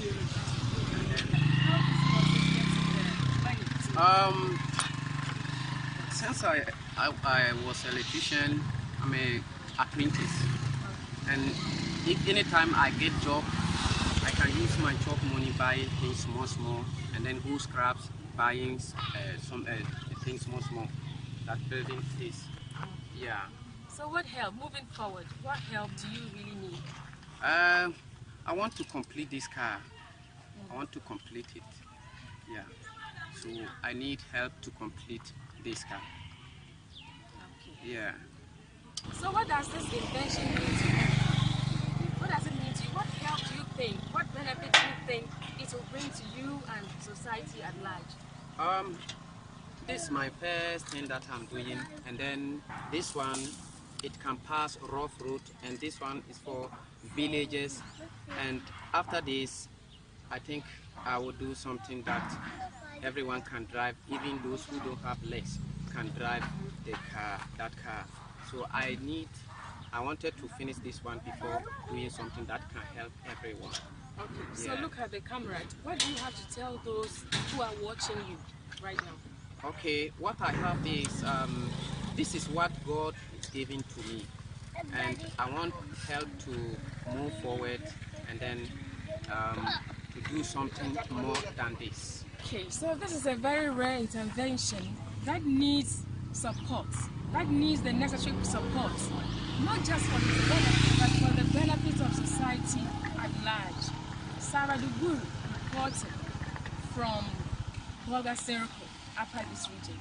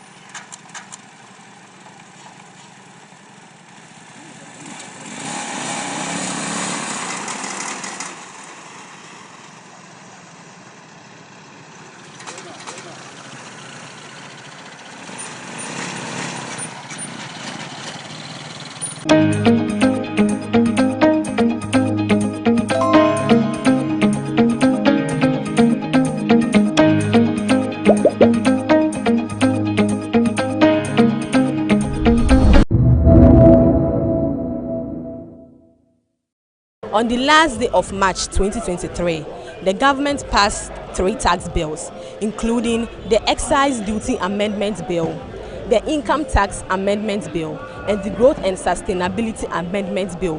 What do Ghanaians have to say about these new taxes? Join me as I found out from people whether they support their government or not. Well, I think there's more the government must do or can do to enhance the development of the country, because already there is an existing crisis here and there. So I'm of the view that the current taxes that is trying to implement, in fact trying to put in place, it will not help the citizens because we're already bleeding. So we want to plead with the government that they should rather look for other sources of revenues to sort of come on board again, to restructure the country again. But adding up to what is going on currently, I mean, it's quite ambiguous. They are doing well, but then we are asking that they should up their games so that at least they can also see to the needs of the citizen, because everyone is bleeding. There's so much crisis everywhere. Wherever you pass, I mean, people are complaining here and there. So we are pleading with the government. They shouldn't add up to our crisis, but they should rather leverage it or probably decrease it, and then the country will be a lively place to all, I mean, live and enjoy. The tax is too much. It's too much. The government is taking too much tax on this e-levy, toll booths. Like, it's too much. Like, and even the money, if they get it, at the end of the day, we don't even know what they use it for. It's just MPs getting new car, the government going outside, and he's even going for loan. Like, who does that? Also, where the tax money, where they take go? Like, on the other day, it's too much, madam. That one day is too much. So what are you media doing about it? I agree there, you know, if you do not, you know, them talk on their head. You talk and then we go they pay. We don't have a say. After all, we voted, we put them in power. And it's not like we can overthrow him. It's not possible. Like, so it's too much. No taxes. So we the banner in case we the buy my papa bia and kabebwa. Na kamu find my papa bia there. Me to me the boy. Even if two are more no. Maybe two by example. Two no so many years. Time so akwana ye G2 no. Minim some the year bibi. So we the year kwan no. But still year kwan no still heading. E kwan still zana ye. Kwan nye still year kwan no possible. Enema nkofo heading any accident. Nda de. Nti some the beba na be bi papa. E kwan asay no mutuma dia ya. Enu be boy nyina. Ba mo fanye bi papa na boy nyina. Na say reason bia no some the tax ni beba. Na tax nso bebre kuye. Tax no dosu. Na mbe hwe na aba like quantity be do some level bia. E ma ye nyina betuma tua. Na ye be proof e wo ma anka be boy. Once I say government no no media ban be boy nkwa dia me support. Once I be develop the country, because you na a country ni ye. Se be develop country ni dia support, but once in develop country ni dia, because if the economy na you like a year, so me sure say they are also doing their best possible best to say if they be ye. Tax in the year, we say tax in the year, Adibia, Unya, but we say Adibiana. Oh, fine, what I say. And to test in the education, anybody will say, we are almost so. Let's say, Tobu to Kramoje, Tobu to the Bia Kramoyesko, Kramoje, Tobu, what I say. And to test in the year, was a Yamabiana or so be a moditazo to so. Sanity. Taxina, Omo for France, Eban. The only background, you know, almost had a full France, no more to be there. Omutebi, Omudia, who there. You almost got to know no more. And yet, Omuye, the Muntina to about the Mao. Some Bama man I had the Acoso. And then they say Omuya, they are to about Mom say, Omunkotana. Every 2 minutes, they share Omunsa. Into Omundi Muay. Omundi Amuay. No, my bread. These are what some citizens are saying about the new taxes. Others are of the opinion that the taxes are introduced to generate income for the country, while others too are saying that the government is imposing too many taxes on the citizens. This is Diaba Eugenia reporting for GhanaWeb TV.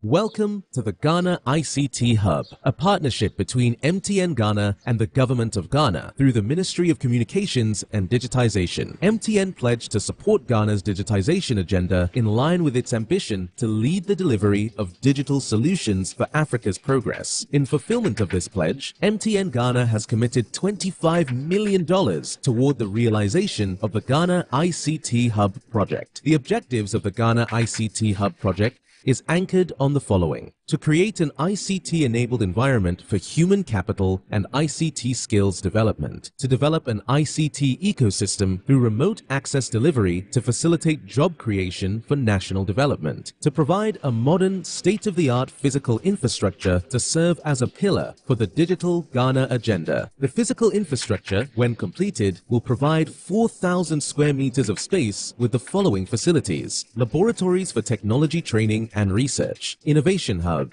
co-working spaces for tech innovation startups, Tier 3 data center, conferencing facilities, offices and meeting rooms, commercial lettable spaces, gaming area, restaurant, ancillary facilities. The technology laboratories will be fitted with the next generation ICT equipment and applications to provide the youth of Ghana with practical training in Industry 4.0 technologies such as artificial intelligence, AI, machine learning, cloud computing, 3D printing, robotics, Internet of Things, IoT, advanced manufacturing techniques, cybersecurity, genetic engineering. The project also seeks to establish a complete ecosystem at the hub through remote access delivery to facilitate job creation for national development. The ecosystem shall comprise of MDAs, technology companies, startups, incubators, research agencies, leading universities globally, foundations worldwide, to create a community. 1. The ecosystem community shall bridge the divide between academia and industry and provide solutions to challenges in the key sectors of health, agriculture, and educational sectors of the economy. 2. It shall also run an innovation program providing mentoring and networking for the youth in tech startups. 3. The ecosystem community shall establish an innovation fund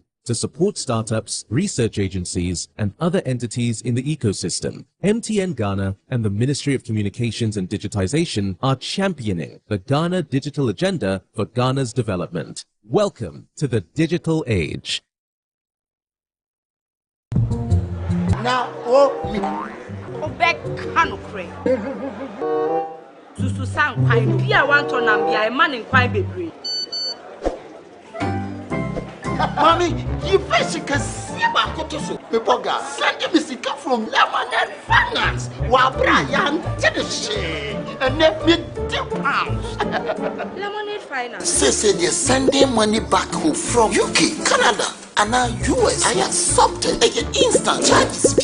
Extinguishing in Suya. Unbeatable. We should make promo code Dr. Like £10, $10, and $10 Canadian for the first transaction. What is send this guy coffee? Download to Lemonade Finance.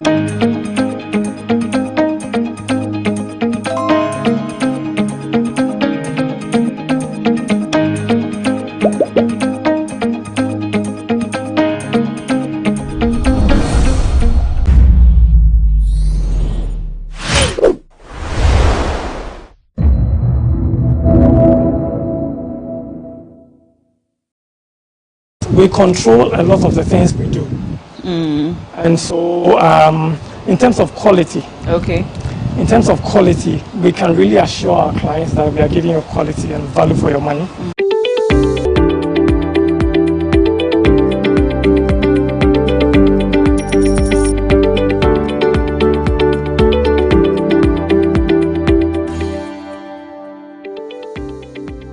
Hello and welcome to Business Moment on GhanaWeb TV. My name is Na Oyokwote. Today we'll be talking about the real estate business here in Ghana. Don't go away, I'll be right back.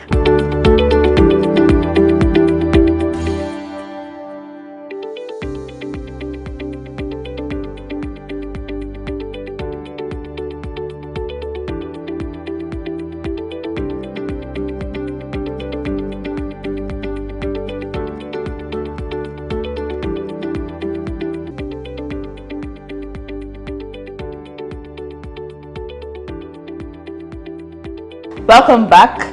I am at the Greens Estate here in Tema Community 25, and I'll be speaking to the Chief Executive Officer of this beautiful estate. Her name is Kiran Daswani. I hope I got the name right. Yes, you did. Hello, Kiran. Welcome to Business Moments. Hello, how are you? I'm Thank very you well. for coming to visit us and join us here at the Greens today. Thank you for having us as well. How long have you been in Ghana? So I moved to Ghana in 2014. Okay. And I started a company called Alubond West Africa, where we used to cater to the construction industry. We used to do facades, so glazing, curtain wall, cladding. Company from Dubai called Mulk Holdings. So that's how I came to Ghana in 2014. Oh, okay. Yes. So I see you've been in Ghana for, like, should I say, almost 10 years now.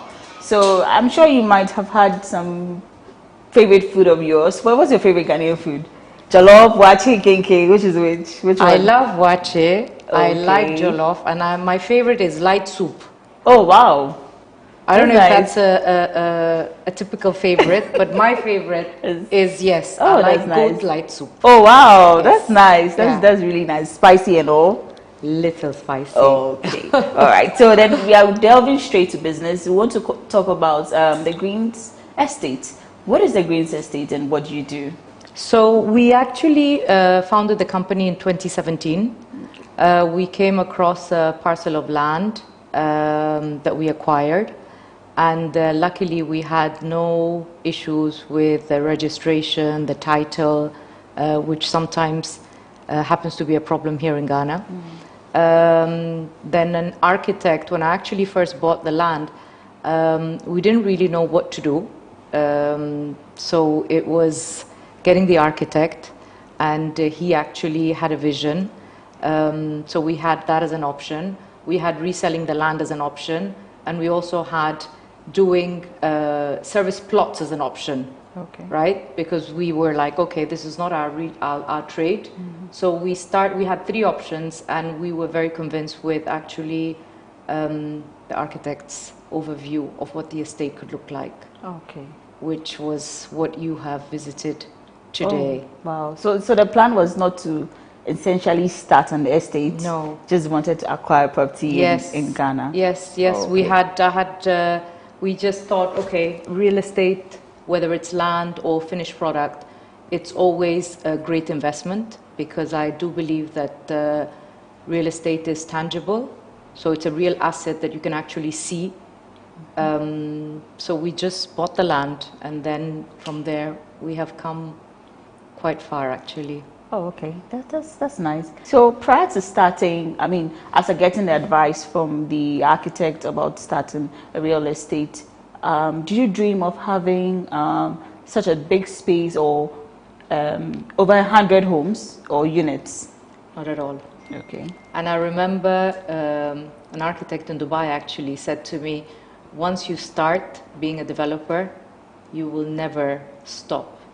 Okay. So it's like you will never look back. And I was like, okay, that stuck here. And where we are right now, we've acquired another parcel of land right next to here, another almost 6 acres, where we'll be building another 75 homes. And we are also doing a joint venture with ANC Mall. They are developing ANC Village in OEB. So there we're also going to be building residential complex within the ANC Village. Okay. Yeah, so from my research, I realized you guys have a good taste when it comes to housing. I mean, the features are quite unique and all. What went into that thinking, or that the building, you know? So definitely design, the architect has had the eye, and of course I think we also appreciate aesthetics, and we do believe that you don't necessarily have to spend extremes amount of money to have something looking good.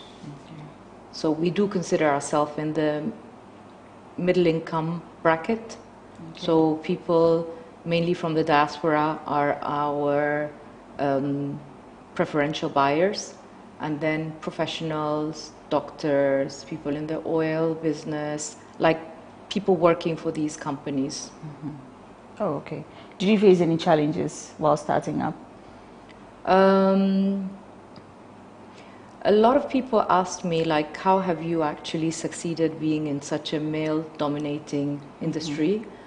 But I have been very lucky that I've been treated very well by, you know, the greater organization, the Ghana Real Estate, banks, clients. It's been quite smooth. Okay. And I've had a great team also. I mean, it's not just... Yes. Kudos to the team as well. Yes, very yes, important. Yes, you should always have the right team for your business to Yes. help it spread and Yes. grow to reach this level. Yes. Yeah. So I see you have quite a number of amenities. There's the pool area, there's the bar area, there's a playground for children. What went into that? So again, I think coming from Dubai, like I'm originally Indian, but I am born and brought up in Spain, and I've been living in Dubai for the past 15 years also. Okay. So my husband lives in Dubai, and I am between Dubai and here.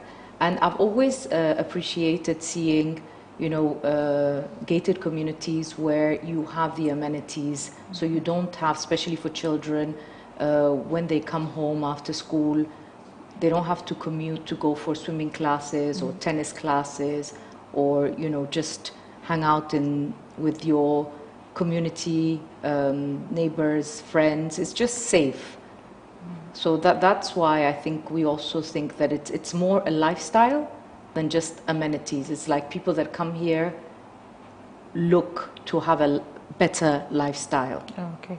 So meaning there's something for everyone. Yes. Whether mother, father, Yes. children, Yes. there's something for everyone. Yes. Okay. Yes. So I want to find out what makes you different from other, I mean, your company, the Greens Estate, what makes it different from other real estate companies? So one thing that we really pride ourselves in is that we actually do our construction in-house.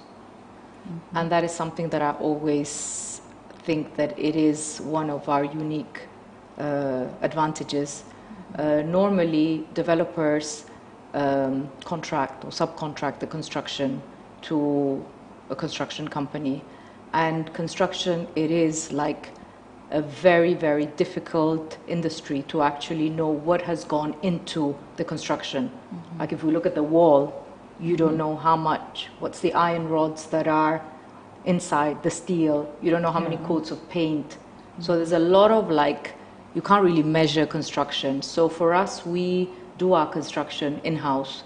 And I think that gives us an edge in controlling our quality and what we actually deliver to our clients. Okay. I want to delve just a little bit personal. Have you always been interested in the real estate business? I have. Okay. I have always admired growing up people that would get passive income. Like I would be like, okay, so this gentleman, you know, he's collecting X amount of thousands of dollars or euros when we were in Spain. It wasn't his main business, but it would be like his passive income. He had invested in real estate. He was like older at that time, and he could just sit and just get that income. So I've always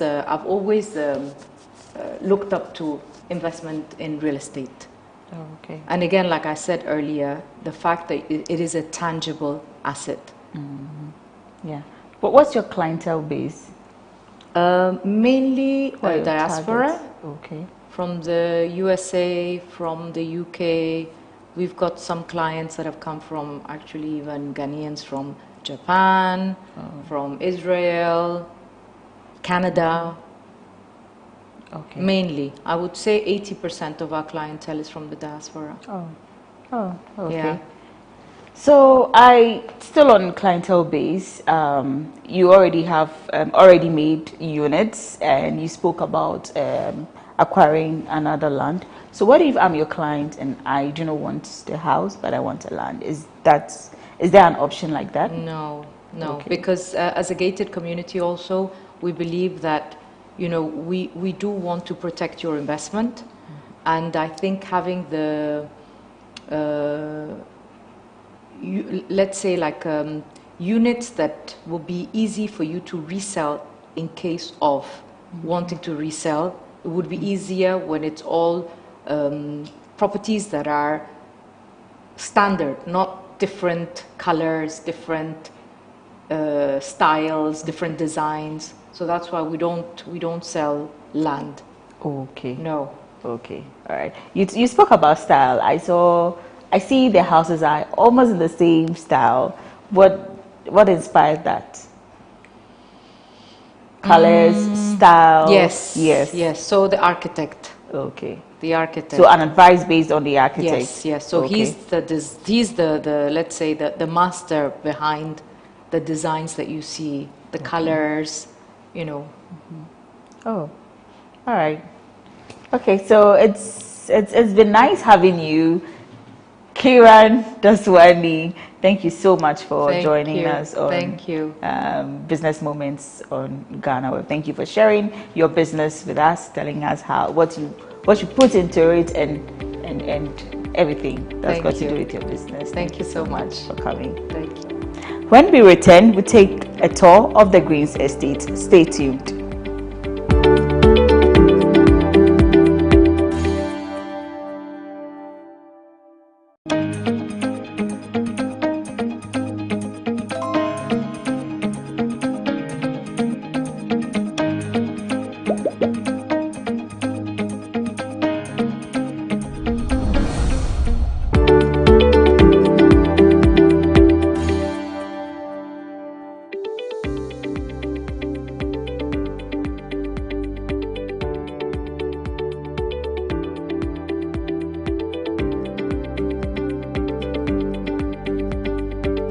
Welcome back and thanks for staying with us. Well, this is the part where we take a tour of the facility. I believe you've been enjoying the interesting conversation so far, but we are going to check out what the Greens Estate Company has for us so you would decide on the kind of house you want. I have with me here the project manager of the Greens Estate Company. He is Prince Nyako. Hello, Prince Nyako. Welcome to Business Moments on GhanaWeb. Thank you. Thank you. Right. Welcome to the Greens. Thank you. And what do you have for us? Take us on a tour. Well, we have a lot to offer, and I think once we go on the tour, you should see what we have to offer. All right. So come with us. He has a lot to offer. Let's go. Okay. Okay, so I've noticed something interesting when I entered. I realized the street names are named according to, the streets are named according to flowers. I see marigold, I saw tulip over there. Yes. Is there any inspiration behind it? Well, the vision of the Greens was to, as the name suggests, the Greens. We are trying to project nature and give a refined living experience to our clients. And so that is the reason why we have named our streets also after nature. So we have the palm street, and as you can see, you have palm trees all labeled here. You have the tulip, marigold, and all of that. So basically, that is the vision. Yeah. Oh, okay. That's interesting. And I read your profile, and one of the things I saw was that building affordable houses. How affordable is the Greens to the average Ghanaian? Well, people may say that affordability is relative. Okay. But what we have done here at the Greens is to give you quality for not to also break the bank. Okay. And that is what we've tried to do. And so we have houses ranging from 1 bed to 5 bedroom. Okay. And as much as possible, we try and control the cost by making sure that we do our own construction. We source materials from very competitive sources to be able to also beat down the prices for our clients. And so as we go along, you learn about the prices we have. Okay, sure. So whilst we are sourcing your materials, do you do local or international? Basically, we do local. The vision of our CEO is also that we want to get the community involved. And so we have a lot of workers here who are Ghanaians, indigenous people, and then as much as possible we source all materials also from here in Ghana. Yes. Okay. I think that's beautiful. At least there's some sort of employment for our local people here in Ghana. And I've also noticed one thing. There's you are using particular colors. I see ash. I see white, and that color is it light burgundy, terracotta. Okay. Okay. Is there a reason? Well, I mean, we have a professional architect who does all our designs, and so the concept is to make sure that we have uniformity, and also not to have colors that are too, you know, pungent on the eyes. Exactly. So we have white, which gives you a brighter of the environment. I mean, we have gray, which is also like a bit of a shade of not too deep a gray, but so it just, you know, blends in. It gives you a very bright, you know, community. Okay, okay. Yeah. So as the project manager, what are some of the amenities house owners get to enjoy? Okay, so maybe I'll take you there. But in here we have a swimming pool, a community swimming pool. We have a gymnasium. Okay. We have a multi-purpose court. And then we also have playgrounds, as you can see from behind me. We are yet to finish though, but we have some of these dotted all around, so you don't have your kids go outside to go and play. So we have some things like this for our kids to be able to also play.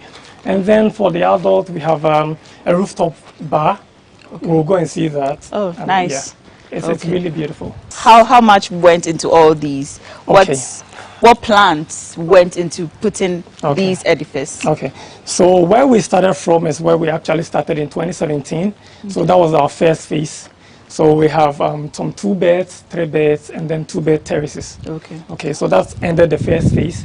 And then we have the second phase, which started from just opposite to the first phase, all the way to house 57, just ahead of us. So that also comprises some 2 beds, 3 beds, basically. Yes, and so we have a mix of everything: 2 beds, 3 beds for our phases 1 to phase 3, and then ongoing we have some 1 bed as well. I'll show you that as well. It's very beautiful. Okay. In terms of space, you know, some of us like our spaces. We like big spaces. I've noticed some of these real estate companies have quite smaller spaces. How big is your space? Well, it's quite sizable. We have actually optimized the spaces we have, and so as you can see on my left, this is a typical 4-bedroom, which is part of our, you know, phase 3. You have your parking to your left here. You have the building there. You can go all around the building. You have also some greenery to your left as well. And so, I mean, we have really optimized the space, and definitely it is really a design for a family. I mean, yes. Yeah, and for this particular house, I could see your client understood the concept, because I can see more greens actually in the house, and it makes it more beautiful. Exactly. So as you can see, I mean, he's done a lot of, you know, additions to it. We have spaces for families to sit around for families. We have a lot of greenery around there. So there's a lot of space for families to be able to sit around and enjoy the facility. Okay. I see quite a number of units around me. How many in total do we have? Okay. So in total, we're doing a community of about 108 houses. 108 houses as we speak. We are on the last phase of it. We just have about 6 buildings to go. So those of you who want to be part of this community, you better run. Rush while the deal is still hot. Exactly. Okay, that's nice. So we are heading towards the phase 3. I want to first show you the recreational area, so you appreciate what, you know, the entire community also comes with. So when you talk about the recreational area, is it just one particular spot? Because you showed me one particular one. Is that the only place for the units? No. So that is a playground for kids. Yes, and then we have an additional space where you have an open top bar. You have the gym. And then you have also a multi-purpose court and a swimming pool. So that is where I'm taking you to now.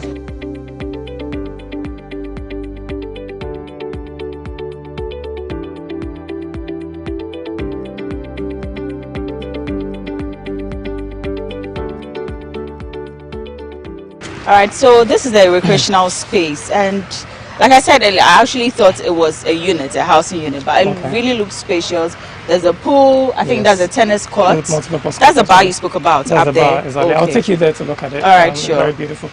But let me not catch you. But We also have apartment, 1-bed apartment here, a 3-bed apartment as well. So those of you who are looking to do some investment can consider a 1-bed apartment here. That's fine. For Airbnb. I mean, it will give Airbnb, you very good, yes, I was going to ask if you do Airbnb. Okay, so take us around and let's see what you've got. Yes, so here is a community pool.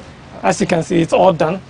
Ready for swim. I don't know whether you brought in the costume. Unfortunately, I didn't. Okay, and then we have the multi-purpose court here. So that's for long tennis. You can do basketball as well, and even volley. How deep is the pool? We have the deepest side is about 1.3 feet. Okay. And then we have very, very shallow, even for babies. You can sit on the staircases to your right. Okay. Yes. But is this enough for the 108? Oh yes, I mean this is about 15 by 8 meter pool. So quite, very big. It's quite big. Yes. Okay, sure. So the gym is not finished yet, but that is where the gym is. Okay. So we have about 162 square meters of gym space with washrooms, male and female with lockers. Okay. Yes, it's not finished yet. So yeah, I see. And then up here is our open, rooftop bar. Okay. Maybe I can also take you there so to look at. Before we go to the rooftop bar, let's have a look at the 1-bedroom. Okay. Apartment or unit.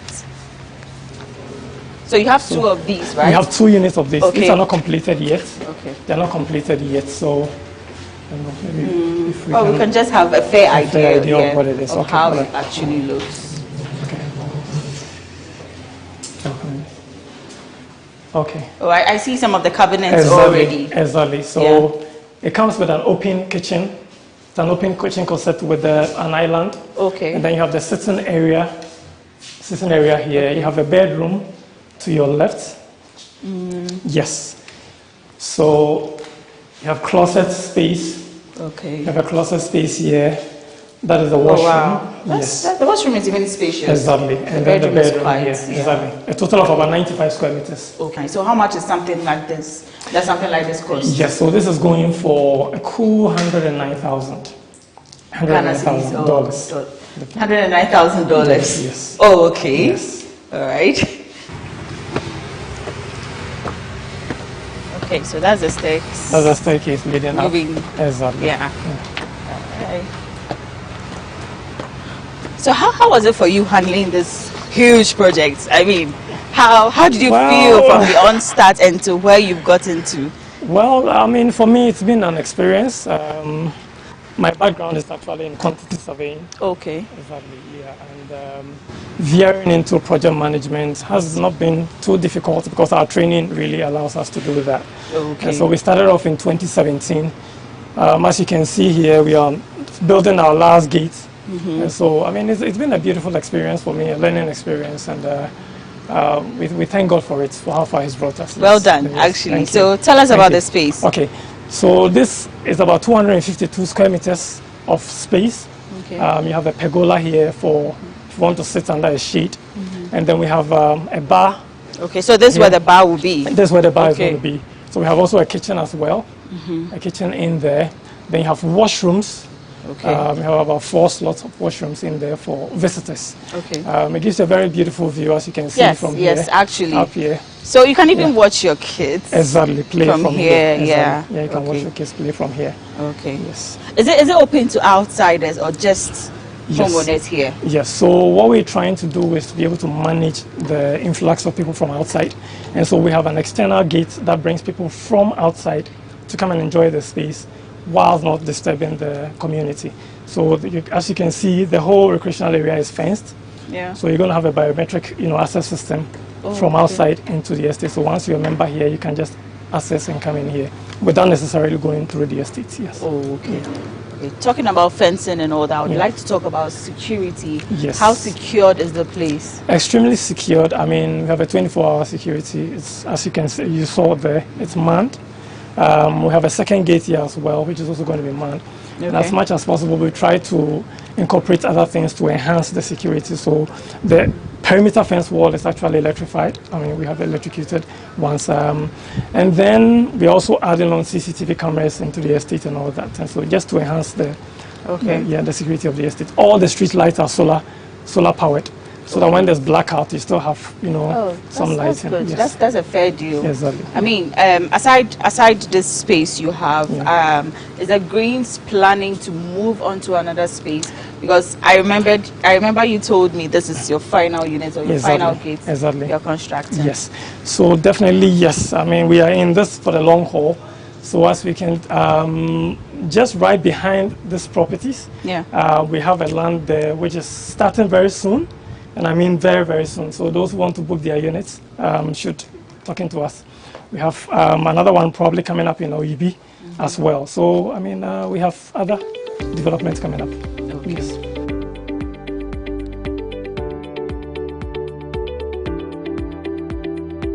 Let's go back to the final phase of the whole project. Yes. How long is it going to take to complete the final phase? So we're actually looking at by June of this year we should be out of here.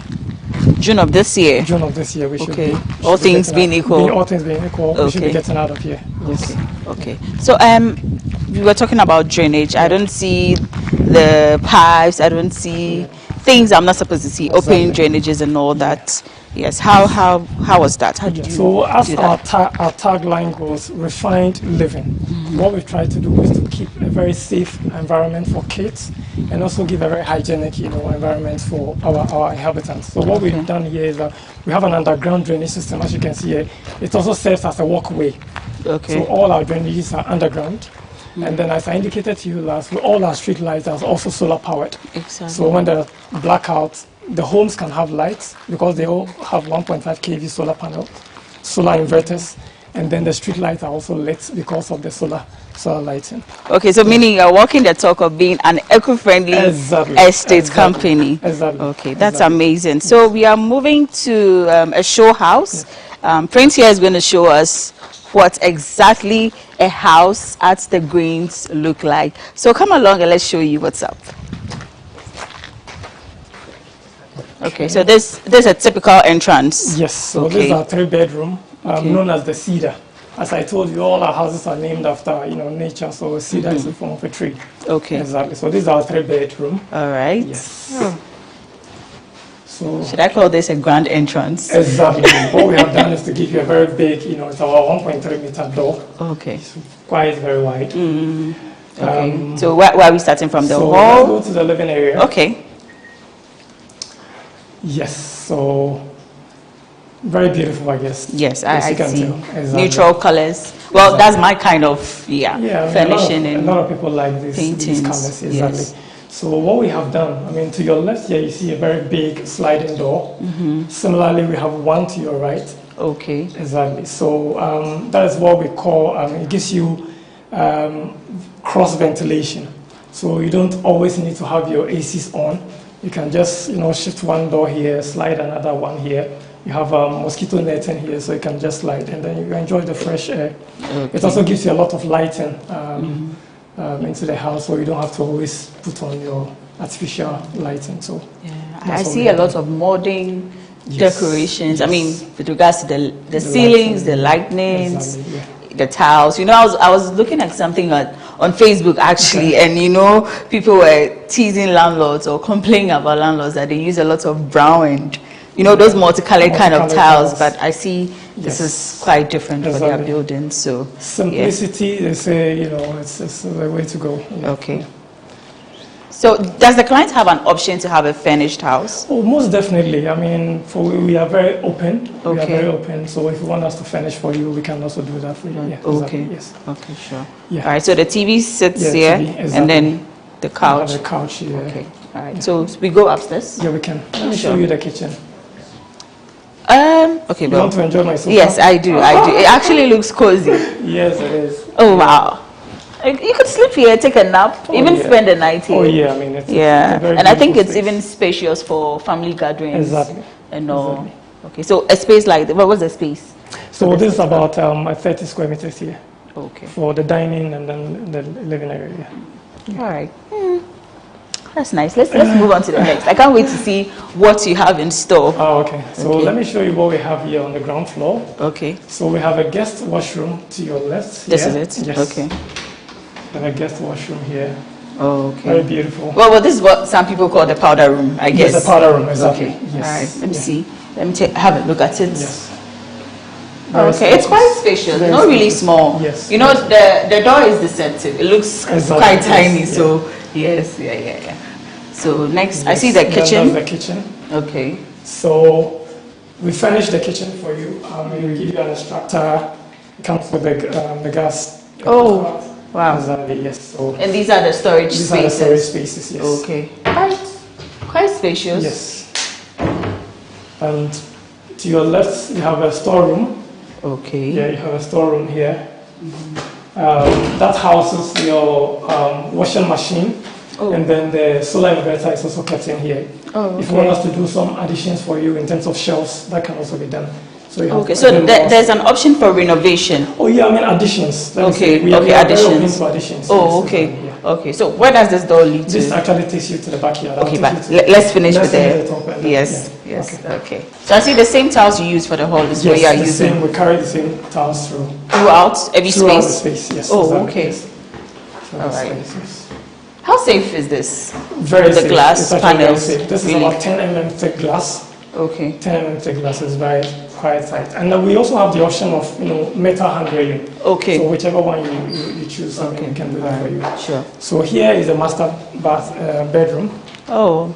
So this is a master bedroom. Oh. Yeah, this is a master bedroom. This is lovely. Yes. This is a master bedroom. Oh, it has built-in wardrobe. Exactly, yes. Oh, or closet. Okay. That's a queen-size bed. Yes. Oh, wow.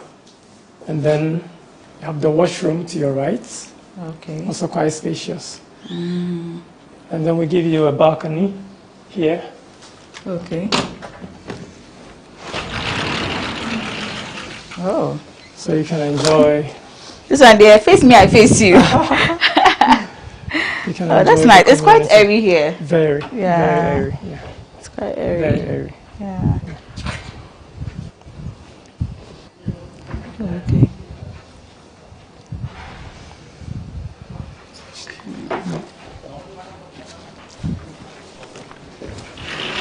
Alrighty.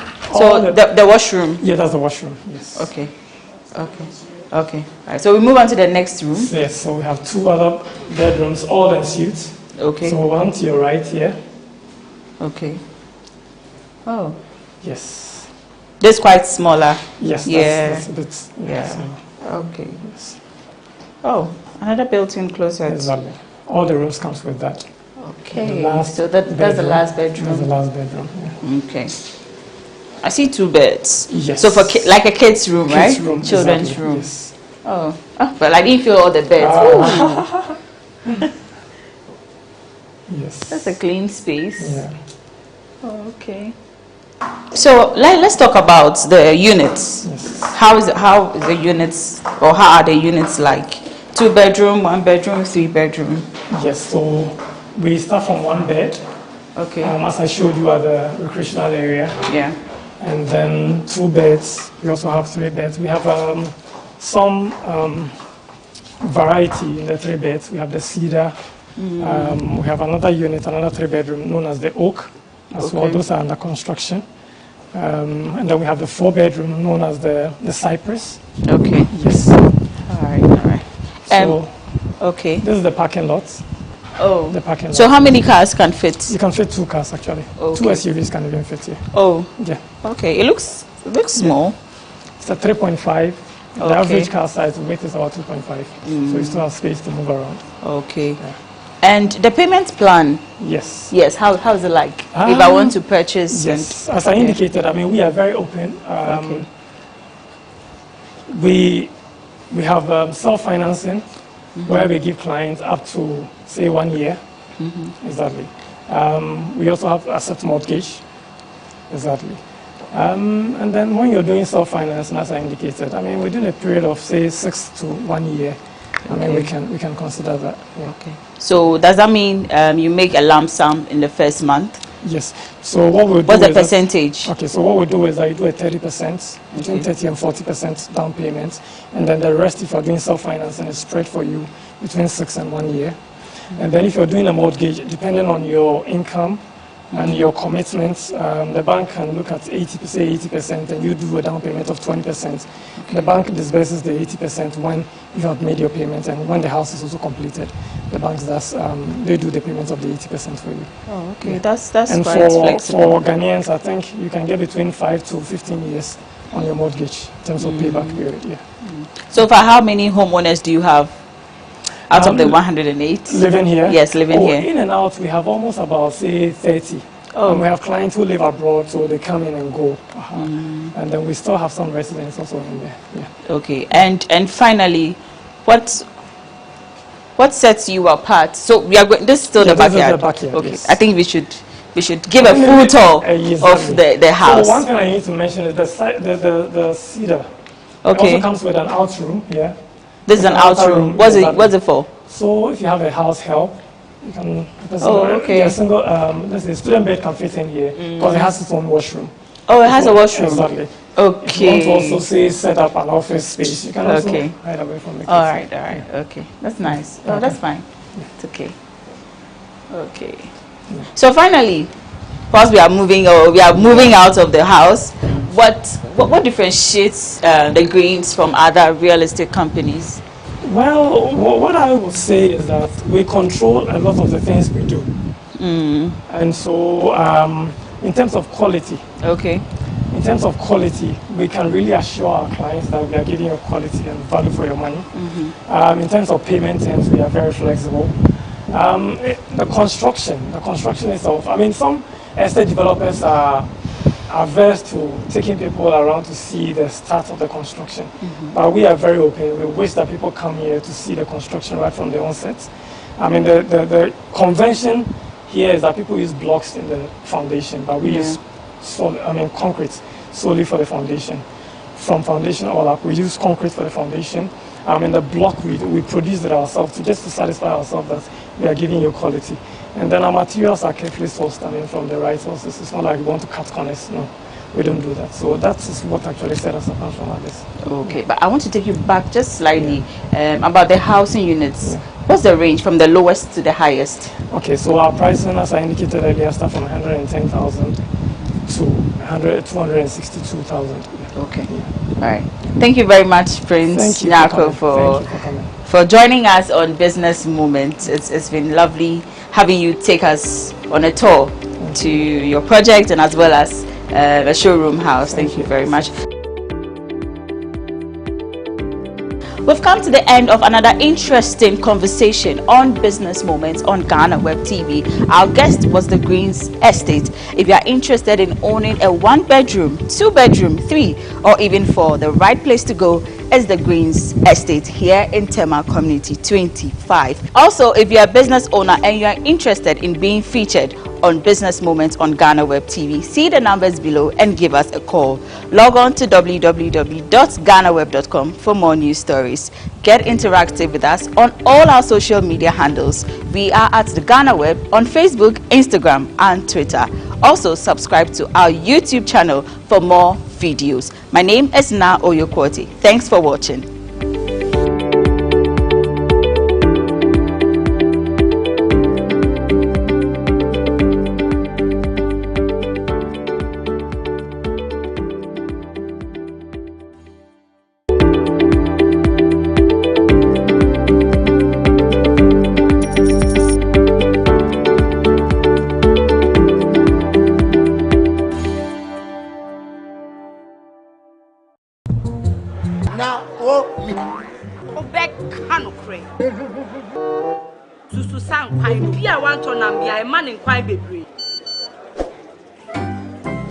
Mommy, you can see about Kotoso. Pepoga, send me Sika from Lemonade Finance. While Brian did the shit and let me £2. Lemonade Finance. Say they're sending money back home from UK, Canada, and now US. I accepted a instant charges. Extinguishing in Suya.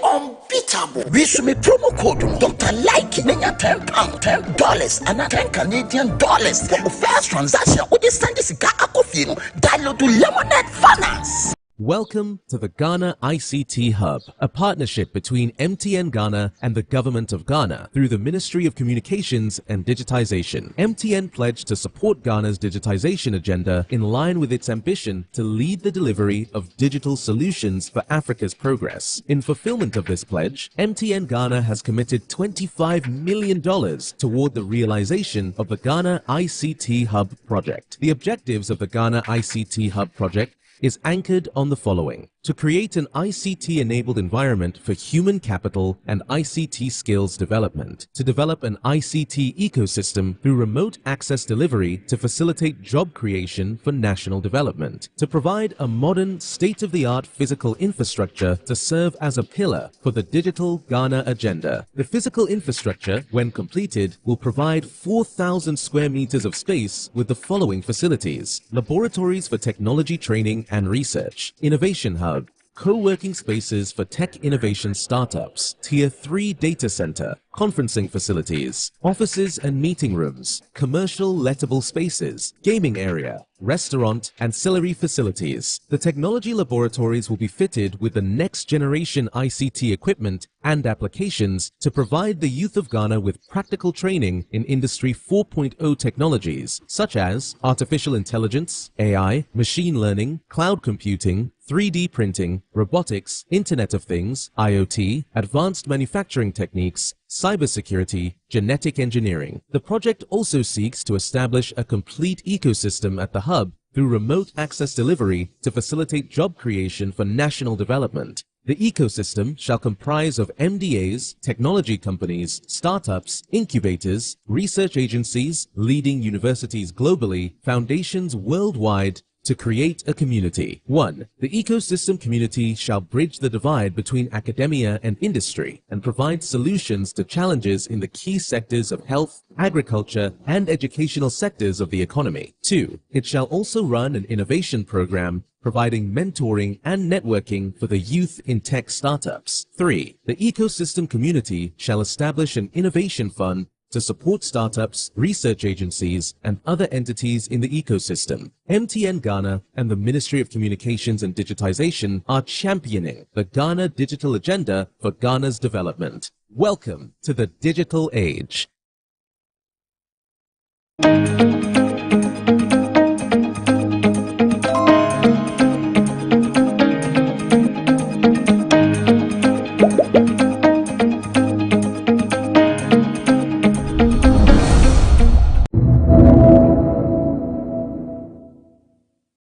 On the last day of March 2023, the government passed 3 tax bills, including the Excise Duty Amendment Bill, the Income Tax Amendment Bill, and the Growth and Sustainability Amendment Bill. What do Ghanaians have to say about these new taxes? Join me as I found out from people whether they support their government or not. Well, I think there's more the government must do or can do to enhance the development of the country, because already there is an existing crisis here and there. So I'm of the view that the current taxes that is trying to implement, in fact trying to put in place, it will not help the citizens because we're already bleeding. So we want to plead with the government that they should rather look for other sources of revenues to sort of come on board again, to restructure the country again. But adding up to what is going on currently, I mean, it's quite ambiguous. They are doing well, but then we are asking that they should up their games so that at least they can also see to the needs of the citizen, because everyone is bleeding. There's so much crisis everywhere. Wherever you pass, I mean, people are complaining here and there. So we are pleading with the government. They shouldn't add up to our crisis, but they should rather leverage it or probably decrease it, and then the country will be a lively place to all, I mean, live and enjoy. The tax will be too much. It's too much. The government is taking too much tax on this e-levy, toll booths. Like, it's too much. Like, and even the money, if they get it, at the end of the day, we don't even know what they use it for. It's just MPs getting new car, the government's going outside, and he's even going for loan. Like, who does that? Also, where the tax money, where they take go? Like, or the other, it's too much, madam. That one there is too much. So what are you medias doing about it? Like we there, we know if you do nothing, you know. Them talk on their head. You talk and then we go they pay. We don't have a say. After all we voted, we put them in power. And it's not like we can overthrow him. It's not possible. Like, so it's too much. No taxes. So we the banner in case we the buy my papa bia and kabebwa. Na kamu find my papa bia there. Me to me the boy. Even if two mo ye no. Me the two by example. Two so many years. Time so akra na ye G2 no. Me nim say mo the ye bibi. Me say mo the ye kwan no. But still ye kwan no. Still heading. E kwan still za na ye. Kwan nye. So ye kwa and much possible and ma nkofo heading any accident. Nda de. Nti say mo the beba na be bi papa. E kwan asay no. Mo tuma de aya. And be boy nyina. Ba mo fanya bi papa na boy nyina. Na say reason bia no say mo di tax ni beba. Na tax nso bebre kuye. Tax no dosu. Na mo be hwe na aba like quantity be do some level bia. E ma ye nyina betuma tua. Na ye bu proof e wo ma anka be boy. Once I say government no no media ban be boy kwan dia me support. So once I be develop the country because ye na ye pe country ni ye. Se be develop country ni dia support, but once in develop country ni dia because if the economy na ye like a year so me sure say they are also doing their best possible best to say the dia be ye. Tax in the air, say tax in the air, Adibia, Winya, but say, Adibiana, don't find what I say. And to test in the edification, but they will say, we are almost so. That's it. Tobu to Kramoje, Tobu to the Biokramoyesko, Kramoje, Tobu, what I say. And to test in the air, when you may be an or so be a moditazo to so. Sanity. Tax now, Omode for France, you want to buy a crown, you know, almost had a full floor server. No more to be there. Omutebi, Omudri, who there. Yeah, you almost got to know no more. And yet, Omuye, the Muntina to about the Mao. Some Bama man I had a crosswalk. And then they say, Omuya, they are to about Mom say, Omunkotana. Every 2 minutes, they share Omunsa. Into Omundi Mwaye. Omundi Amwaye. No, my bread. These are what some citizens are saying about the new taxes. Others are of the opinion that the taxes are introduced to generate income for the country, while others too are saying that the government is imposing too many taxes on the citizens. This is Diaba Eugenia reporting for GhanaWeb TV.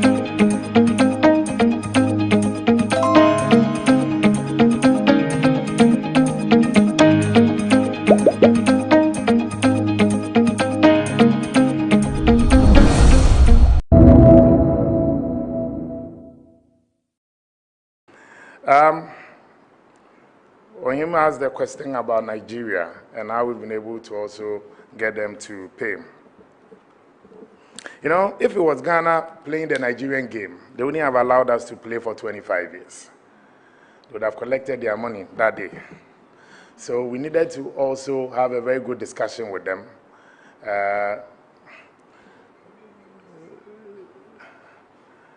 I'm just trying to choose the words well. So through this engagement, through diplomatic effort, and through strategic partnership and collaboration, we also encourage Nigeria to also have their own national game. And then they can have the Ghanaian game as an aside. So last year, somewhere on the 12th of July, an NLA team, we were in Abuja to also help Nigeria launch its new game, which is a 649 game or so. The NLA's very old game, which is very popular on the African continent, we call it 590. That's 5 balls drawn out of 90 balls as you normally see it on the screen. And it's the most popular within the sub-region. So clearly, we assisted Nigeria to have their own game. We also told them that in developing this game, the NLA goes through a lot. We pay our partners who carry it live. And then again as well, the draw panel is always represented by someone from the Ministry of Finance, representing the Finance Minister, one person representing the Chief Justice and the Judiciary, and myself, the Director General, either myself or my deputy or any of my directors or management members sitting to represent the Director General. So we go through a lot to develop these games. And I think my predecessor started the process. Some way, somehow, it did not end up with the NLA getting its fair share. But when we assumed office, together with my Director Legal and the former Director of Operations for the NLA, we embarked on this journey once again. We engaged and we also involved the government of Nigeria that if they want to continue enjoying our games, they must be willing to also pay their fair share.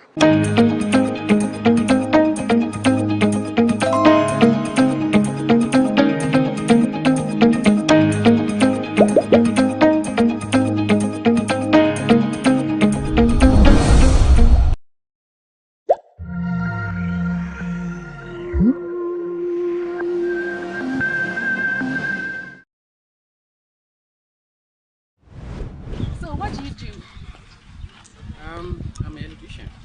Okay. How long have you been practicing that? 7 years now. Yeah. So when did you realize that you have this talent? I started doing something like this. I'm a small boy, 5 years to 10 years. I'm starting doing something like this. Yeah. So have you done other inventions similar to this? No, this is my first thing that I'm doing. Oh. Yeah. So how easy or difficult was it putting this up? This one, I use scraps.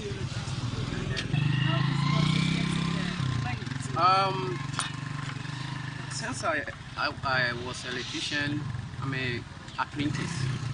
And if anytime I get job, I can use my job money, buy things small, and then go scraps, buying some things small.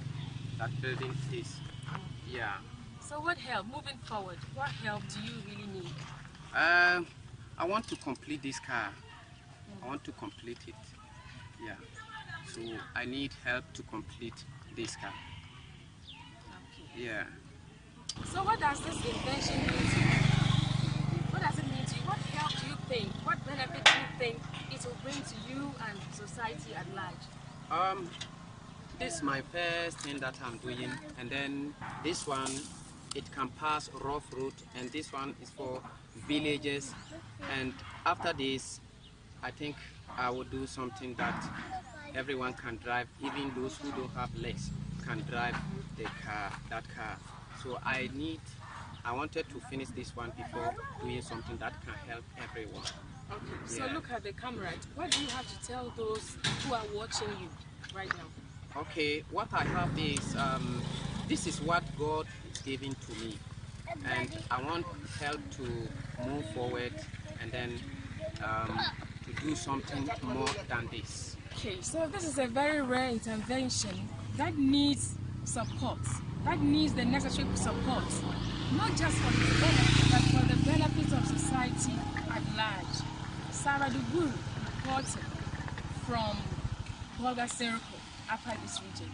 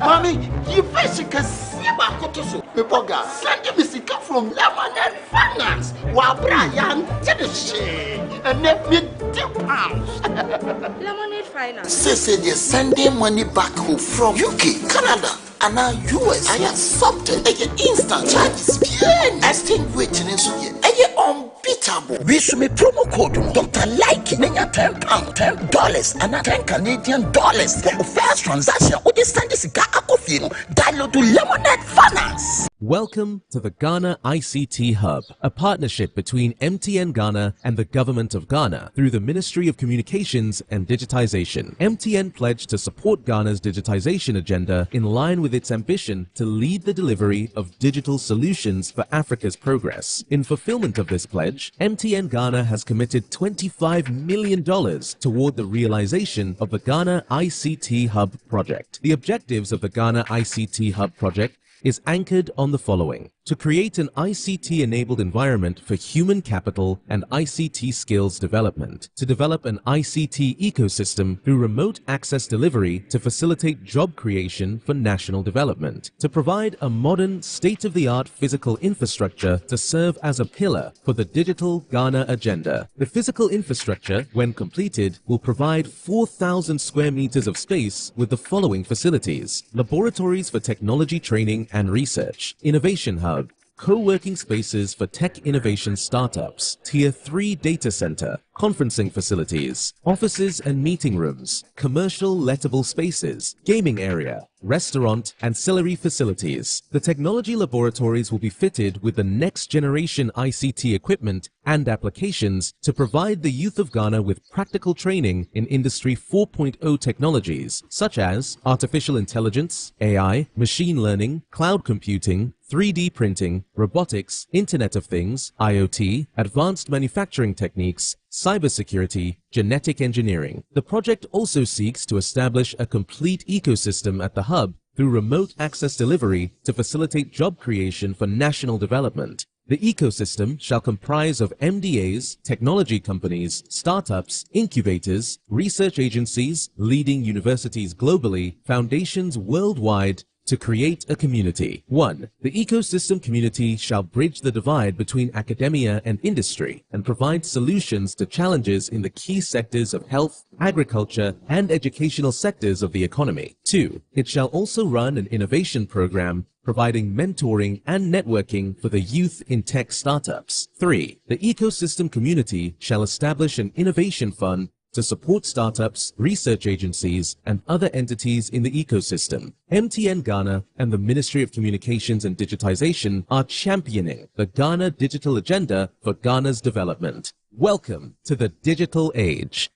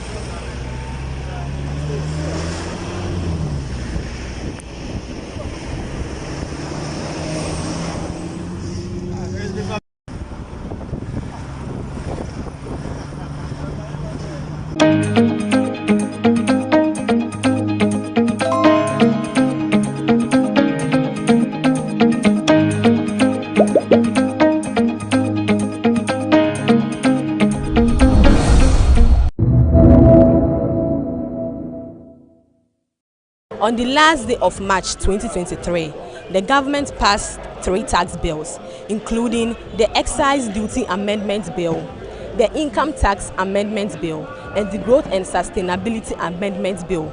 What do Ghanaians have to say about these new taxes? Join me as I found out from people whether they support their government or not. Well, I think there's more the government must do or can do to enhance the development of the country, because already there is an existing crisis here and there. So I'm of the view that the current taxes that is trying to implement, in fact trying to put in place, it will not help the citizens because we're already bleeding. So we want to plead with the government that they should rather look for other sources of revenues to sort of come on board again, to restructure the country again. But adding up to what is going on currently, I mean, it's quite ambiguous. They are doing well, but then we are asking that they should up their games so that at least they can also see to the needs of the citizen, because everyone is bleeding. There's so much crisis everywhere.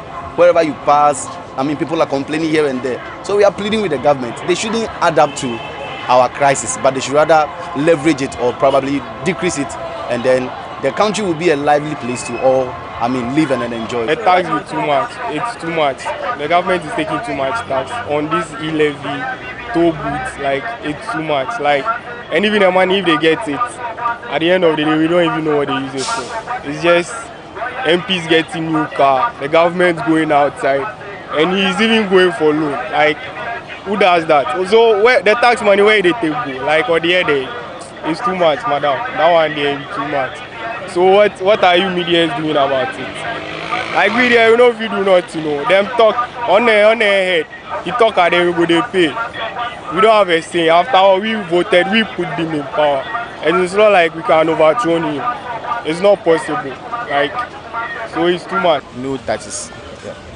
So we the banner in case we the buy my papa bia and kabebwa. Na kamu find my papa bia there. Me to me the boy.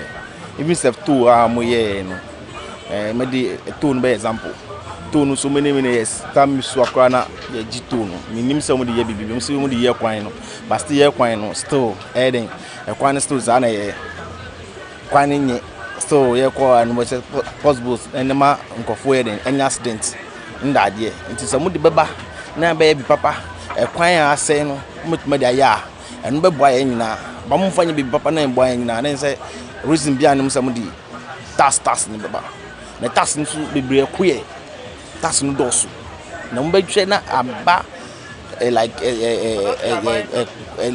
quantity be do some level be a e ma ye nyina betuma tua na ye bu proof e wo ma aka be boy once I say government no nyomo dia ba be boy nko dia me support so once I be develop the country, because you in a country ni it's a bit developed country in there support, but once in developed country in there, because if the economy like a year, so me sure they are also doing their best possible best to say if they are ye tax in the say tax in the idea unya ba say adibia oh fine, what I say. And to test in the future, nobody will say, "We are so." I say, "Tobu to Kramoje, Tobu to the Bia Kramoyesko, Kramoje, Tobu." What I say, and to test in the when you may be an also be a modern task to so.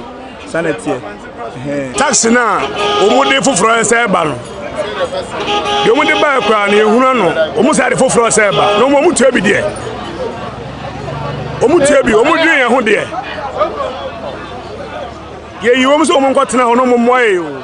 Enye omu ye die mu ntine to abade ma omu o. So mbe ma o ma na ye de akoso. Ntine se omu ye de ye to abama omu se omu nkotena ho. Ye de 2 million ye de e share omu nsa. Nti omu ni mu aye.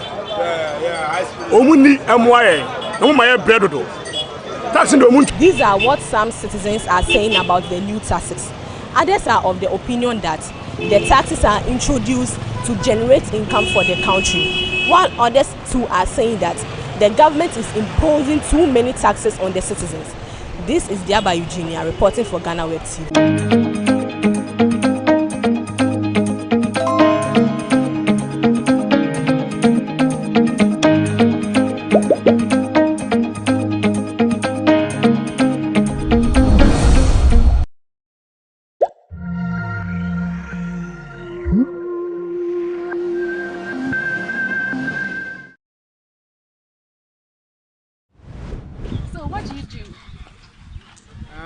I'm an electrician.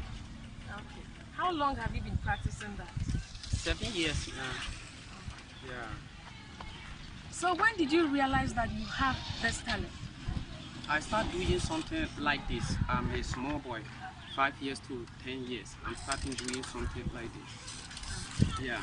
So have you done other inventions similar to this? No, this is my first thing that I'm doing. Oh. Yeah. So how easy or difficult was it putting this up? This one, I use scraps. And then, since I was an electrician, I'm an apprentice. And if anytime I get job, I can use my job money, buy things small, and then go scraps, buying some things small. That building is, yeah. So what help moving forward? What help do you really need? I want to complete this car.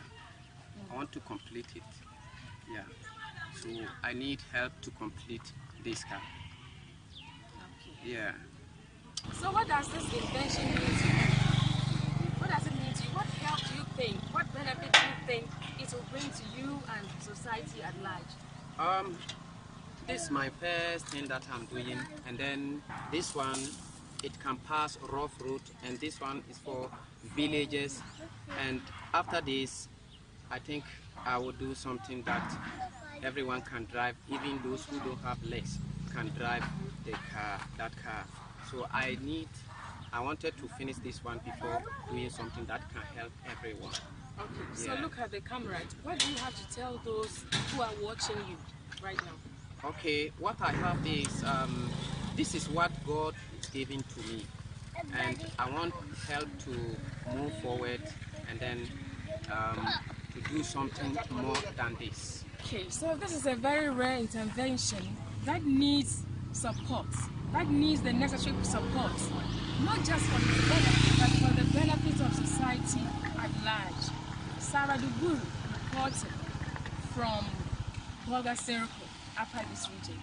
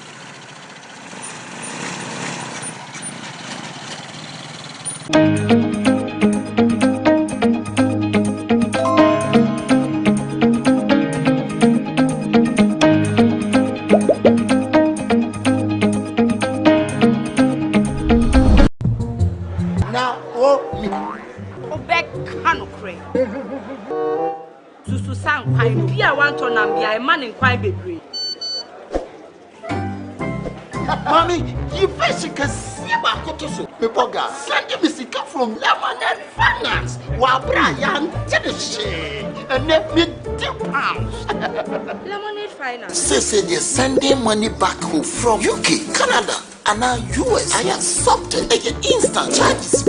Extinguishing unbeatable. Wish me promo code Dr. Like £10, $10, and $10 Canadian dollars for the first transaction. With this Sunday cigar coffee, download to Lemonade Finance.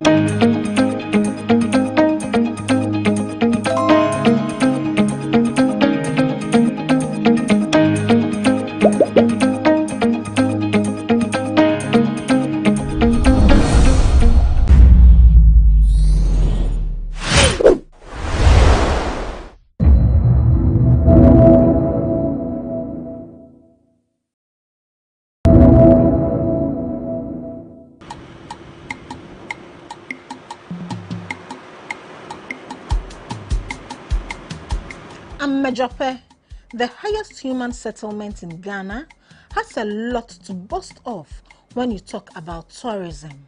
From the second highest mountain in Ghana, Mount Gemi, to the Otewata Falls, to the Amejope Canopy Walkway, and the oldest EP church in the Avatime traditional area, not forgetting the several nature trails that gives you the opportunity to hike the forest. Amejope is truly home of tourism.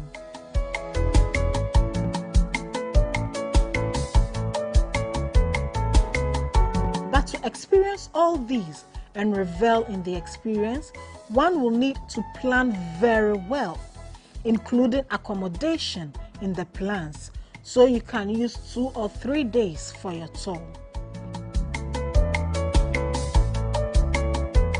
Abrarica, a hotel within the community, is one place you like to consider when planning this tour.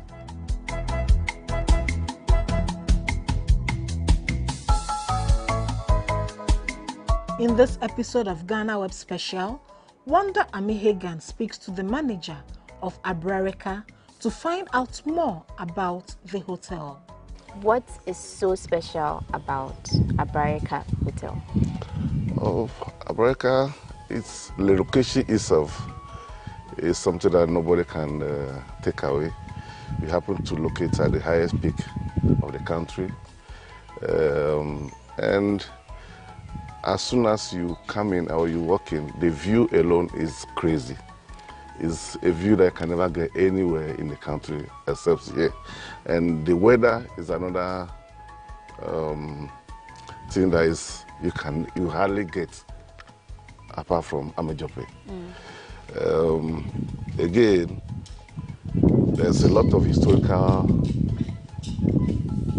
things about Amejope that when you come to Amejope, you love or you want to revisit again.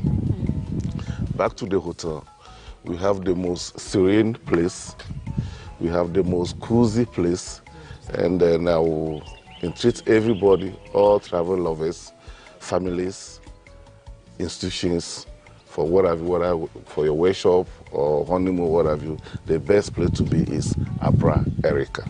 Okay, but tell us a little about the hotel. When was it established and how did it get to the point it is now?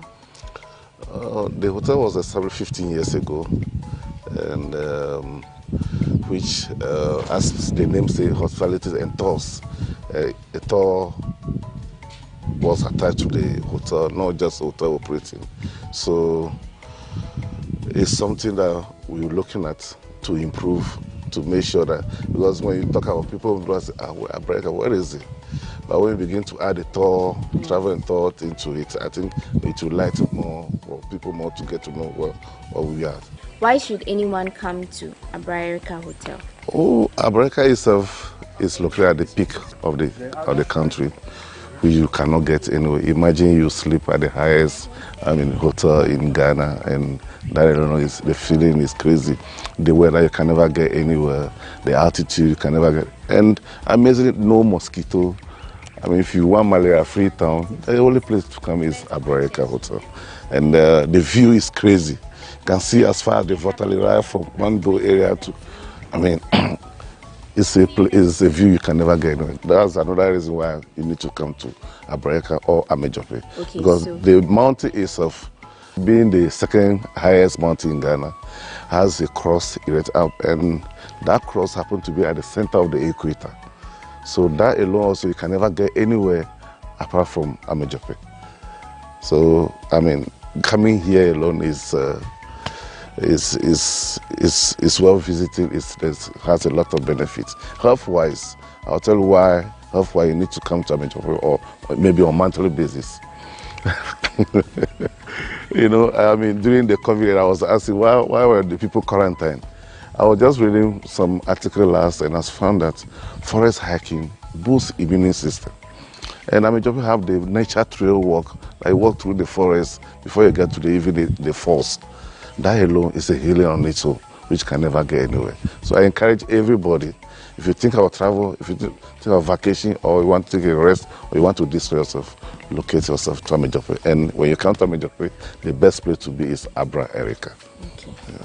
Now, can you briefly talk about the facilities you have here, the kind of things people can expect or should expect when they come here? Yes, we have a wide range of facilities. In terms of rooms, if you've got a single bedroom, you've got a double, you've got the twin beds, you've got the family suites. So if you are wondering where to go with your family, we've got a family suite to take care of you. And we've got a nice cuisine to take care of your meals. If you are tired of the rice thing, come here, let's treat you with the correct local dishes here. And I believe you won't even think of going back. What is your specialty when you talk about food? Oh, food, any Ghanaian local dishes we do here. And then there's one nice, dish that we are promoting, which is from the locality, which is called bimikome. It's made of brown rice. And we all know how nutritious the brown rice is. So it's the form of, they have a nice one, and you can't come to Amejope or Apatimi without tasting the brown rice, banku or akble.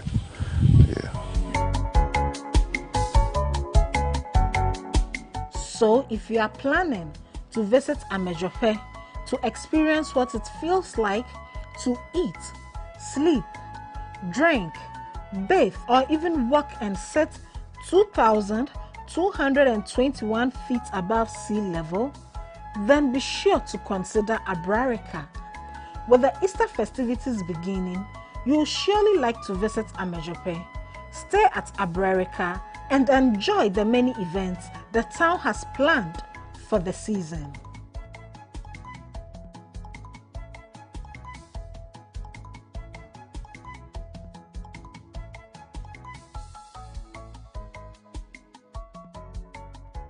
Thank you.